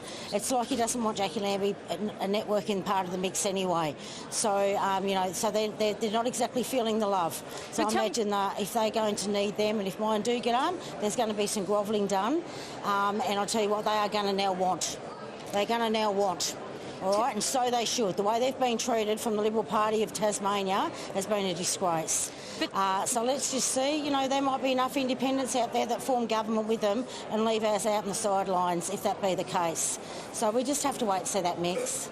Tell me, Senator, it sounds like you said earlier, though, that Jeremy Rockcliffe did send you a text message. Can you tell us what he was saying in that text? No, there was no text message. I'm just getting through other avenues, through second avenues. There's been no text message sent from me from Jeremy. My message to Jeremy, which I know he got yesterday, was to remove that URL. That would help. That would help extend the hand of friendship. He has not done that. That's all my candidates asked for yesterday or the last 2 days. I've got that message through to him. He has not done that, and that would have shown some integrity that they actually had towards the end, and he still has not done that. So I think, you know, it's not just these guys I'm pretty close to, so when they're coming at me and doing that sort of stuff for me, they just go, well, they have no values, that Liberal Party, and that's what they're saying at the moment. So it is going to be really difficult because of the way he's played things. I would imagine that, you know, my people are probably going to go in there and want some guarantees, but what my people if they get in there and have that opportunity is they want Parliament sitting as soon as possible and they want to get onto getting onto what needs to be done for Tasmanians. That's what we want. Thank you, Jackie Lambie. Well, from Bogue's heartland in the north of the country, it's time to check in on Cascade country in the south. We're heading to North Hobart, where at the Greens function in the seat of Clark, where Vicar Bailey has just been elected. Vicar Bailey, congratulations. You were already an MP, but you were elected on a recount. This is the first time that you've been elected in your own right. Congratulations. How does it feel? Look, thanks, Guy. Look, it feels fantastic, and I'm humbled to be elected in my own right, and incredibly thankful of the, many hundreds of people in Clark that got out and banged on doors and dropped off leaflets and waved banners and the like. I'm very conscious and thankful because, obviously, to be elected in my own right, I'm following in some very big shoes in Cassie O'Connor, who did a remarkable job leading the Greens through some difficult times, and I'm just so thrilled for Hobart voters as well, actually, that in 5 weeks' time they can get up, they can step up, and they can turn out to vote again for Cassie because she's running in the the division of Hobart in the upper house. So it's an exciting time for the Greens. There's real momentum here, and Cassie's not done yet, and we've got an opportunity to get her into the upper house. But I'm humbled, I'm really thankful, and I'm looking forward to the next 4 years in this parliament. Vicar Bailey, it looks like a very different parliament to the one that you've joined. How do you see the role of the Greens in this parliament where we've got more of a mix of minor parties and potentially independents? Well, look, Emily, I feel as if we've run a really positive and propositional campaign. We've put forward positive policy ideas. We've been out on the front foot. We've stayed above the kind of nasty attack ads. And however it lands following this election, when this count is done, that's what I'd expect we'd take into the next parliament. So we're always open for conversations. We're always going to be negotiating in good faith. Rosalie Woodruff, as our leader, demonstrated an incredible capacity to do just that in the last half of the last parliament, getting incredibly important initiatives up like the ramping inquiry, negotiating additional days of parliament so that we could scrutinise the Rockcliffe government over their Commission of Inquiry response and more. And so we'll take that positive energy into the new parliament. Hopefully we'll take a suite of new colleagues in there as well, and we'll continue to fight for the things that really matter for Tasmanians. We want to deal with the cost of living crisis. We want real reform and rights for renters. We want to deal with invest more in the health and education system, and of course we want to protect the environment. We want to end native forest logging. Vicar, I might just jump in there because it's a long list of policies that you've brought out. It's Leon Compton here on the panel. Helen Burnett, Deputy Mayor, second on the ticket in the same electorate as you. What do you know? Is she going to get up? Well, Leon, we're all reading the tea leaves as best we can now. I mean, Helen is a fantastic person. She's done a stellar job over 20 years on the Hobart City Council. The vote in Clark looks really strong, and we're in as good a chance as we've ever had to get two up in Clark. That has never happened for the Greens before. This is obviously a unique opportunity with the numbers of the House being finally returned to 35 seats, and we're really, really hopeful. We're cautiously optimistic that Helen can get in there because we know that if she can, she will continue to do a fantastic job for the people of Nipaluna and indeed for the people of Tasmania. Well, thank you. It's been good to talk to you this evening. Good on you. Thank you all. Thanks for your time.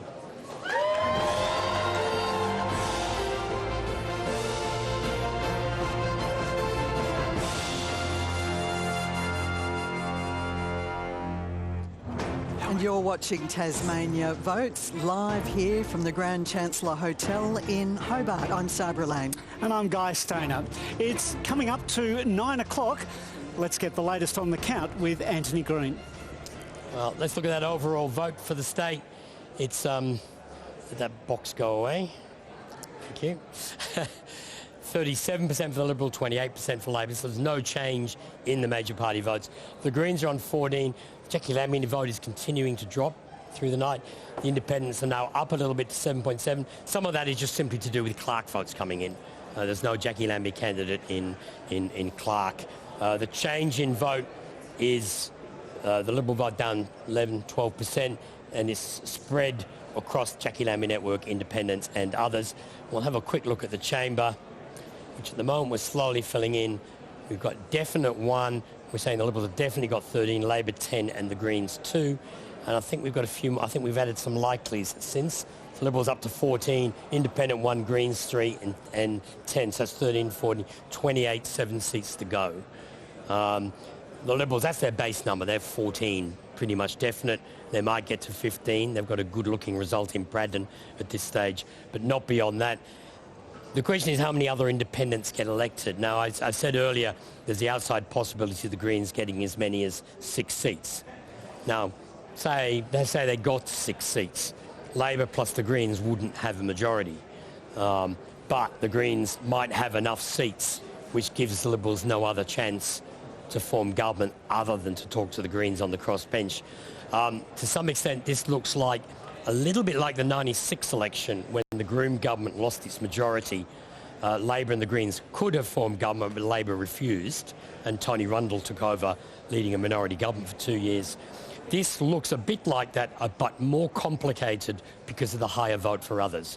Bruce Goodluck was elected in 96 as well, one of those rare independents elected, generally supported the government. It still wasn't enough to give them a majority. So, look, there's a lot more counting to come in some of these seats. I've been looking at a few people like David O'Byrne. He's got 2/3 of a quota, but you really have to wait to see all of the electorate come in. Again, his vote is stronger in Clarence. There's a lot of Clarence booths to come. So there's a few things like that which make it rather hard to be certain what's going on at the moment. But definitely the Liberals are the largest party in Parliament. They will not form a majority government. It's a question of when all these numbers are done. I mean, I'm just looking at Braddon. You've got Jackie Lambie Network on about 0.8 of a quota. Craig Garland about 0.5. The Greens got about 0.5. There's going to be a lot of preferences flow out of other tickets flowing elsewhere. The last seat, normally the last seat is a race between the major parties based on their primary vote. At this election, with 20% of the vote with others, who wins the last seat of the major parties is going to be determined by those flows of preferences from excluded groups. And that's not normally the issue at Tasmanian elections. Antony Green, thank you. Erica Betts, 14 was the number you said at the start of the night was the bare minimum for the Liberal Party. Now, you've got 14. Antony Green is saying it's possible that you could have 6 Green MPs. How do you govern with that bare minimum with a block of 6 Greens on the crossbench? Well, my maths tells me 10 plus 6, and 10 is the Labor number of seats, plus 6 makes 16, which is not a majority. And what the Premier has said is that he would not trade ministries, that he would not trade the 2030 strong plan that he took to the election, but things outside of that, depending on what independents, Jackie Lambie Network, etc., might want or say, just as long as it doesn't impinge on ministries and being in the cabinet and on the 2030 strong plan that he took, then things are open for discussion. So I would see just to flesh this out, does that mean that there'd be no formal deal or coalition, but you would have each individual piece of legislation would be treated on its merits and voted in the House? Well, that is basically number of seats, plus 6 makes 16, which is not a majority. And what the Premier has said is that he would not trade ministries, that he would not trade the 2030 strong plan that he took to the election, but things outside of that, depending on what independents, Jackie Lambie Network, etc., might want or say, just as long as it doesn't impinge on ministries and being in the cabinet and on the 2030 strong plan that he took, then things are open for discussion. So I would see just to flesh this out, does that mean that there'd be no formal deal or coalition, but you would have each individual piece of legislation would be treated on its merits and voted in the House? Well, that is basically what occurs anyway, but for stability of government, what you need is a guarantee in relation to confidence and supply, and that is what will need to be discussed as to what, if anything, is being required by an independent or independents, the Jackie Lambie Network, should they win seats, as to what they would require for a guarantee of confidence and supply. So would this be a coalition of chaos? That remains to be seen, but I think we can be agreed from the Liberal Party point of view that it is not the most desirable outcome for us, but life is what it is, reality is what it is, and if the people of Tasmania have voted in a particular way, then it is incumbent upon those within the Parliament to try to make it work to the very best of their ability. But all I'm concerned about is that, Rebecca White and Rosalie Woodruff might get on a push bike and take a ride up Mount Wellington, because we know what happened last time when a Labor leader and a Green leader did that. They all of a sudden formed a Labor-Green minority government. So look out for push bikes on the road tomorrow morning as to whether Beck White and Rosalie Woodruff are riding around. Mr Rebetz, I just want to pick up on something. You said it's not a desirable result for the Liberal Party. Is it not a desirable result either for Tasmania? Look, from my perspective, and that is why we campaigned for majority government, was we honestly believe that the best outcome for the people of Tasmania is to have a majority government, and that is what our belief is, remains, but the people have decided otherwise, and that's the beauty of our democratic system, that people will determine these matters, and sometimes you win, sometimes you lose. The good news is we've got the largest bloc in the Parliament, we've got the largest vote, so that is something that Premier Rockcliffe can quite rightly hang his hat on. All right, we're going to go shortly to David O'Byrne, an independent candidate in Franklin. But first, Antony Green, could you give us the latest on vote and counting in Franklin? Well, the Liberal Party's doing well in Franklin. They've got 2.6 quotas, 36% of the vote counted, so that's definitely an electorate where they can still reach 3. The Labor Party's on 2 quotas. The Greens are on 1.7, so that's dropped a little bit since the last looked. David O'Byrne is on 0.7. If these numbers continue, then that'll be 2, 2 and 2, and Liberal and David O'Byrne battling out for the final seat. But to be honest, with votes off with other candidates, there's a lot more counting to come. There's a lot more counting of first preferences to come. Once we've settled on what the first preference tally is for each of these groups, and then how it turns out there. The other issue which does come up on these sorts of contests is the vote for the candidate. Rosalie Woodruff is clearly elected with a high vote. Dean Winter is on 0.8. Meg Brown, I'm trying to think. I was expecting to see Casper Dean hasn't done that well.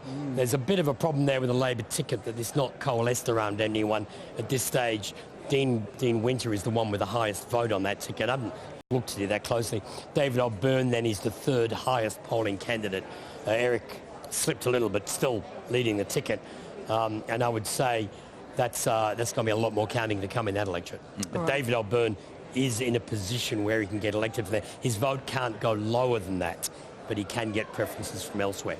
All right, Antony Green, thank you very much for that. Now we're going to David O'Byrne, who joins us now from the Domain Tennis Club in Hobart. Thanks for joining the program tonight. You're not quite across the line yet, or are you feeling like you are?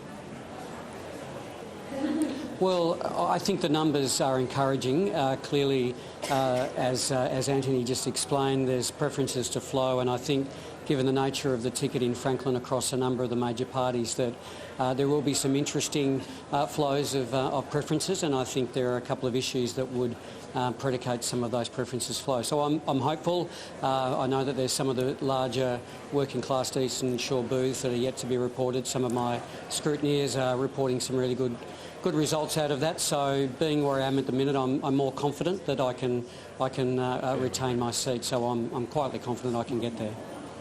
David, I'm wondering, I know it's been a difficult couple of years, but I'm wondering if there's an element of freedom in having left the Labor Party. We've seen, for example, that you've described the former leader as naive on her handling of the stadium. You've been able to break away and speak your mind on that issue in particular.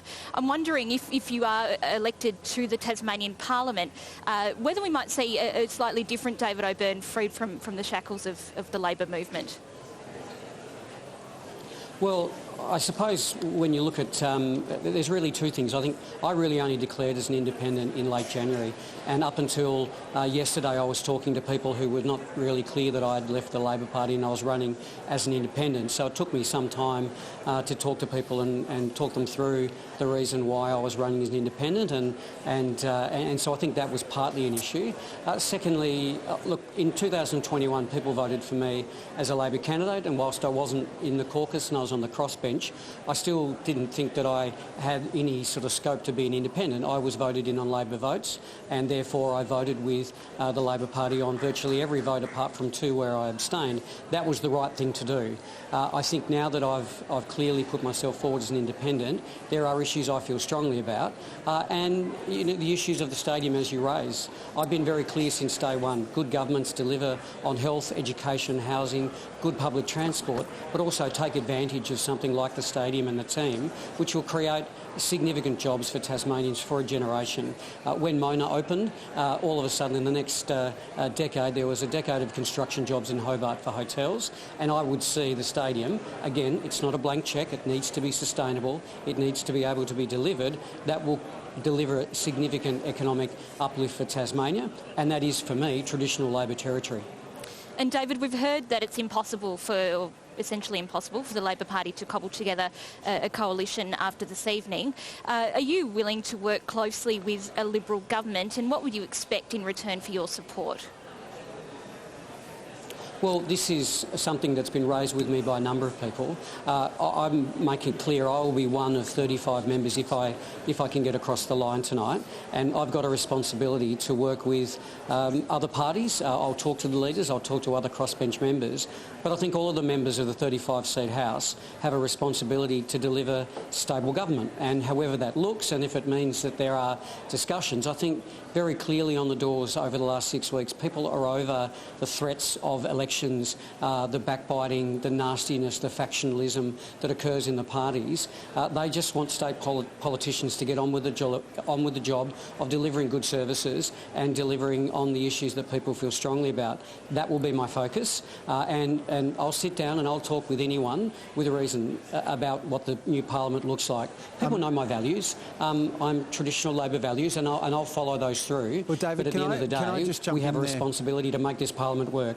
David, can I just jump in there? It's Leon Compton.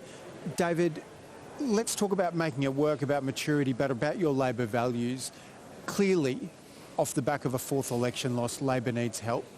Can you see a pathway to you not supporting the Liberal Party in government, but moving back into the Labor Party and helping out there? Well, I've run as an independent, and this question has been asked of me. I've had a commitment now with the people of Franklin to run as an independent and to be an independent. I'm not going to say never about the Labor Party, but I'm absolutely, like I did in the last Parliament, I'll respect the views of the people that they voted as a Labor member, and I voted as a Labor member. I've now been elected as an independent, and you're right, this is an election where Labor should be in a position to form government. It's a Liberal government that has lost so much talent, that has controversy as far as the eye can see. They haven't been a good government, yet the Labor Party can barely build a vote that gets them close to government. So I think someone in the Labor Party needs to take responsibility for this, and this is a key issue for the Labor Party moving forward. David, would that proposition of rejoining... I'll let those supporters cheer in your ear for a sec. Would that proposition of potentially rejoining the Labor Party be a better prospect in the event that there's a new leader? Is that something that you would really seriously entertain? I wouldn't seriously entertain that in the short term. I'm an independent. I'm never going to say never, because politicians say that will never happen, and then it happens. So I will never rule that out. But I've been elected as an independent for the next 4 years, and I want to hold that commitment with the people of Franklin and do the best I can by them. People are over the party politics, really. That's what I'm getting on the doors, and I think the vote is reflecting that today. I will work hard on the issues I feel strongly about, as I have the last 2.5 years, on public transport, on housing, on the key issues. I'll focus on the issues, and the parties can play their games, and I'll let them do that. Thank you, David O'Byrne. Thank you. David O'Byrne there from the Domain Tennis Club in Hobart. Now, we're hearing that Labor leader Rebecca White is heading to the Grand Chancellor here, the tally room. So that will be happening shortly, and we'll keep you across that. Sarah Lovell. David O'Byrne, is there room for him back in the party?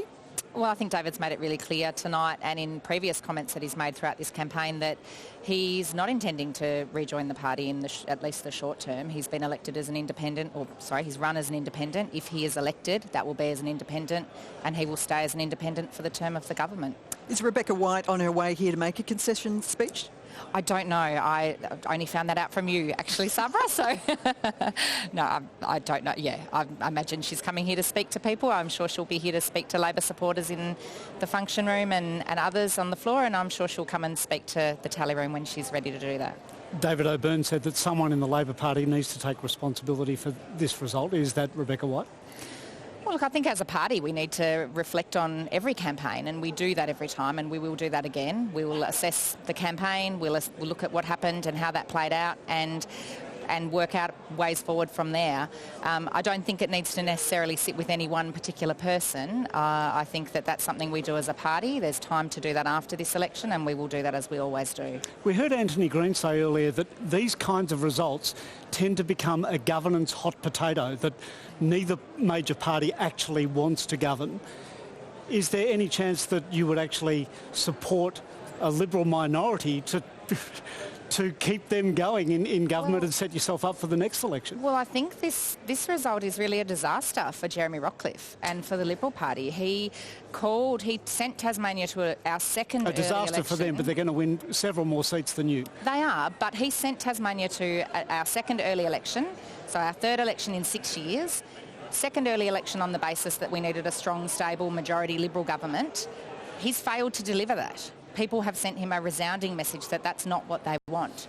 I don't see how it's tenable for Jeremy Rockliff to try and form a coalition and get enough support on the floor of the Parliament, particularly in light of the comments we've seen, the campaign against the Jackie Lambie network we've seen from the Liberal Party, the comments about, you only have to look at how John Tucker and Lara Alexander were treated in that last Parliament when they did make that decision to leave the party. I don't see how Jeremy Rockliff can possibly think that he can get enough support on the floor of the Parliament to get his legislation through, get his agenda through and have 18 votes in his favour. And Rebecca White and David O'Byrne? Well, it's not a question about Rebecca White and David O'Byrne. Jeremy Rockliff is the one that went to the early election. The Liberal Party are picking up the most seats. He is the one that will need to sit down and try and form a government. Now, if he's not going to do it, is it going to be you, Eric, or is it going to be Michael? If it's not going to be Rebecca White, who's it going to be? That's the question. And there's a complete dearth of talent. There's a complete dearth of talent in the Labor Party, and that is why it was most flattering for me, for Anthony Albanese, to mention my name at the Labor launch. And the question that he failed to ask was, if Rebecca White were to fall under a bus, who on earth does the Labor Party have to lead them, with David O'Byrne now being an independent? I think Tasmanians are more concerned about who will be leading the government. People that might be capable of leadership, but we're all rock solid behind Jeremy Rockliff. I think Tasmanians are more concerned with who will be leading the government, Eric, and that's the real question. Ding, ding, ding, end of round 7, but round 8 will commence shortly. Now, we're going to go to Alex Alvaro. Understand, Alex, you've got someone on the tally room floor behind us. Yes, well, we've had a lot of colourful characters and a lot of diverse people talking throughout this campaign, but someone we don't often hear from are young people, and so I've rustled some up for you. I have Zara and Lily. Thank you for joining us. It's often said that young people don't care about politics. Is that true? Well, I think just because people are young doesn't mean that they don't understand that some of the big issues in politics still will really affect us. And I think that also a lot of adults aren't invested in politics either. So it's like quite the same in like the way that we see it. Perfect. And what are some of those issues that are really important to you? Well, I think obviously education, because we're both still in the education system, but also the future of the state is really important to us. So like climate and the environment, native forest logging is something we care a lot about, and like the financial stability and like sustainability of the state is really important to us. And I think that it's really important politicians like care about our future, even if like it's not something they're going to be a part of. Definitely. Yeah. Okay. And I guess you probably saw this question coming from a mile away, but should we lower the voting age? You guys seem quite informed. Do you think that's a good idea? Yeah, for sure. I think that if we lower the voting age, we should make it optional, so that way informed teenagers can get more involved in the political system without having like all of these pressures of having to make correct decisions for like our future. I think that would be the best way to go about something like this. And I think we're definitely capable of like making really great decisions and as informed decisions as like adults are. Especially because it's going to directly affect our future, considering we are young people. Like, for example, a lot of people voting won't be directly affected by things like climate change or if the government goes into a heap of debt. Okay, well, that's Zara and Lily. They could be our future politicians. Thank you so much for joining me, guys. Back to you. Alex Alvaro, thank you very much for that update. Nick McKim. Well, this election has been an absolutely catastrophic disaster for Jeremy Rockliff and the Liberal Party. Like, that is a massive indictment on his decision to go early. It's a massive indictment on a shambolic, How can you say that? They've still got the most seats out of any party. There's a 12% swing against an incumbent government. That is an absolute indictment. Labor really not much better because a 12% swing against the Liberal Party, normally Labor would pick up a significant part of that, and they haven't. This is a historic election in the national context for Australia. This is a continuation of a well-trodden path away from the political duopoly of the Liberal and Labor parties in this country, and the start of a really exciting, creative new dawn of politics where no one has absolute power. There are power-sharing parliaments, and ultimately there are people working together for the interests of the people that voted them in. Power-sharing parliaments. I think we went to this a little bit earlier, Eric Abetz. Oh, look, we hear this from Nick McKim and the Greens each and every election, that this is the dawning of a new era. I've done these election calls now for, nearly 3 decades, and it's the same mantra each and every time. And given the gap between elections, it sort of sounds fresh and new, but it's very old mantra from the Greens. But there has been a structural change in support for the major parties. Nick McKim, at the current moment, the projection is Liberals 3, Greens 2, and even if the Greens were to get to 6, and the suggestion is we might get 14, that means the Liberals have got twice as many seats as the Greens, and yet somehow this is a great victory for the Greens and devastating for the Liberal Party when we've got twice as many seats. Their vote has gone up and yours has gone significantly down. But we are still doing so much better than the Greens. But one thing that I would be interested in from Sarah is, did she, in her previous comment, suggest that it was going to be Rockliff that was going to form government, which tells me that Sarah's jumped the gun in conceding defeat on behalf of Rebecca White? No, I'm not conceding anything, Eric. I said on the numbers that we're looking at here with Antony Green, Jeremy Rockliff was the one that sent us to this early election on the basis that he couldn't work with a smaller crossbench than he will be faced with now, if that's the outcome. If the outcome is what we're seeing projected here. Well, let's hold that thought on the outcome. We will come back to it. But let's check in on what the big picture is with the big board and Selena Ross. So what we're looking at in terms of the Liberals, at the moment they have 13 seats. Now, it's looking like their pathway is that they might pick up one more, and that's Braddon. So we're going to bring that across from the seats in doubt and pop it over onto the Liberal side. In terms of Labor, they've got 10 seats at the moment. We can see a pathway forward for them to get to 11. That would be picking up a seat in Lyons most likely, so we're going to bring that one over as well to the Labor side. But beyond that, we can't actually see the major parties winning any more of those seats that are left in doubt over there. So that would mean that all of those would come to the crossbench. At the moment, the Greens are looking like they could get up to 6. Jackie Lambie Network's looking strongest in Braddon, and then the rest would be a mix of independents. So at the moment, we're looking like a real licorice all sorts of independents with all of those colours and mix in the crossbench there. So, Guy and Sabra, how do you think this parliament is going to work? That's a question probably not for you or me, Sabra. Definitely I think it's not for you or me. Question for the other members of the panel. Definitely. The one thing that we did hear from Jackie Lambie a little earlier, saying that she thought that the Liberal Party should come back grovelling to her. Will that happen? Oh, look, that is for the leader to determine, and the terms grovelling and things like that are sort of those inflammatory terms that I'm sure that at the end of the day, Jackie Lambie hopefully wants the very best for the Tasmanian people, and to expect people to come grovelling to her, for her to come grovelling to other people, isn't the sort of language that is used to form a cohesive, stable Parliament. And I'm sure that on reflection tomorrow morning, Jackie will say, no, we don't need grovelling. What we need is a mature approach. Erica Betts, we heard from John Tucker and Lara Alexander earlier. Both of those current independents, at least in the form of John Tucker, both of them said that they have no regrets over the way they handled things, that they voted with their conscience, and that they're very proud of the work that they did in Parliament. Now, the Liberal Party champions the rights of the individual, and they actually have individual freedom written into the Liberal Party constitution. So therefore, I'm curious to know, what do you think about people potentially getting kicked out of Parliament in the Liberal Party for voting with their conscience, which of course is the legislation or the policy that's been put forward for a new government? No, let's be clear on what was announced as policy, and that was if they were to leave and resign.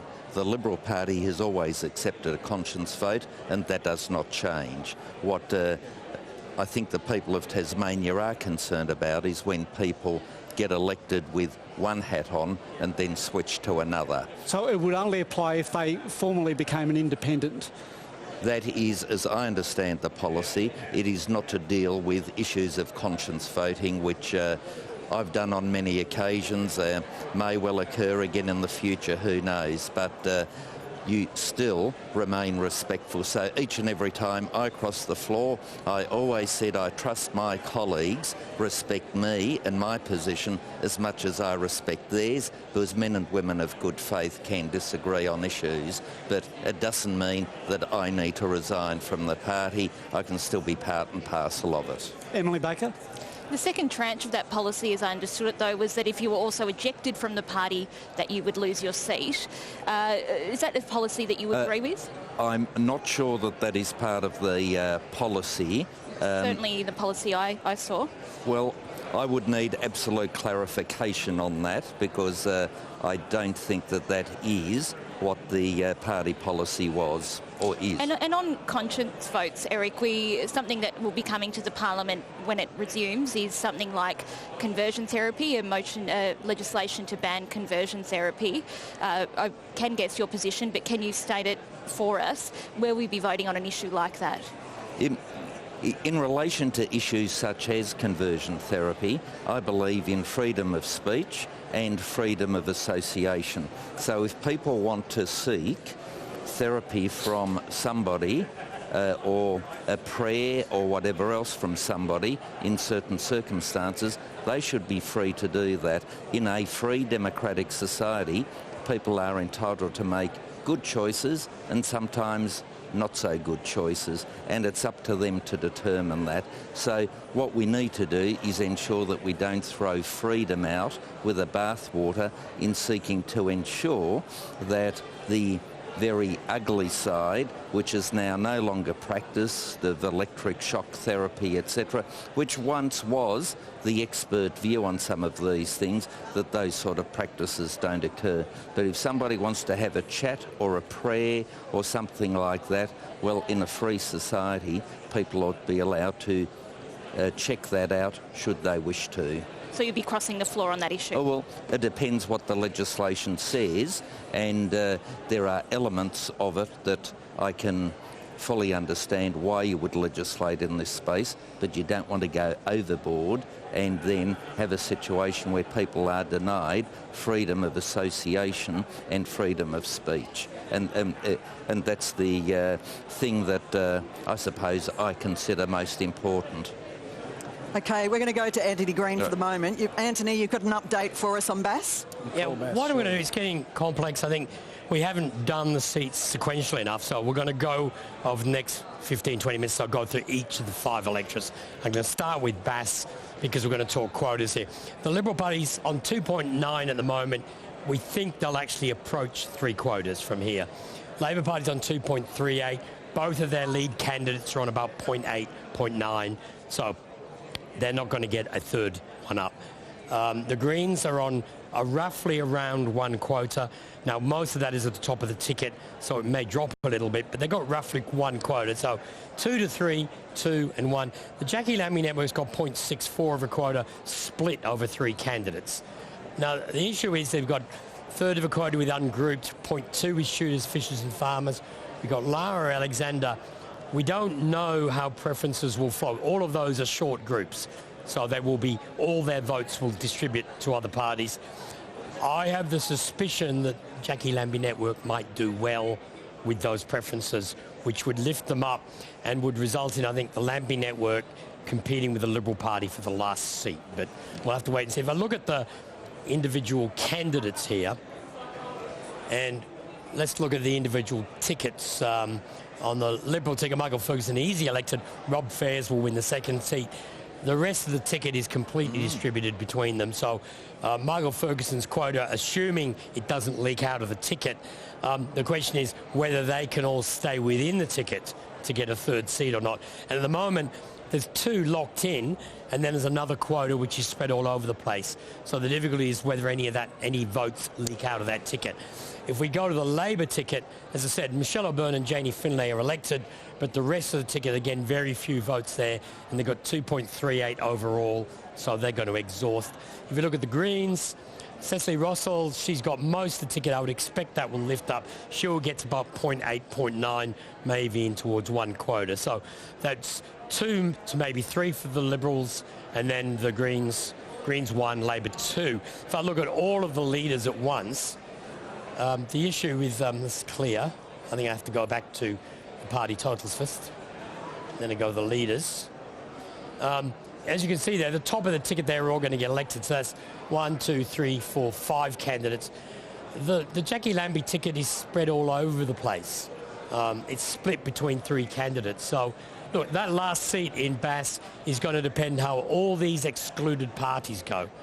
And so at this stage, I'd say Bass is a definite 2 Liberal, 2 Labor, 1 Green.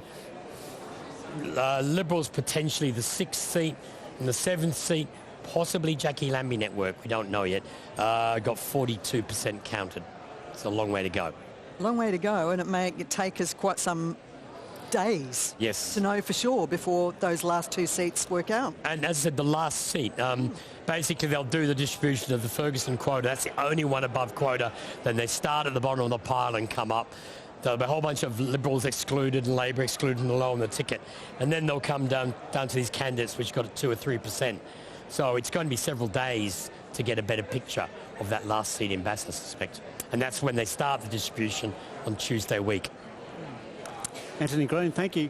Nick McKim, Antony saying it's likely that Cecily Rossell will get elected in Bass. I'll go one better. She's won the seat. Congratulations, Cecily. Terrific human, healthcare worker, registered nurse, counsellor. Will be an awesome member for Bass, and I just cannot see her being chased down from there. I also want to give a shout out to Darren Briggs, Dr. Darren Briggs and our folks up in Braddon. It's going to be hard from there, but they've got a solid swing to the Greens in Braddon. It's our hardest electorate demographically, and to Darren and all his support candidates and all the up in Braddon, a terrific job tonight. All right. Hello, Alice. How are you? Oh, nice to meet you, Alice. I've got sorry about that.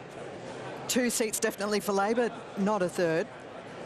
Yeah, strong results there, though, for Janie and Michelle. I think what's interesting that we're starting to see come through in some of these seats is the number of sitting members who are looking at potentially losing their seat. On the Liberal side in particular, you know, Simon Wood there potentially.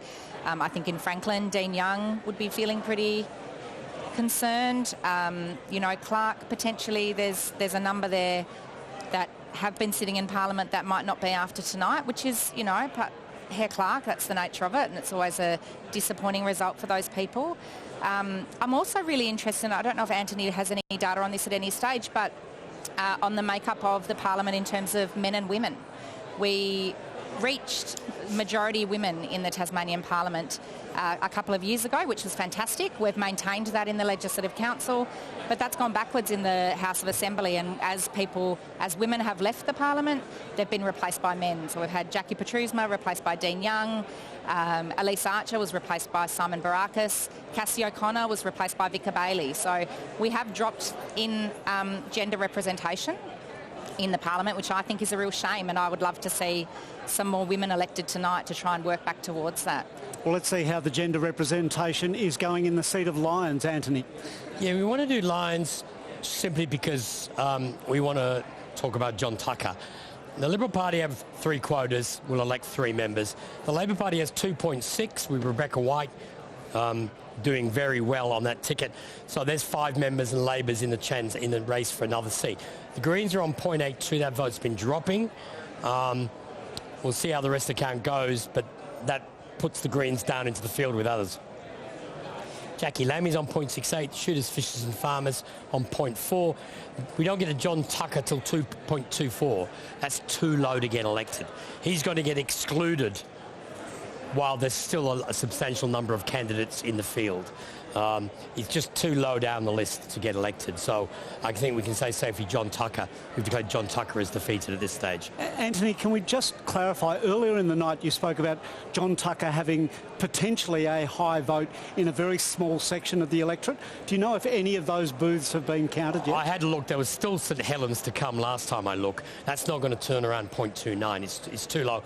But if I look at the let's look at the tickets here, and you can see some of the issues here.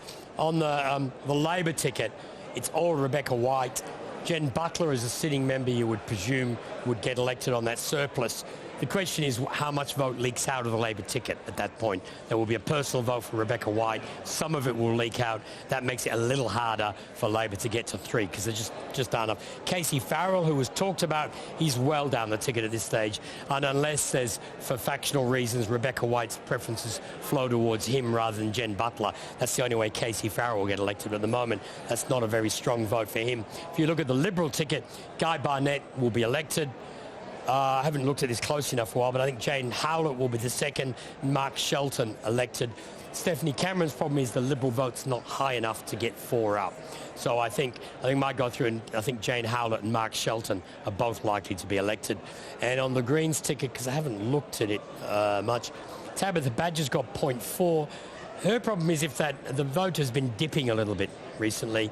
If that dips any further, any leakage out of the ticket, she's going to fall behind one of the other candidates in the major party tickets. So we'll see what happens there. And as for the Lambie network, again, they've got 8.5% of the vote, but it's split across 3 candidates. So if there's any leakage out of the ticket, if there's a personal vote, then that vote starts to drop. But if you come back to the overall party totals again, as I said, her advantage is I would expect that as these other candidates are excluded, the Jackie Lambie network vote might firm up. Seeing we've seen so many votes go off to other parties, I've got the suspicion some of those votes might stay with other parties before drifting back to the back. But again, that's the last seat we're talking about. We won't know until they start doing the distribution of preferences. Sarah Lovell, those latest results, do they give you any cause for concern in terms of the gender representation that you were talking about earlier? Well, yeah, look, it does. I mean, fact of the matter is there weren't a lot of women on some of the tickets. You know, the Liberals had only 1 woman running for them in Franklin. I think, you know, it's really important that we are finding opportunities for women to run and to run in seats that are winnable. And I think the Labor Party does that really well. We've got women leading in a lot of our tickets. We've got, you know, most of those women are looking like they'll be re-elected. It is a problem that we need to address, and I think it's something that we need to be talking about, because if we're not talking about it, then probably nothing will be done about it. One woman who is a chance, Nick McKim, is Tabitha Badger, but you were very bullish about her chances earlier in the night. Antony seems to be not so sure at the moment. What are your figures saying? Well, look, there's nearly 60% counted in Lyons. We're over 10% of the vote. Very, very hard to chase someone down when the quote is 12.5%. Very hard to chase someone down if they poll over 10% primaries. I'm certainly not calling lines for us yet. I think we're in a very strong position there. I've always had a view that 10%'s about where you can feel reasonably confident on the night. A bit to play out there.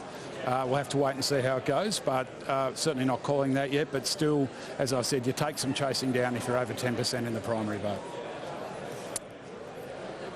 It's turning out to be a long night like we thought it was going to turn into. We've got 53% of the vote counted. It's nearly 20 to 10. Eric Abetz, any word yet from your camp officially? No, not officially, but I agree with you. It has been a long night, will continue to be a long night until the two leaders have spoken.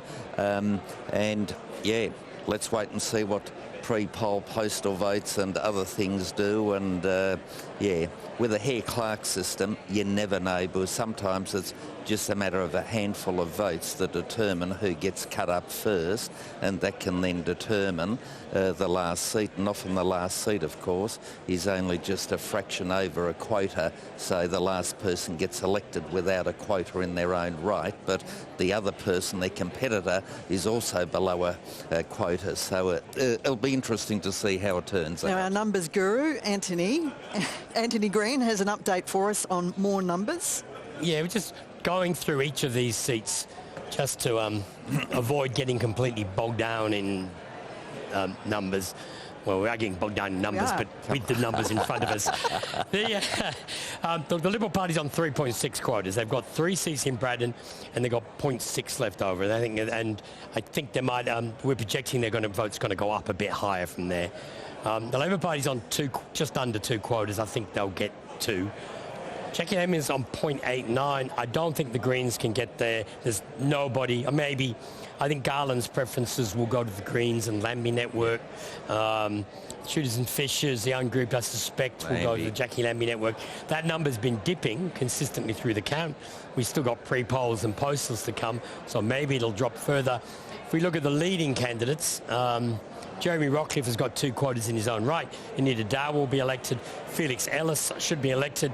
I expect Shane Broad to be elected. Garland's high, but he's the only person on his ticket. Jeremy Rockcliffe will pick up numbers for Roger Jensch. Giovanna Simpson is on 0.2. She will get some, depending on if the Liberals get 4. Then Simpson and Jensch will be elected. What would you like to do? You need all the votes in Braddon, because I think Giovanni Simpson is from Burnie, Roger Jensch is from Central Coast, if I remember correctly. So they'll both benefit from the different areas they're contesting. Chris Lynch, Labor's not going to get more than 2. Darren Briggs from the Greens, they just don't have enough vote overall. I happen to think, Labor's not going to have any surplus to distribute. The Greens go out, I think Jackie Lambie's network might do better. But again, the issue with Jackie Lambie network is there's no personal vote there. These people have voted for Jackie Lambie because the vote, under Robertson rotation, they've all basically got the same vote because 1 in every 3 ballot papers has them at the top of the ticket. Thank you very much for that insight there, Antony. Not so strong there for the Greens. Nick McKim?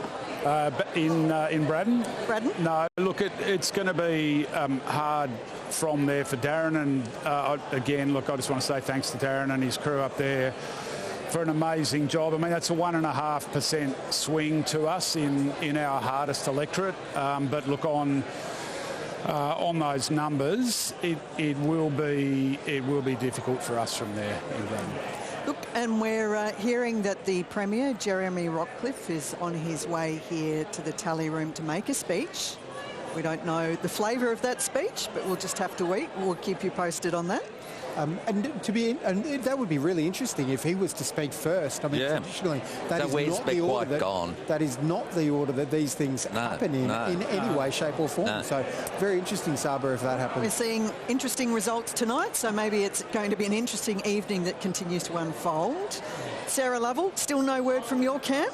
No word at all, actually. So I'm not sure what's happening outside of this room and this panel, really. We had the tom-tom drums beating about an hour ago, suggesting that she was on her way. No, I hadn't heard that. So no, I think that might have been some misinformation coming through somewhere. I'm not sure what's happening. So. And Sarah, what does it suggest that we don't know where Rebecca White is or what she's doing right now? Well, I'm sure there are others that know where she is. I've been busy here. I have limited my communication to be, looking at just what I need to look at to be able to conduct myself on this panel well. So I'm sure producers and others may know what's going on.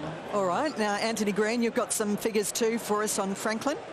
Well, the Liberals are leading in Franklin, 2.6 quotas, so they've got an outside chance of getting a third in Franklin. Labor is going to get 2. The Greens will get 1.66. I'll come back to that number in a moment. David O'Byrne, 0.7. Nobody else down there is going to get elected. So let's look at the leaderboard. And these are looking at individual candidate. Rosalie Woodruff, I think the pronunciation. Woodruff is on 1.14. If I look at the rest of the Green ticket, it's flotsam and jetsam. The numbers are tiny. There are two things that occur in a Hare-Clark count. There's a trickle down of the top of the ticket, and there's the fold up from the bottom. There'll be a small leakage at the top. There'll be a leakage on the totalling up, and where we get to the 1.66, I think is going to drop. And David O'Byrne has 0.7, and there's a surplus on the Labor ticket. So I think it's a battle between the second Green and David O'Byrne for that ticket, with the Liberals on 0.6. So we've got 2, 2, 1. So we've got 5 seats. We've got the third Liberal, second Green, and David O'Byrne battling for 2 seats in that one.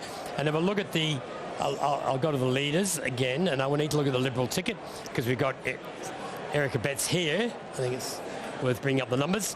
Erica Betts is on 0.67. He's elected. I'll declare Jackie Petrushma elected. I haven't looked at it for a while. Dean Young will be defeated.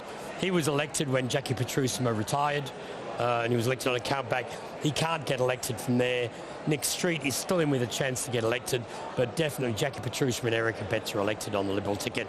And a quick look at the Labor ticket. Dean Winter's elected. Casper Dean had a lot of publicity. Meg Brown is from the Eastern Shore and has done well. Toby Thorpe is from Huon Valley. Casper Dean from Kingborough. Casper Dean's problem is competing with Dean Winter because they're both from Kingborough. And in this case, it looks like Meg Brown has a chance of getting the second Labor ticket. All right, Antony Green, thank you very much for that. You might hear in the background that the sense of anticipation here, the buzz has sort of gone up a couple of notches here. It's certainly getting harder to hear the directions from the control room. Exactly, it is. Erica Betts, your words on what we just heard about Franklin? Well, safely in with Jackie Petrushma? Yeah, look, it's a good result for Jackie Petrushma getting re-elected.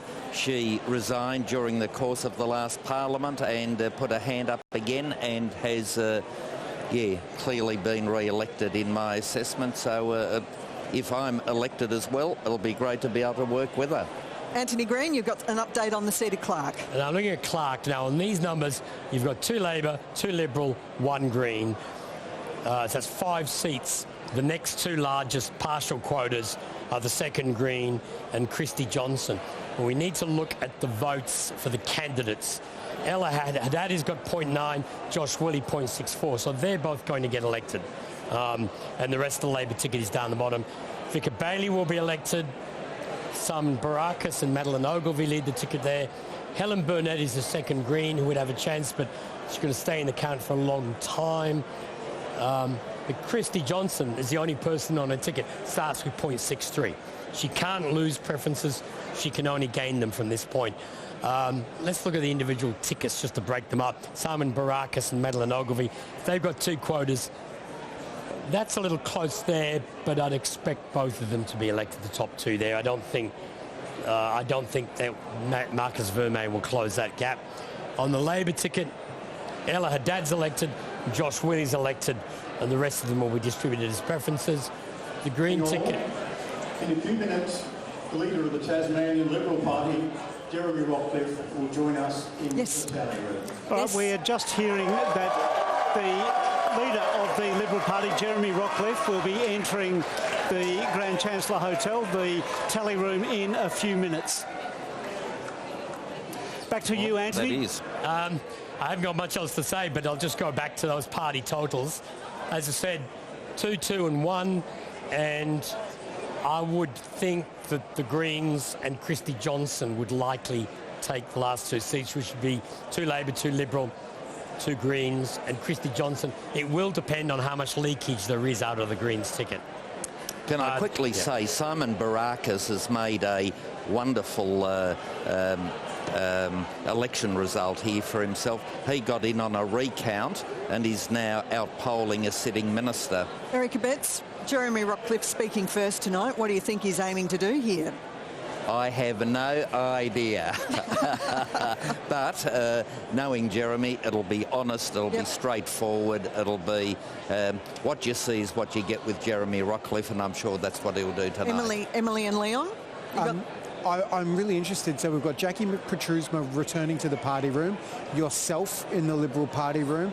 You've got Simon Barakas, of course, one of your former staffers, in the party room. Does that change? I mean, these are people from the Conservative side of the Liberal tent. Does that change the nature of the Liberal Party that looks set to form government after tonight? We're a broad church, and the electorate will decide which of the 7 Liberals in each electorate are going to be elected. But it shifts the dynamic, doesn't it, Eric? I mean, it means that there is a greater weight on Conservatives. Dean Young out, these changes. Does it not mean that there'll be a greater weight, a greater voice of Conservatives in the party room after tonight? Well, look, I don't sort of see the Liberal Party in those terms, but you can do so, Leon. But it's an outcome that the people have determined, and I'm not going to comment on that.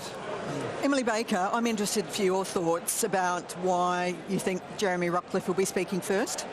I'm a little bit with Erica Betts on this one. I have no idea. But I suppose we might expect... I mean, a victory speech feels ambitious, perhaps. They will have the greater number of seats, which is an achievement, of course, and one worth acknowledging. Will they be in majority government? No. So it's going to be a bit of a different speech to what we might expect. I remember last time we were here, Peter Gutwin had big cheers as well. He had maybe a little bit more to celebrate, so really fascinated to see. The normal convention is that we usually hear from someone, the concession speech first. So... But Sabra, is this, and I mentioned this earlier, and some people are saying this, is it because Rebecca White does not want to concede, which would be traditional in these sorts of situations, does not want to concede, holds out hope that tomorrow something different will happen, and has said to Jeremy Rockcliffe, you do you? Well, it'll be... Not much is going to change tomorrow because there'll be no counting tomorrow. Yeah. So we're going to... This is going to clearly drag out for some days yet. Yeah. So the question then for you, Sarah Lovell, are we going to hear from Rebecca White tonight? Well, we are going to hear from Rebecca. I'm as curious as everyone else as to why Jeremy Rockcliffe is coming in first. Ordinarily, that is the concession speech that happens first, so I'm not sure why he's made that decision to come in now, but... and what do you make of Leon's theory that Rebecca's not offering a concession speech because she's trying to hold her cards close to her chest? I haven't heard anything along those lines from our people, so no. But you haven't heard anything. Well, can I ask, Sarah, I've been using my phone a little bit. I'm sure you're looking at yours. Have we heard from Rebecca White or people associated with her, any of your colleagues, about why she isn't giving the first speech tonight then?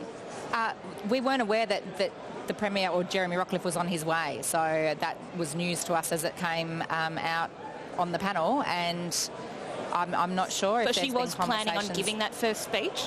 Well, she's certainly planning on speaking. I mean, in terms of an order, I don't know, but yeah, we weren't aware that Jeremy was coming in first, so we are as much intrigued as everyone else. Nick McKim, what are your pearls of wisdom on this one? Well, my pearl of wisdom is Rosalie Woodruff will definitely be making a speech here tonight. She's either not far off or on her way down, so I'm very confident about that. But look, it is interesting. I mean, I've been here, I've given speeches in tally rooms, some after good results, some after not such good results.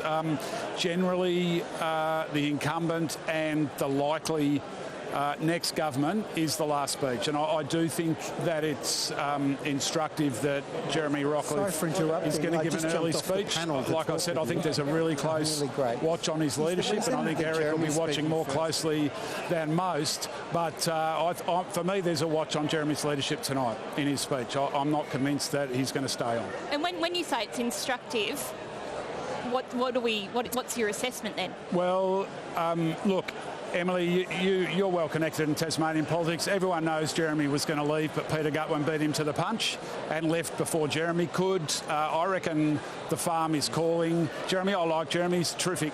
He's a terrific human. Get on very well with him. I reckon the farm's calling really loudly to Jeremy, and I'm not convinced he's going to make it through this term. Okay, this rumour's been circulating for many years now, but sorry, Leon. Can I just jump in for a moment? I just jumped away from the desk and ran off into the crowd that are gathered behind us, and I just spoke to a Labor Party elder and asked him exactly the question that we're debating on the floor. Is the reason Rebecca White's not speaking first because she will not concede at this point and is hoping to form a government? And that party elder's answer was yes, that is exactly what is happening here at the moment. Sorry, carry on.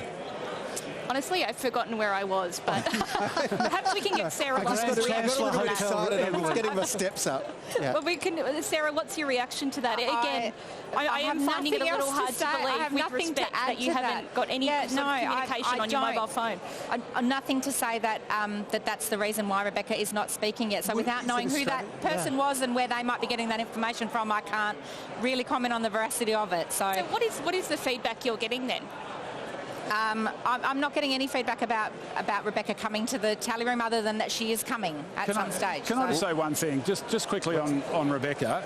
That would actually be a reasonable position for her to take, to not concede tonight and to leave open the opportunity to form a government. That's a mature approach for her to take, given what's unfolded tonight, and it's a fulfilment of the democratic and actually, in my view, moral and ethical responsibility that everybody has who gets elected to the parliament, to leave open the opportunity to work across parties in a power-sharing parliament to deliver outcomes and stability for Tasmanians to reflect the will of the voters. So for me, that's credit to Rebecca White if she does that. So tomorrow morning, look out for a whole host of cyclists riding up Mount Wellington. Is that what you're saying, Nick? Well, look, I know David Bartlett's watching tonight, so good day, David, and a couple of his mates there. No, look, that's part of Tasmanian history, and it was a very good government, Eric, and I'm sure you'd agree that turning Tasmania from a massive emitter of greenhouse gas to a net sequester of greenhouse, saving all those forests, terrific government, and we're really proud of wiped out, Nick. Time out here, that we're having. I picked up where I left off, actually looking at Nick McKim. He was telling this rumour that we've been hearing for actually many years now, that Jeremy Rockcliffe's on the verge of retiring, and that is yet to happen. But Erica Betts, if that were to happen, would you like to be the Premier of Tasmania? Of course he would. The suggestion that Jeremy Rockcliffe is retiring has been around now for I don't know how many years. And it's never happened. I've stuck a pin in that, so what's your plan? And has never happened. Look, the leadership's not even up. It is not an issue, and I did not enter Tasmanian politics to become Premier. I entered it to serve the people of Franklin. Sure. But you must have some ambitions. You'd like to be in the cabinet, presumably. You're very experienced. Do you see yourself as a future leader? That is for other people to decide in relation to cabinet. That will be for the parliamentary leader to determine.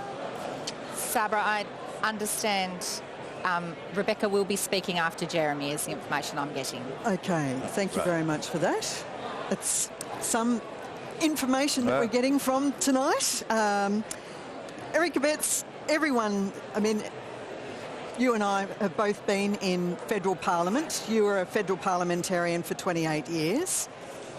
What was the famous saying that Peter Reith said? Everybody's got a leader's baton in their backpack. That was Peter Reith, rest his soul. Some of us get into it to serve, and what comes along the way comes along the way. And I was blessed with leadership in the Senate, but I've entered state politics like I entered the Senate to serve. Eric, you're very humble, but please, tell us your plans once you're in the Tasmanian Parliament. Are you happy to sit on the backbench? I'm happy to serve in whatever position, and that is why when I got ceremoniously assassinated by Malcolm Turnbull, I was happy to sit on the backbench and not leave in a huff and puff, but continue to serve the people of Tasmania. If I am elected to Franklin this evening, then will be my same approach. Watch the space. Sorry for butting in there. Sarah Lovell, just coming back to the message that you got where you said that confirmation that Rebecca White will be speaking shortly after Jeremy Rockliff.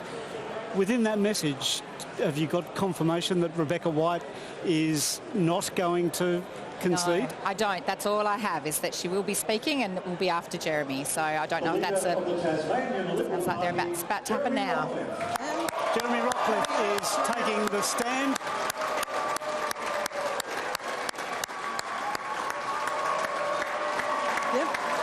So Jeremy Rockliff is making his way towards the rostrum here at the Grand Chancellor Hotel. There's obviously a large and noisy crowd here at the moment. It has become increasingly difficult to hear over the last half hour or so. His wife Sandra is alongside him. He's about to reach the microphone. Let's have a listen to what Jeremy Rockliff has to say. Craig? Hello, everyone.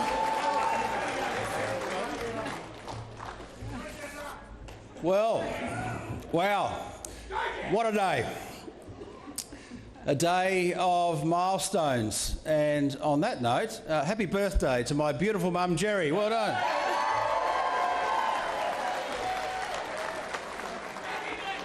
And today also looks like a fourth consecutive win for the Liberal Party.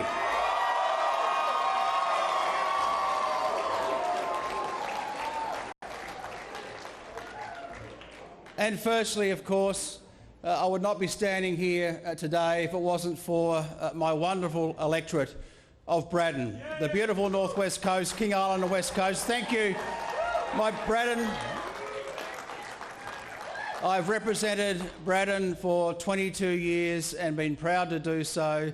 I wouldn't be here without the Braddon electorate, and I look forward to representing them for at least another 4 years as well.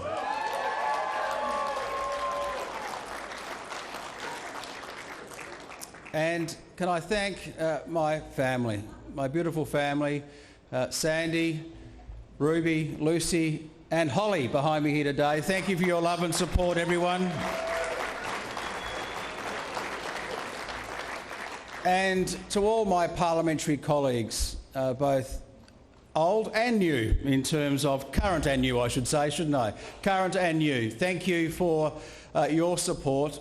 Thank you to the Deputy Premier Michael Ferguson, a very loyal deputy. Thank you, Michael, for your support over the course of the last few years.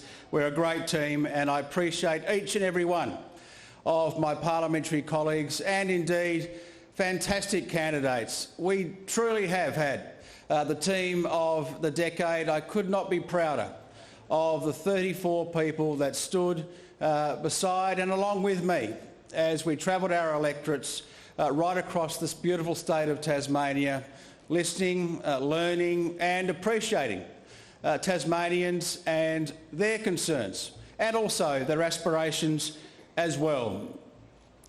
And also I want to thank, of course, every single candidate that stood for election over the course of the last number of weeks.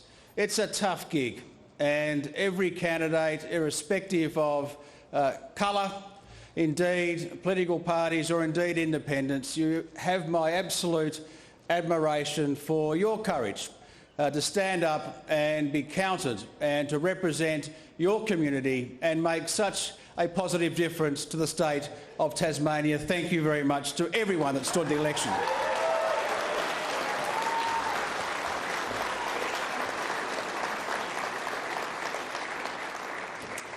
And can also thank, of course, my incredible campaign team. They worked day in, day out, early mornings and late nights as well. Thank you to the campaign team. There are so many to mention. I would like to pay particular tribute to our State Director of the Liberal Party, Mr Peter Coulson, and indeed our State President, Michael McKenna. Thank you, Michael. Fantastic effort by the both of you. And there is still clearly much counting to do and to go as we move forward over the course of the next week or more. But two things are very clear tonight. First, an historic fourth consecutive win for the Liberal Party of Tasmania.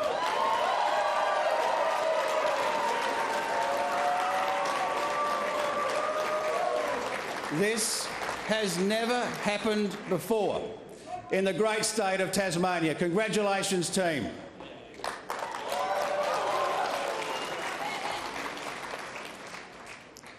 And let's be clear, the Liberal team has clearly gained the most votes this election and the most seats by a large margin. So well done and thank you. And secondly, Tasmanians have delivered a very clear message, and I want to assure each and every Tasmanian that we've heard it, and I thank you for it. But Tasmanians have not voted for a change of government. Make no mistake, this has been a very poor result for the Labor Party of Tasmania. It looks like their lowest vote, primary vote, ever. Labor hasn't got enough seats to form a cabinet, let alone a government. But as I said before, but as I've said at the beginning of this campaign, from day one, we will now work with the Parliament that Tasmanians voted for today. And I will seek a new government, to form a new government, to give Tasmanians the certainty and the stability that they deserve, and to deliver our 2030 strong plan for Tasmania's future.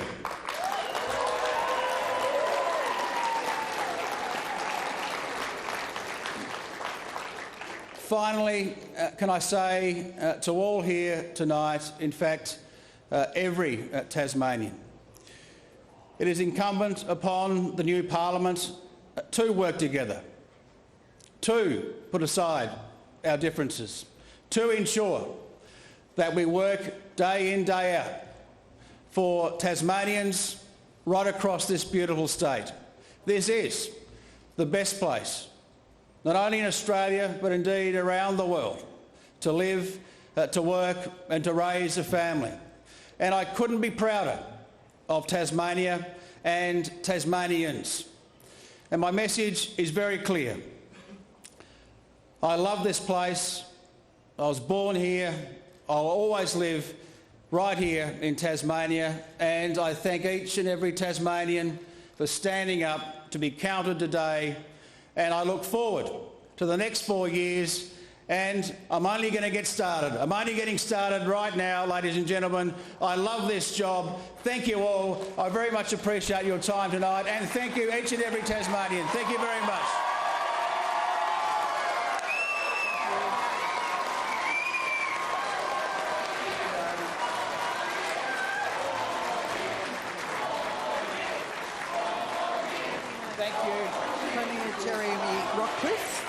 They're saying that he sees a clear result today for the Liberal government. He's claiming a fourth historic win for the Liberals, saying that it's incumbent on the new Parliament to work together.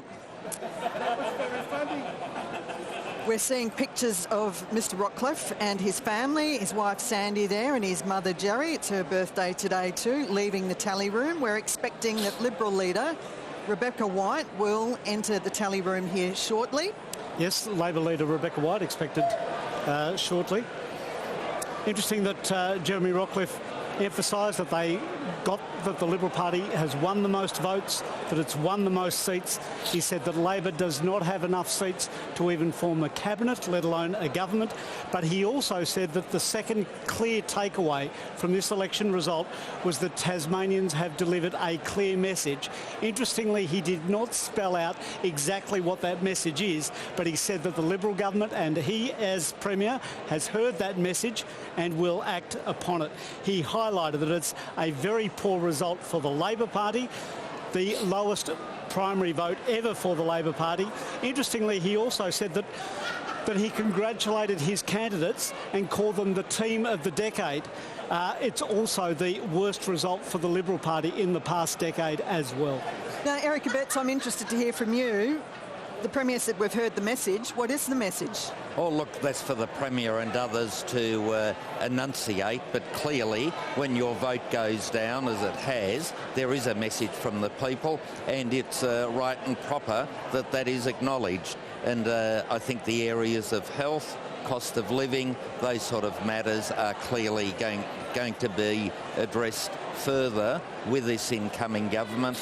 But interestingly enough, when you do the compare and contrast of health systems right around Australia, Tasmania performs exceptionally well in contrast. That said, I'm sure the figures bear that out. Absolutely. There's plenty of shaking of heads over the other side of the panel. Go to Queensland and see what ramping does up there. I think the Productivity Commission might have something to say about that. I'm not sure what you're referring to there, but suffice to say, we now have more nurses, we now have more doctors, we now have more hospital beds open than when we came to government 10 years ago. But with respect, Erica, those figures don't respect. They talk about the metrics of what you're spending. They don't talk about the performance when you're waiting in an ambulance to be admitted to the hospital, when you're in the emergency department hoping to get seen, when you're waiting for elective surgery. And they're the policies that the Premier announced during the campaign. But you know, the campaign is now over and the messages have been received, and clearly people want the Liberals to do even better than they're doing. Antony Green, I want to hear from you on this particular point. Jeremy Rockliff said that Labor could not form a cabinet. Is he right? I'm not sure the size of the cabinet, but if it's 8 and they've only got 10 members, it gets difficult. I'm just not sure what the size of the Tasmanian cabinet is. I want to do the chamber, and we'll show seats we're also saying are likely. The seats we've definitely given away. We got the Liberals up to, I think, a little bit more than 12 earlier. We've taken it down. I think some of them are better off in likely. The Liberals are 12, Greens 2, Labor 10. When we've got adding in the seats which are likely, we're getting up to Liberal 14, Labor's still on 10, 4 Greens and 1 Independent. So that's 29 seats with 6 to fill in. Labor might get 1 more, but that's all, no more than 10. I think the field government had 13 when it took office. I think that's the smallest party that's formed government. You've only got 11. It's very tough to form a ministry. 14, it's going to be tough as well. It's going to be a tough parliament. At this stage, there is still the chance that Jackie Lambie will get elected. I think Braddon, her ticket will elect members. The figure is firmed up for them in Braddon, so I think that's a possibility for them. But at this stage, it's going to be not a very stable government, I would say that. Labor and the Greens still could potentially end up with nearly as many seats as the Liberals, but Labor and the Greens are not going to form government in this parliament. I think the Labor Party would be very loath to go into government with the Greens because they still wouldn't have a majority and then have to deal with a crossbench. So I think the advantage for the Liberal Party is there may be others they can deal with without dealing with the Greens. Antony, thank you very much for that. Sarah Lovell, I want to come to you. Is it incumbent then for Rebecca White to concede? Look, we'll hear from Rebecca White shortly, and I'm sure she'll have more to say about that herself. I'm a bit bewildered by that speech from Jeremy Rockliff. I feel like he's been watching a different election count than we have been. There was no mention of a massive swing away from the Liberal Party, no mention of the fact that for him to govern in the way that he's described, he'll be governing in minority, the very kind of minority that he called this election to avoid. There was no acknowledgement of that at all, and I just find that a really strange, quite bizarre speech from him. He did point out that it's the lowest vote ever, primary vote for the Labor Party. Well, I don't have those. Look, I couldn't answer. That could be true. I don't know. I don't have those figures in front of me. It seems likely to be true. Massive swing against the Liberal Party. He's got a big swing against the Liberals in his own electorate. No acknowledgement of that at all. I don't see how he can... Based on that... Based on the reason that he went to that he himself, based on the reason that we went to this early election, how can he now turn around and say that he's going to govern as Premier in minority in that way? Based on that, do you expect Rebecca White will be talking about Labor recording its lowest vote ever? Look, I don't know what Rebecca's going to be talking about. But isn't that exactly the same, that Jeremy Rockliff isn't going to be highlighting his failure at the election? No, I would have expected to hear from Jeremy a bit more of a tempered response. They've had a huge swing against them and there was no acknowledgement of that. He was speaking as if they'd won a big majority, which they have not done. Erica Betts, will you be expecting Rebecca White to highlight that it's the lowest vote ever for the Labor Party? Well, of course not, and she won't. But the fact that the Premier did acknowledge that a message had been received is an acknowledgement of the lower vote that the Liberals have got. And so, Sarah, with respect, the Premier did acknowledge that. But if you think 10 Labor, 4 Greens, it makes 14, then Rebecca White would have to cobble together another 4 to somehow form a government, and that, with respect, would genuinely be a coalition of chaos, whereas the Liberals have got that base number of 14, fingers crossed, possibly 1 or 2 more, which would mean that you have to deal with lesser people, or lesser number of people, I should say, to get to that important majority. Sorry? Still a coalition of chaos, though, wouldn't it be? No, because if you cobble together the Greens and the Jackie Lambie network, what do they actually have in common other than they try to denigrate each other all the time? But won't Jeremy Rockliff need to be doing that? So I can't see that sort of a coalition Eric, working. who are you looking to cobble together in that case? How are you not forming a coalition of chaos? What is this smooth coalition we're heading into? Oh, look, the Liberals have at all times said we want to be a majority government. I understand that. If we get 14 seats, then you need another 4 seats. And in the event of a Jackie Lambie network or some grouping, I think that would be a lot better, because nobody is suggesting at this stage that they want to form a coalition with the Greens. And so what I'm saying is, if you take the Greens out of the equation with Labor with such a low number, it is very difficult to see how they can get a majority in the Parliament. I'm going to stop you there for a moment. Antony Green, what have you got to offer us? Lowest Labor vote was 27.3 in 2014, 28.2 last time, 28.9 in February in the 1992 election. So, but the point is 28.6, so it might be the 3rd lowest, but they still haven't recovered since losing office in 2014. So there'd be 1% higher when they were turfed out in 2014.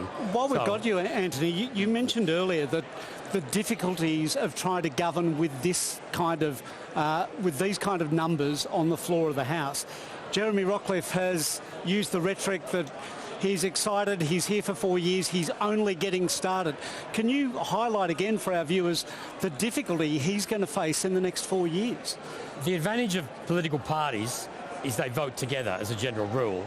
So if you've got something like a good example, the AFL Stadium, it's an enormous project.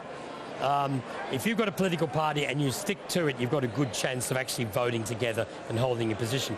If you've got a collection of independents, 2 Jackie Lambie network people, maybe 2 independents, as independents, as single people, they will be under enormous pressure from all sorts of lobby groups on those sorts of issues.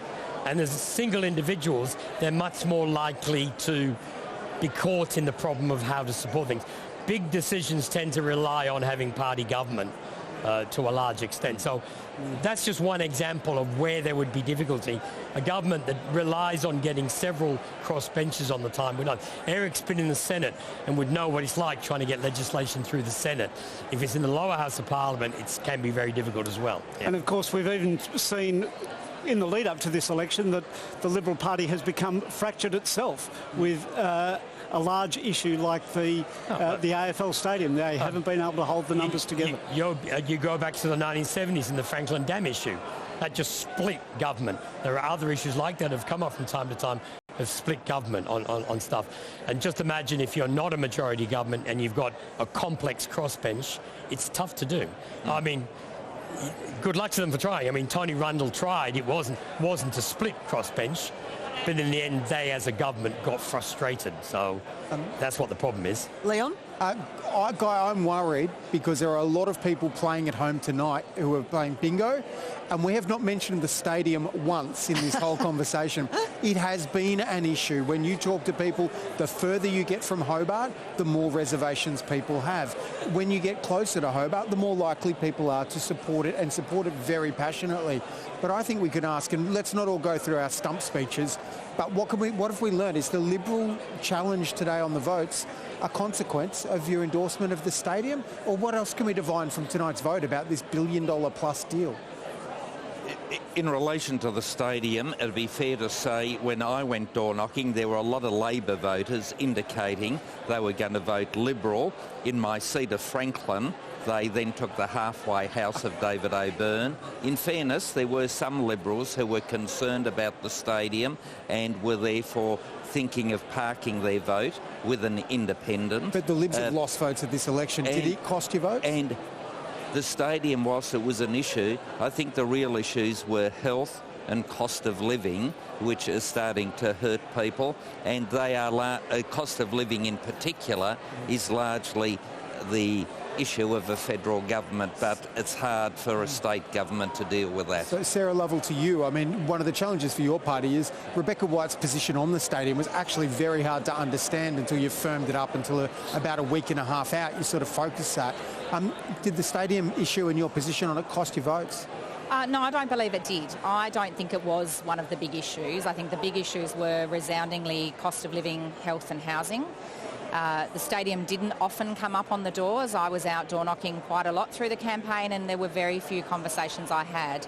I think if there was the great levels of support that the Liberal Party seemed to say there is for the stadium, we would have seen a landslide of votes to the Liberal Party, because they were really the only party saying they would deliver the stadium. We haven't seen that. We've seen a swing away from them. So that would either indicate that that support is not there at the levels that they've claimed that it is, or that it's not the big issue of the campaign, which I think is really what is the reality. Nick McKim, you look like you're chomping at the bit to get in there. Look, the stadium came up a lot for us on the doors, and people were just asking. I mean, I won't give the stump speech. Leon's asked me not to, but people were asking how we could be spending hundreds of billions on a stadium while we got ramped ambulances, while people are living on the streets. I probably can't let you get away with saying hundreds of billions. That's a stump speech. Hundreds of millions. But in all seriousness, he did come up a lot for us on the doors, and this Parliament is by no means certain to back in the stadium. When it comes back into the House of Assembly, there is no guarantee as we're sitting 152,000 members. That stadium is going to be endorsed by the House, as it now needs to be. So watch that space. 152,000 Tasmanians have already joined up to the... That's to the team, Eric, not the stadium. You know there is a difference, But right? everybody knows that we won't have a team unless... That's not true at all. Unless there is a stadium from which to operate. Eric, you used to oppose the stadium back in the day. Then you had a road to Damascus conversion, and now you support it. I mean, you're all over the place. This is your style each and every time. I have never opposed the stadium. Rubbish. Never. I've written an opinion piece in favour of it. Yeah, now you have. We're going to hit pause here for a tick. Antony Green, what have you got to add? I wish I hadn't mentioned AFL. The Swans have won, which is a good thing. But look, in 2014, Labor was tossed out of office. Tonight, the Labor vote is 1% higher than at that election. The Green vote is 0.5% higher. So the Labor and the Greens have done no better than 2014. The difference is the Liberal vote is down 14%. And the vote for others is up 14%. So there's been a huge shift from government to the crossbench. I've always said in Tasmania, one of the problems of the Hare-Clark system is governments can be defeated, but it's not always clear who's won. A defeat for the government doesn't turn into a victory for the opposition. What's happened here is exactly that. The public has not backed to the opposition, the two existing opposition parties, but they've kicked the government and gone for something in the middle. 14% is a big swing there, Eric Abetz. That's over 3 elections, I'm saying. But all I'm saying is that the Labor and the Green vote is no higher. It's like 1.5% up on 2014. The difference is what's happened to the Liberal votes over 3 terms since. And that's been parked with people like the Jackie Lambie Network and some other independents. So Labor and the Greens, whilst they have been crowing all evening, we've now got Antony Green. We've got to stop you there because it sounds like that Rebecca White, Labor leader, will shortly be joining us here. You've just heard that there's audience here, including Erica Betts, is applauding that news. Always, it's the courteous thing to do. Great result. Indeed. You heard the message earlier about, you said that health and cost of living had really bit in here, and that's part of the reason why the public has given a kick to the Liberal Party. What more then should the party be doing to address those concerns? Look, in relation to cost of living and housing, I think the planning issues in this state really do need further addressing to ensure that the cost of getting housing, unit developments, new subdivisions, etc., that it's all about supply, and the supply has been limited, and that is what's been driving up the cost. Now, Sarah Lovell, Your microphone's not on, Nick. We'll just go to Sarah Lovell. Sarah, could this be the final speech from Rebecca White as leader? We'll have to wait and see what Rebecca has to say. I have no more information on that than you do, guys. So I'm waiting to hear what Rebecca has to say. Come on, you're good friends with her. It's a little bit later in the night. If I can interrupt some more barb sharing. It is a little bit later in the night now, Sarah Lovell. You wouldn't comment earlier on whether it's appropriate for Rebecca White to remain on as leader. Now that we're edging in on 10:20, what's your view?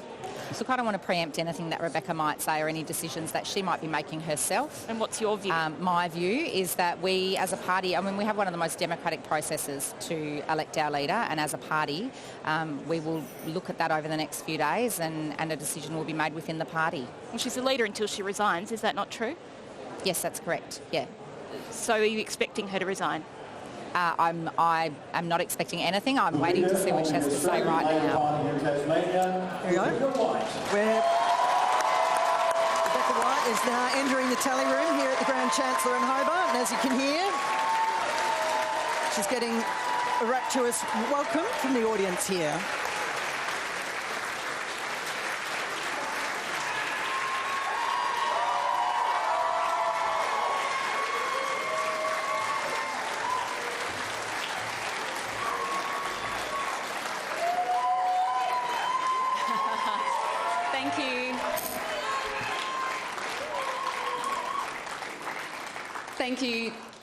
Thank you, everybody. As a deep reflection on the lands we stand tonight, I want to recognise the Palawa people of Lutruwita and pay my respect to elders past, present and emerging, and acknowledge any Aboriginal people who are in the room with us this evening.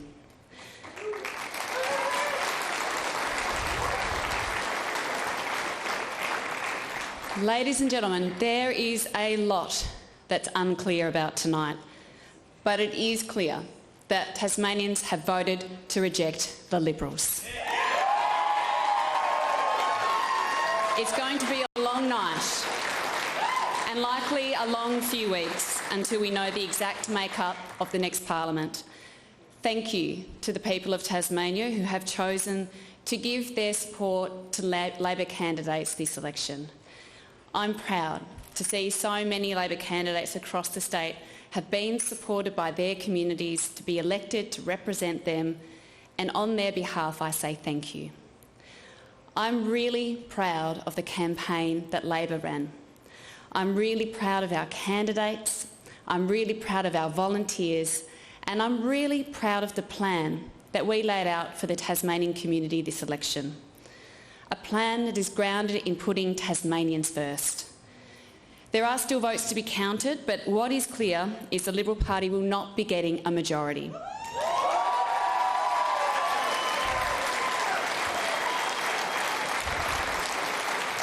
Tasmanians have humbled a Premier who called an early election expecting to be returned in majority. Tasmanians have clearly voted for change. And when the Liberals called this early election, the second in 3 years, they called it not because they wanted to address the cost of living, Not because they wanted to start turning around our health system, not because they wanted to give young people hope that they might one day own their own home, but because they couldn't even work with people from their own party. Which means that dealing with a crossbench the size the Tasmanian community looks to have returned in this election will be a very difficult task for them to manage with respect. Because respect requires an honest appreciation that the voters cannot be sent back to do it again, and that each member of the crossbench represents a constituency that has to be listened to. Humble people don't speak of a coalition of chaos whenever they don't get their own way, or claim a victory when the results aren't clear. They pick up the phone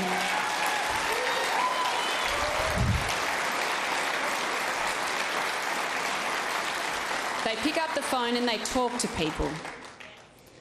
Strong but humble leaders accept the responsibility of making the parliament that the Tasmanian people have chosen work for all of our communities and for all of our regions.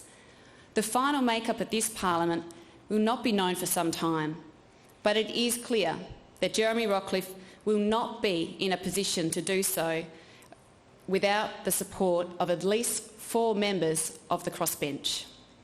Whether he can ultimately remain as Premier will be up to the members who are ultimately elected. I want to recognise that tonight will be a difficult one for him, having called an early election demanding stability, and instead the Liberal Party have seen a massive drop in their primary vote. After 22 years in the Parliament and 10 as the Deputy Premier and as the Premier, Jeremy has given an enormous amount to this state, and I want to acknowledge that tonight and also thank him and his family for their contribution, because there would have been a lot of sacrifices given over those years.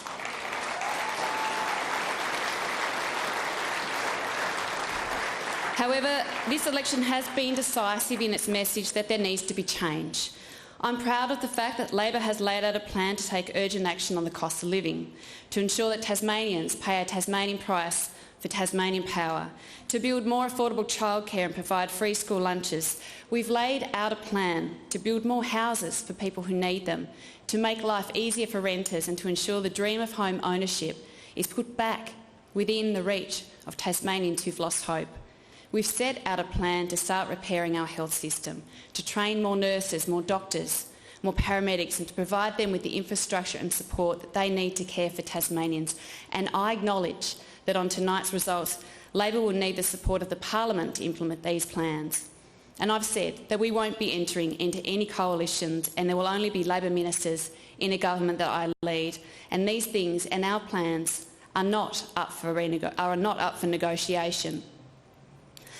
But whether we get the chance to implement our agenda will depend on how things play out over the next few weeks. But tonight it is clear that the Tasmanian community has rejected the past and wants change. It is over conflict for conflict's sake. This election outcome requires us to respect those who differ in their political colour, and Tasmanians have told us loudly through this result that they want a government and a parliament that works for them. Tonight I would also like to convey my deep thanks to every single person who supported me personally and the Labor Party as we've campaigned throughout this election. Firstly, I want to thank my family and my friends for their unwavering support. Thank you so much for always standing beside me and holding me up at times when it's been necessary. Thank you to my deputy, Anita Dow, who's been a rock. Anita is a marvellous, hard-working person who has put her heart and soul into this campaign, and I'm incredibly proud to call her a friend. Thank you to my team, and in particular to my Chief of Staff, Marcus Atkinson. Thank you for your hard work and your dedication, which has been such a strength to me and all of us as you've led from the front. To the Acting State Secretary, Jared Moore, and to the former State Secretary, Stuart Benson. Thank you. Thank you for your commitment to our movement, for the many, many, many hours that you put in and the effort you gave to make sure that our campaign was as strong as it was. It is a privilege to do this job with some of the best and most genuine people I have ever worked with. To our candidates, and I can see some of your faces in the room tonight, whether you've been successful tonight and whether it's still to be decided or whether you haven't quite made it, I want to thank you for putting yourself forward. Our democracy depends on people like you. And by putting your hand up, you've done a genuine act of public service and you've done our party proud. I want to thank the hundreds of Labor volunteers who've worked so hard across the state, talking to people, door-knocking, letterboxing. You are symptomatic of how our movement works at a grassroots level to grow support, and I'm so proud of each and every one of you. Throughout the campaign, we've elevated the stories of Tasmanians who are demanding a better future. We stood in their lounge rooms, we stood in their businesses, we sat around their kitchen tables. We helped share the story of Tasmania as it is and as it could be. We stood in their lounge rooms, we stood in their businesses, we sat around their kitchen tables. We helped share the story of Tasmania as it is and as it could be. And we asked for their support to help change the government so that we could deliver a better future for our state. Can I finish by saying just one last thing?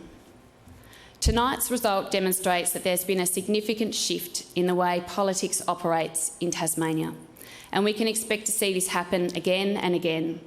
It is very likely that Tasmania will continue to elect minority governments, particularly with a 35-seat parliament. It is also clear that people voted for change this election. We'll wait to see how the dust settles and for the final results to be determined.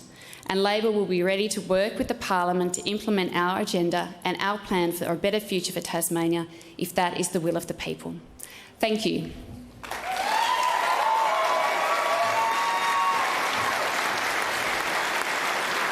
Live from the Tally Room here at the Grand Chancellor Hotel in Hobart, that is Rebecca White, the Labor Party leader, clearly not making a concession speech, not conceding at all. In fact, pledging to work with the Parliament of Tasmania to implement Labor's plan, if that is what the Parliament votes for, saying that it will be some time yet before the dust settles and we know exactly what the makeup is for the lower house of the Tasmanian Parliament. It's not quite clear to me either whether either leader has spoken with one another tonight, whether there's been an exchange of phone calls or text messages, Sarah Lovell. No, I don't know either from both of those speeches whether they have been speaking. I think what we see from Rebecca there is that clearly she thinks there's still opportunity potentially and that there is still some unclear results that are yet to be settled and wants to wait and see what that looks like before any final decisions are made.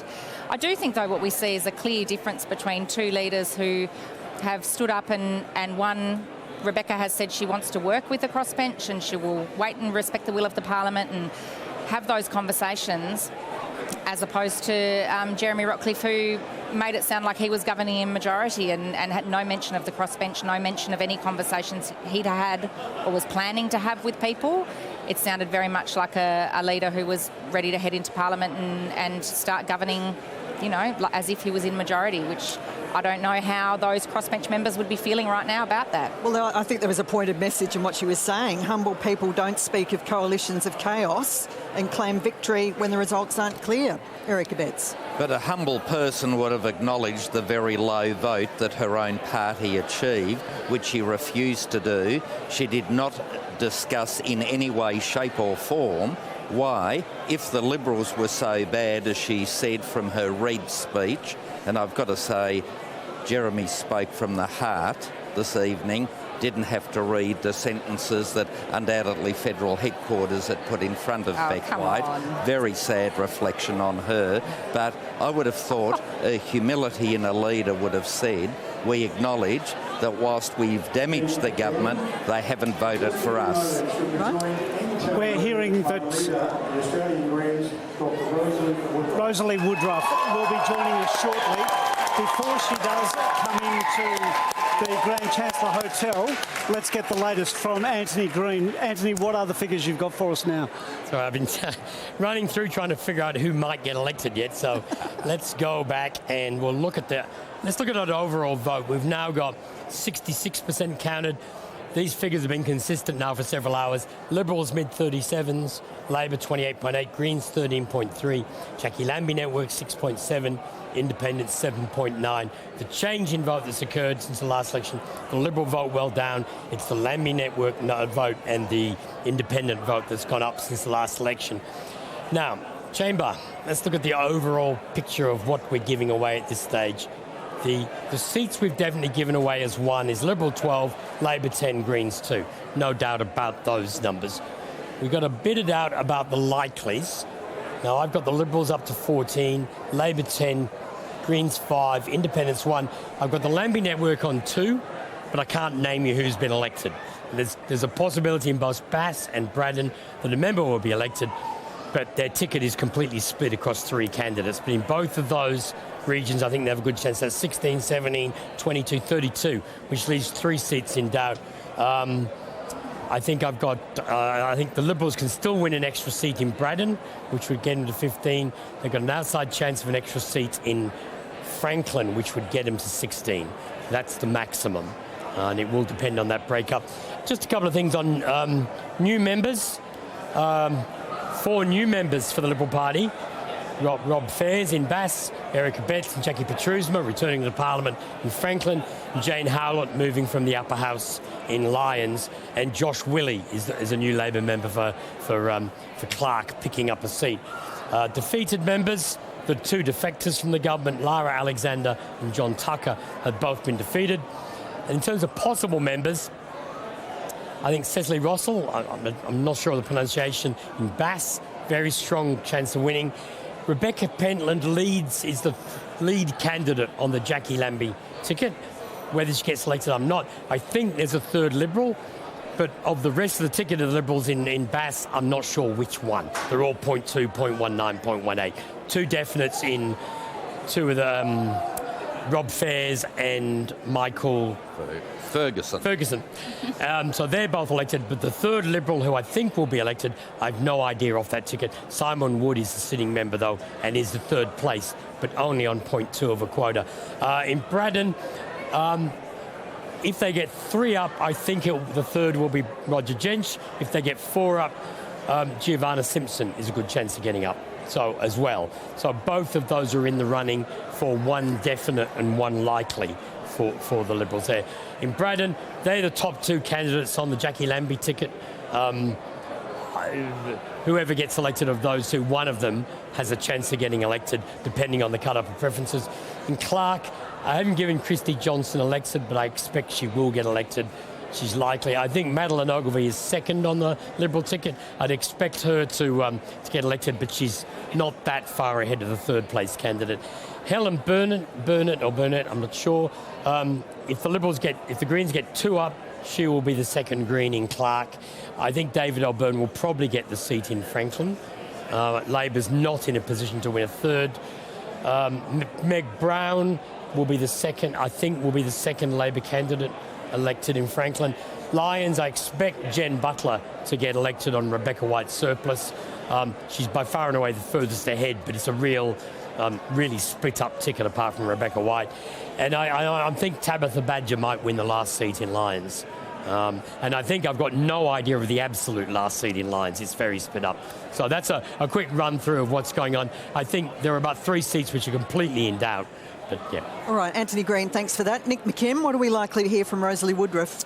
Oh, look, I think Rose will give a measured speech. There's been a swing to us. We'll pick up a seat or more in this election, and she should be really proud of the campaign she's run. It's her first campaign as leader, and she ran a really disciplined, values-based campaign that actually proposed solutions to some of the big challenges facing Tasmania. Look, just a couple of quick reflections on the speeches we've just heard. Jeremy Rockliff's, frankly, pretty graceless and delusional, I thought his speech was. I mean, he's come in with a 10% plus swing against him and basically claimed victory. I thought Rebecca White, a clear pitch to the crossbench, like very measured, humble, accepting of the results, and a clear pitch to the crossbench. All right, it is time now for Rosalie Woodruff, who has entered the hotel. Here she is.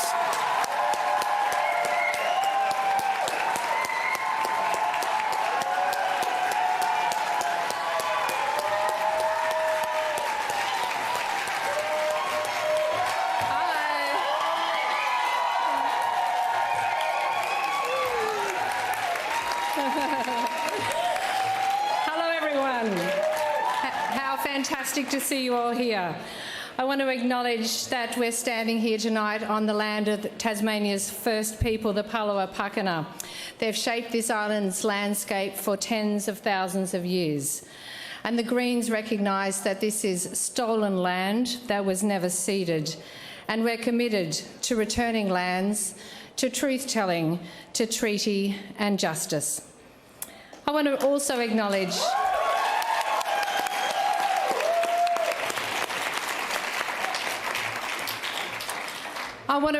the work of the people on this campaign and start with Jeremy Rockliff and Rebecca White. As leaders, they have both done a huge job of work. And, you know, elections are tough for everybody, but also democracy is a wonderful thing. And on behalf of the Greens, I salute everybody who has had the courage to stand, party leaders, but also the candidates and the independents, people who had no notice that this election was going to be called, and that in itself was, you know, less than perfect from a democratic point of view. People have gone hard and they've given it their best.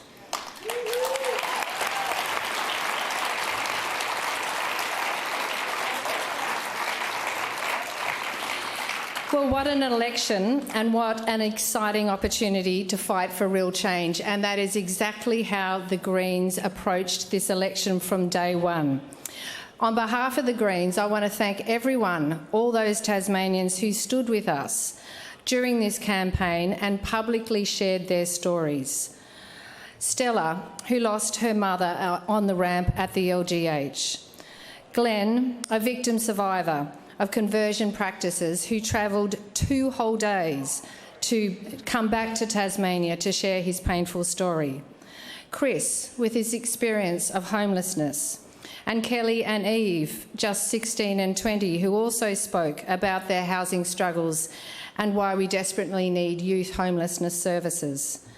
Teresa Sainty, who shared the stories of Palawa people's lives in the remote southwest wilderness heritage area. The unions who fight every day.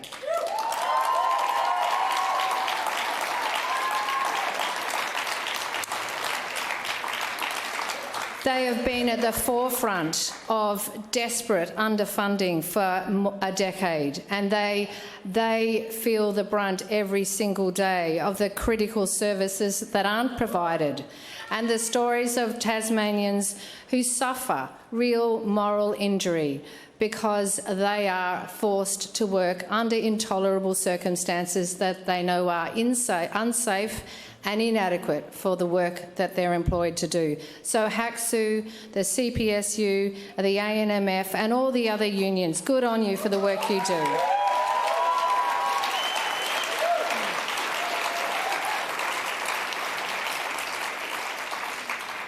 And of course, who was there loudest and strongest? The incredible conservation movement of Tasmania, who stood in defence of the Liberal and Labor Party's attacks on our forests, relentless attacks on nature and the marine environment. The thousands of Tasmanians who joined us on the streets to march to end native forest logging and burning.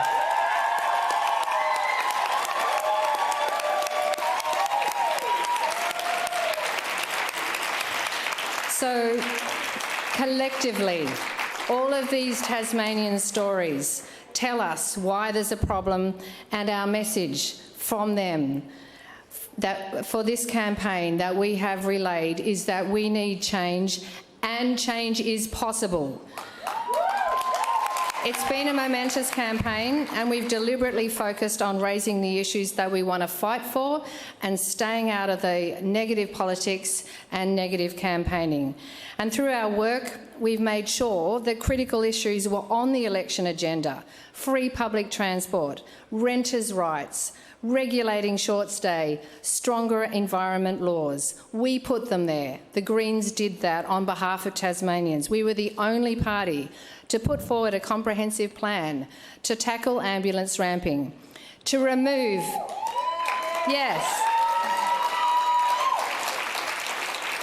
It's not easy, and that's why it's a 50-point plan and not a 3-word slogan.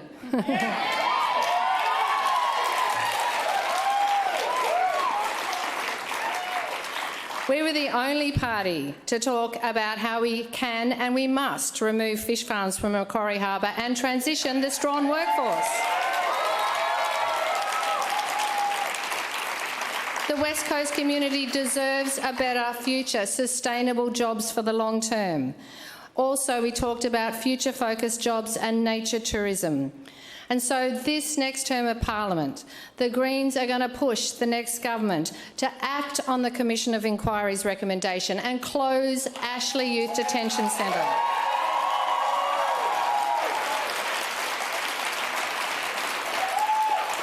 To legislate for the protection of Aboriginal heritage, to give the EPA some real fangs, and to properly ban harmful conversion practices. I am a proud foundation member of the Tasmania Devils, like I'm sure so many other people in this room are, and I'm committed to defending our team and our colours, and the Greens will hold firm in standing up to the whimsies of the AFL. We know having a love of football doesn't have to equal support for a stadium.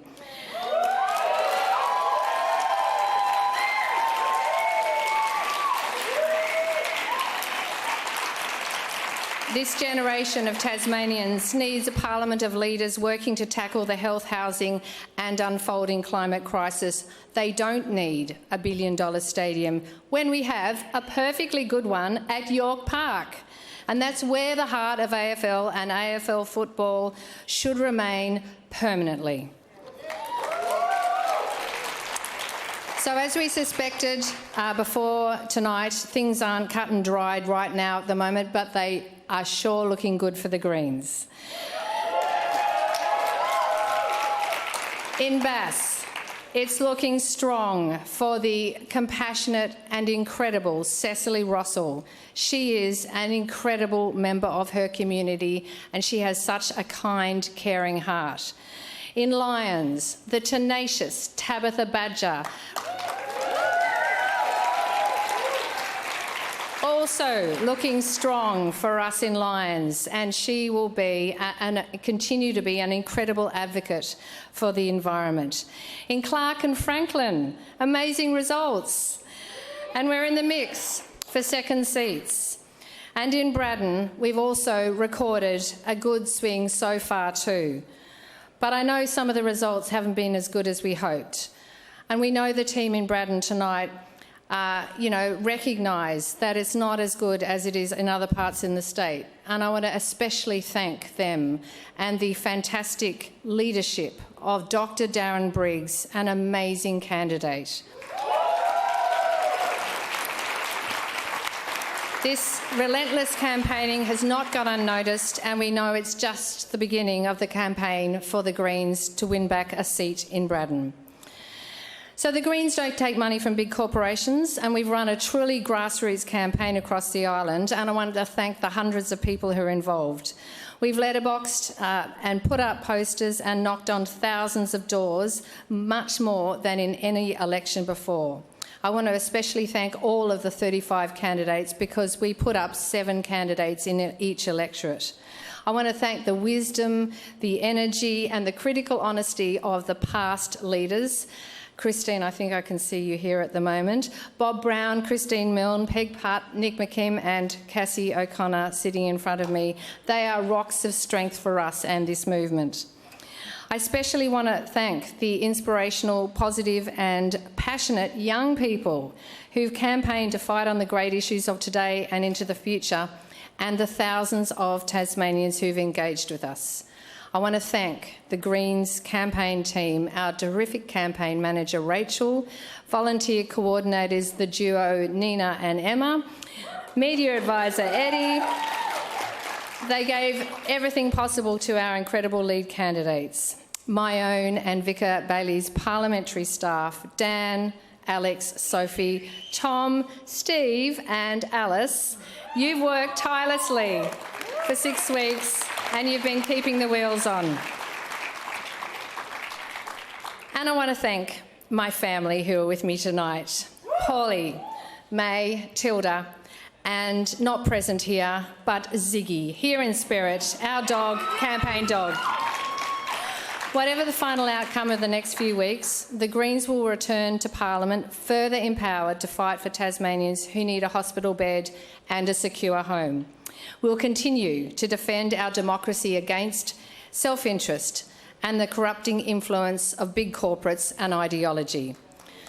And we'll always be a voice for nature, unlike Labor and Liberal parties who deny the climate emergency. The Greens are with the majority of Tasmanians who want to protect our carbon-rich forests and extraordinary wildlife and end native forest logging for good.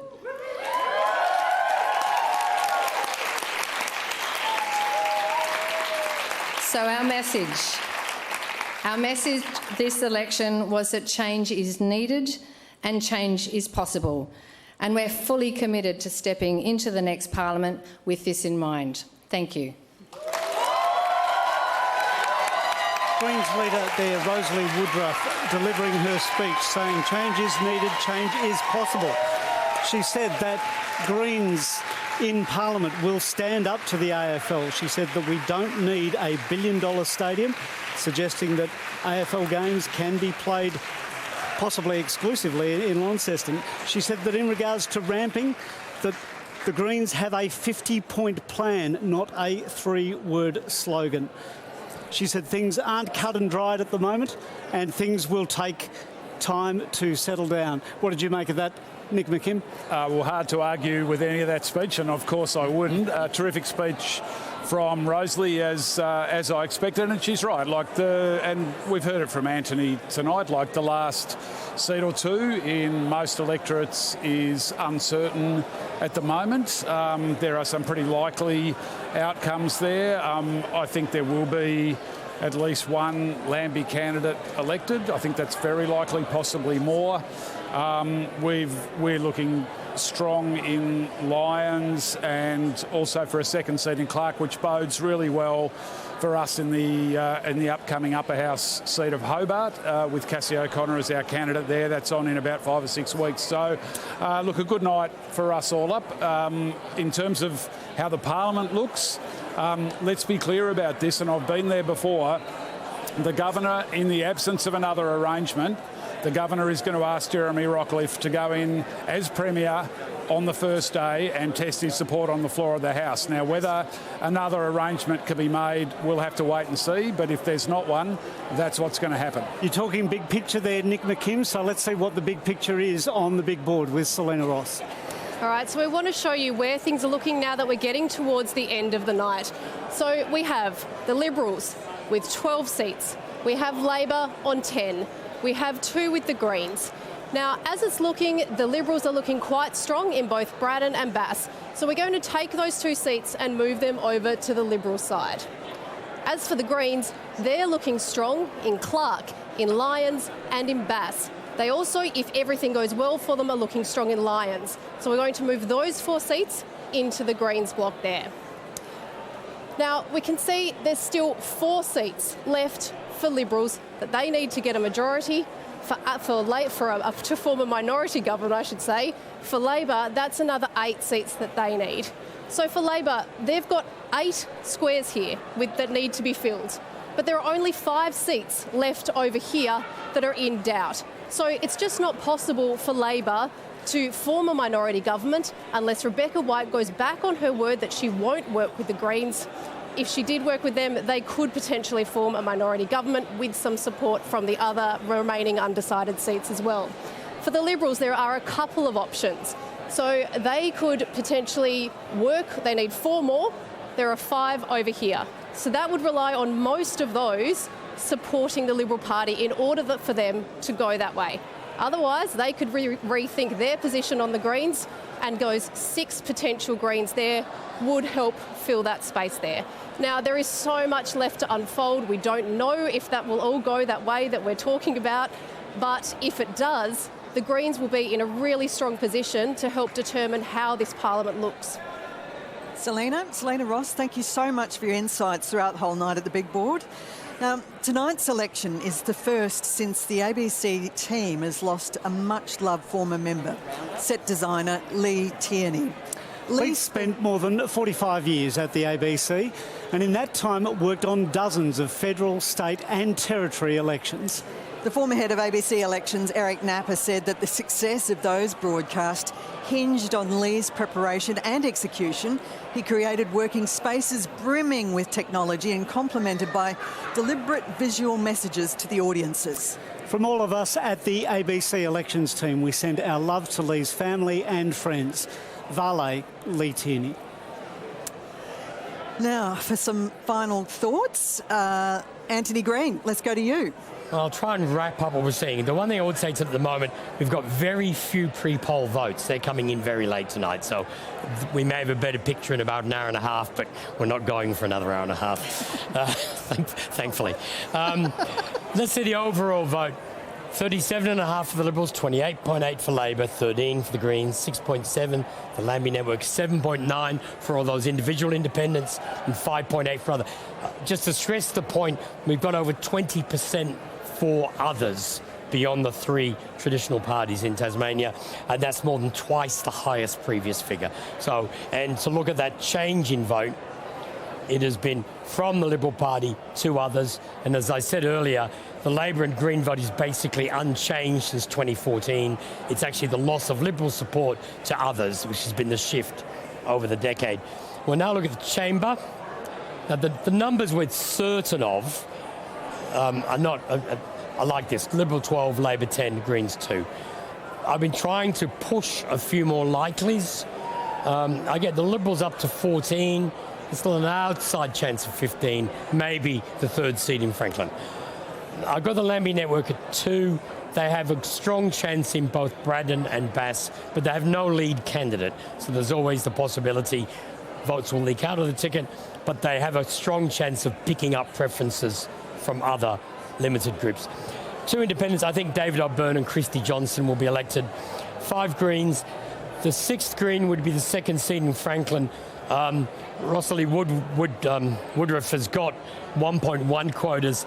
The other 0.5 of a quota is split across 6 candidates, and I suspect it's going to leak out. David O'Byrne is the strongest in Franklin, and I think the Liberals would be the next one, so that's potentially the 15th, but it's really impossible to tell, and it's impossible to know the last seat in Lyons as well. Labor, I'm not getting above 10. I think there's a possibility in Lyons, one of the electorates, I've forgotten which. It's that time of night. The new members. Trying to deal with Hare Clark, honestly. Rob Fairs has won the seat that Lara Alexander vacated, but the Liberals have lost the seat in Brass. Eric Abetz, Jackie Petrusma are the new candidates in Franklin, with Nick Street, the possible third candidate, and in Lyons, Jane Howlett is the new member in Lyons. Defeated member, and I've just remembered there is another defeated member who's the extra... who's the other candidate? Dean Young in Franklin, who was elected on the recount. So there's 3 defeated members, but both Lara Alexander and John Tucker, who were defected from the party, have been defeated, and Dean Young, who was elected on a countback, has also been defeated. So I think that's we've got some possible members. As I said, I think Cecily Rossell, I think she will win, but we haven't got any pre-polls. We've got a couple of, potentially 2 of those 3 will be elected for the Jackie Lambie Network. I think Roger Jensch will be in. Giovanni Simpson, if the Liberals get to a 4th seat, so maybe the Liberals could reach 16. Christy Johnson in Clark, I think, will be elected. Madeline Ogilvie, I think, will be elected. And Helen Burnett, if she gets the 2nd Liberal. And I think David O'Byrne, Nick Street, Meg Brown, there's a number of people there who could get elected. So there's a lot more counting to come. But it's definite the Liberals have more seats than Labor, but neither of them are anywhere near... the Liberals are not anywhere near a majority government, and the Greens have got a very powerful position in the new Parliament. Antony Green, as always, thank you so much for your contributions tonight. And I do know that you love Hare Clark and the Robson rotation. Yeah. Now, for some quick Summing up for the night, I'm going to start with you, Leon Compton. It's a couple of things. One is, and respectfully to all of their families and the work they've put in, it looks like both the Labor and the Liberal parties might well be looking for new leadership after this. The other thing is, the idea was that the Parliament was going to expand to 35 and there'd be a greater pool of talent to draw from. You've got Rob Fairs, you've got Giovanna Simpson potentially coming in for the Libs. Not much for Labor, and so all of that new blood looks like it'll sit on the crossbenches. I'm not sure that is what this was initially designed to do. Emily Baker? It's a strong result for the Liberals in one sense. They've won more seats than any other party, but it's certainly not the result that they wanted. And we've gone twice now to an early election on the basis that they couldn't work with government in minority. I thought the tone from Rebecca White was very interesting. It'll be an uphill battle for her to form government. But equally, from what we've heard from Jackie Lambie tonight about her thoughts on the current government and from the Greens leader as well, I think both parties will be having some pretty tough conversations in the coming weeks. Eric Abetz. When you've suffered a loss of votes, as the Liberal Party has, there clearly has to be a time of reflection. Some of the policies that we announced will have to be looked at, be it the new tax in relation to short-stay accommodation. I know that got some feedback. The pet policy for tenants got some feedback. So there have been a few issues that will need to be considered. The method of our campaign will have to be looked at as well, whether it was a good idea to have a hard whack at the Jackie Lambie network as was done.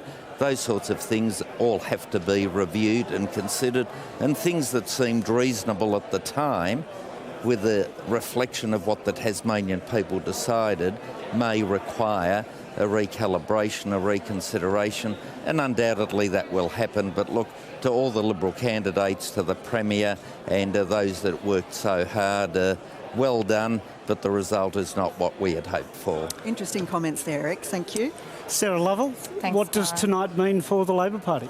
Well, I think, look, there will be reflections for us as well, and particularly in not picking up those votes that have left the Liberal Party, whether that's just because there were more options for people to vote for with more independent members and more minor parties.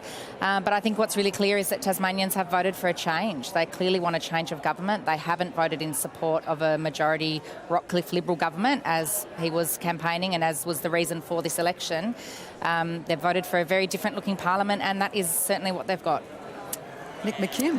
Well, a good night for us. I think the most likely result for us is 5 seats after tonight, and that's a ringing endorsement of our campaign. But look, the big story tonight is that ongoing erosion, significant erosion in the support of the political duopoly in Australia, a power-sharing parliament where no one party has absolute power and where the interests of people can be prioritised over the vested interests and the corporations. That's a great result for Tasmanians. All right. Thank you to our panel tonight. Our new member-elect for Franklin, Eric Abetz. Thank you. And you'll take up your seat in the State's Legislative Assembly for the first time in I don't know how many weeks to come. Labor's Sarah Lovell, thank you for your insights tonight. And the night threw up a number of challenges for Labor and you, so thank you. As well, thank you to Senator Nick McKim. The Greens look to have picked up some extra seats, at least 1, possibly 3. Thank you also to Emily Baker, as well as ABC Radio Hobart's Leon Compton. Thanks also to our reporters and crews across the state who brought us the sights and sounds of tonight's election. This has been Tasmania Votes. The Liberals have secured the most seats, but not enough to command a majority in their own right. The Liberal vote collapsed by more than 11%, and even though Jeremy Rockcliffe has claimed victory, they'll now need to reach an agreement with an expanded crossbench in order to govern. And that could include as many as 6 Greens, a number of independents, as well as members of the Jackie Lambie network. Labor leader Rebecca White has not conceded defeat and said the question of whether or not she could form government will depend on further counting over the coming days and weeks. And as that counting continues, stay up to date at abc.net.au/TasVotes on radio and on TV. And for more analysis of tonight's result, join David Spears on Insiders tomorrow morning at 9 o'clock. And I'll be back for a special edition of AM on ABC Local Radio from 8 o'clock. I'm Sabra Lane. And I'm Guy Stainer. Good night. Good night.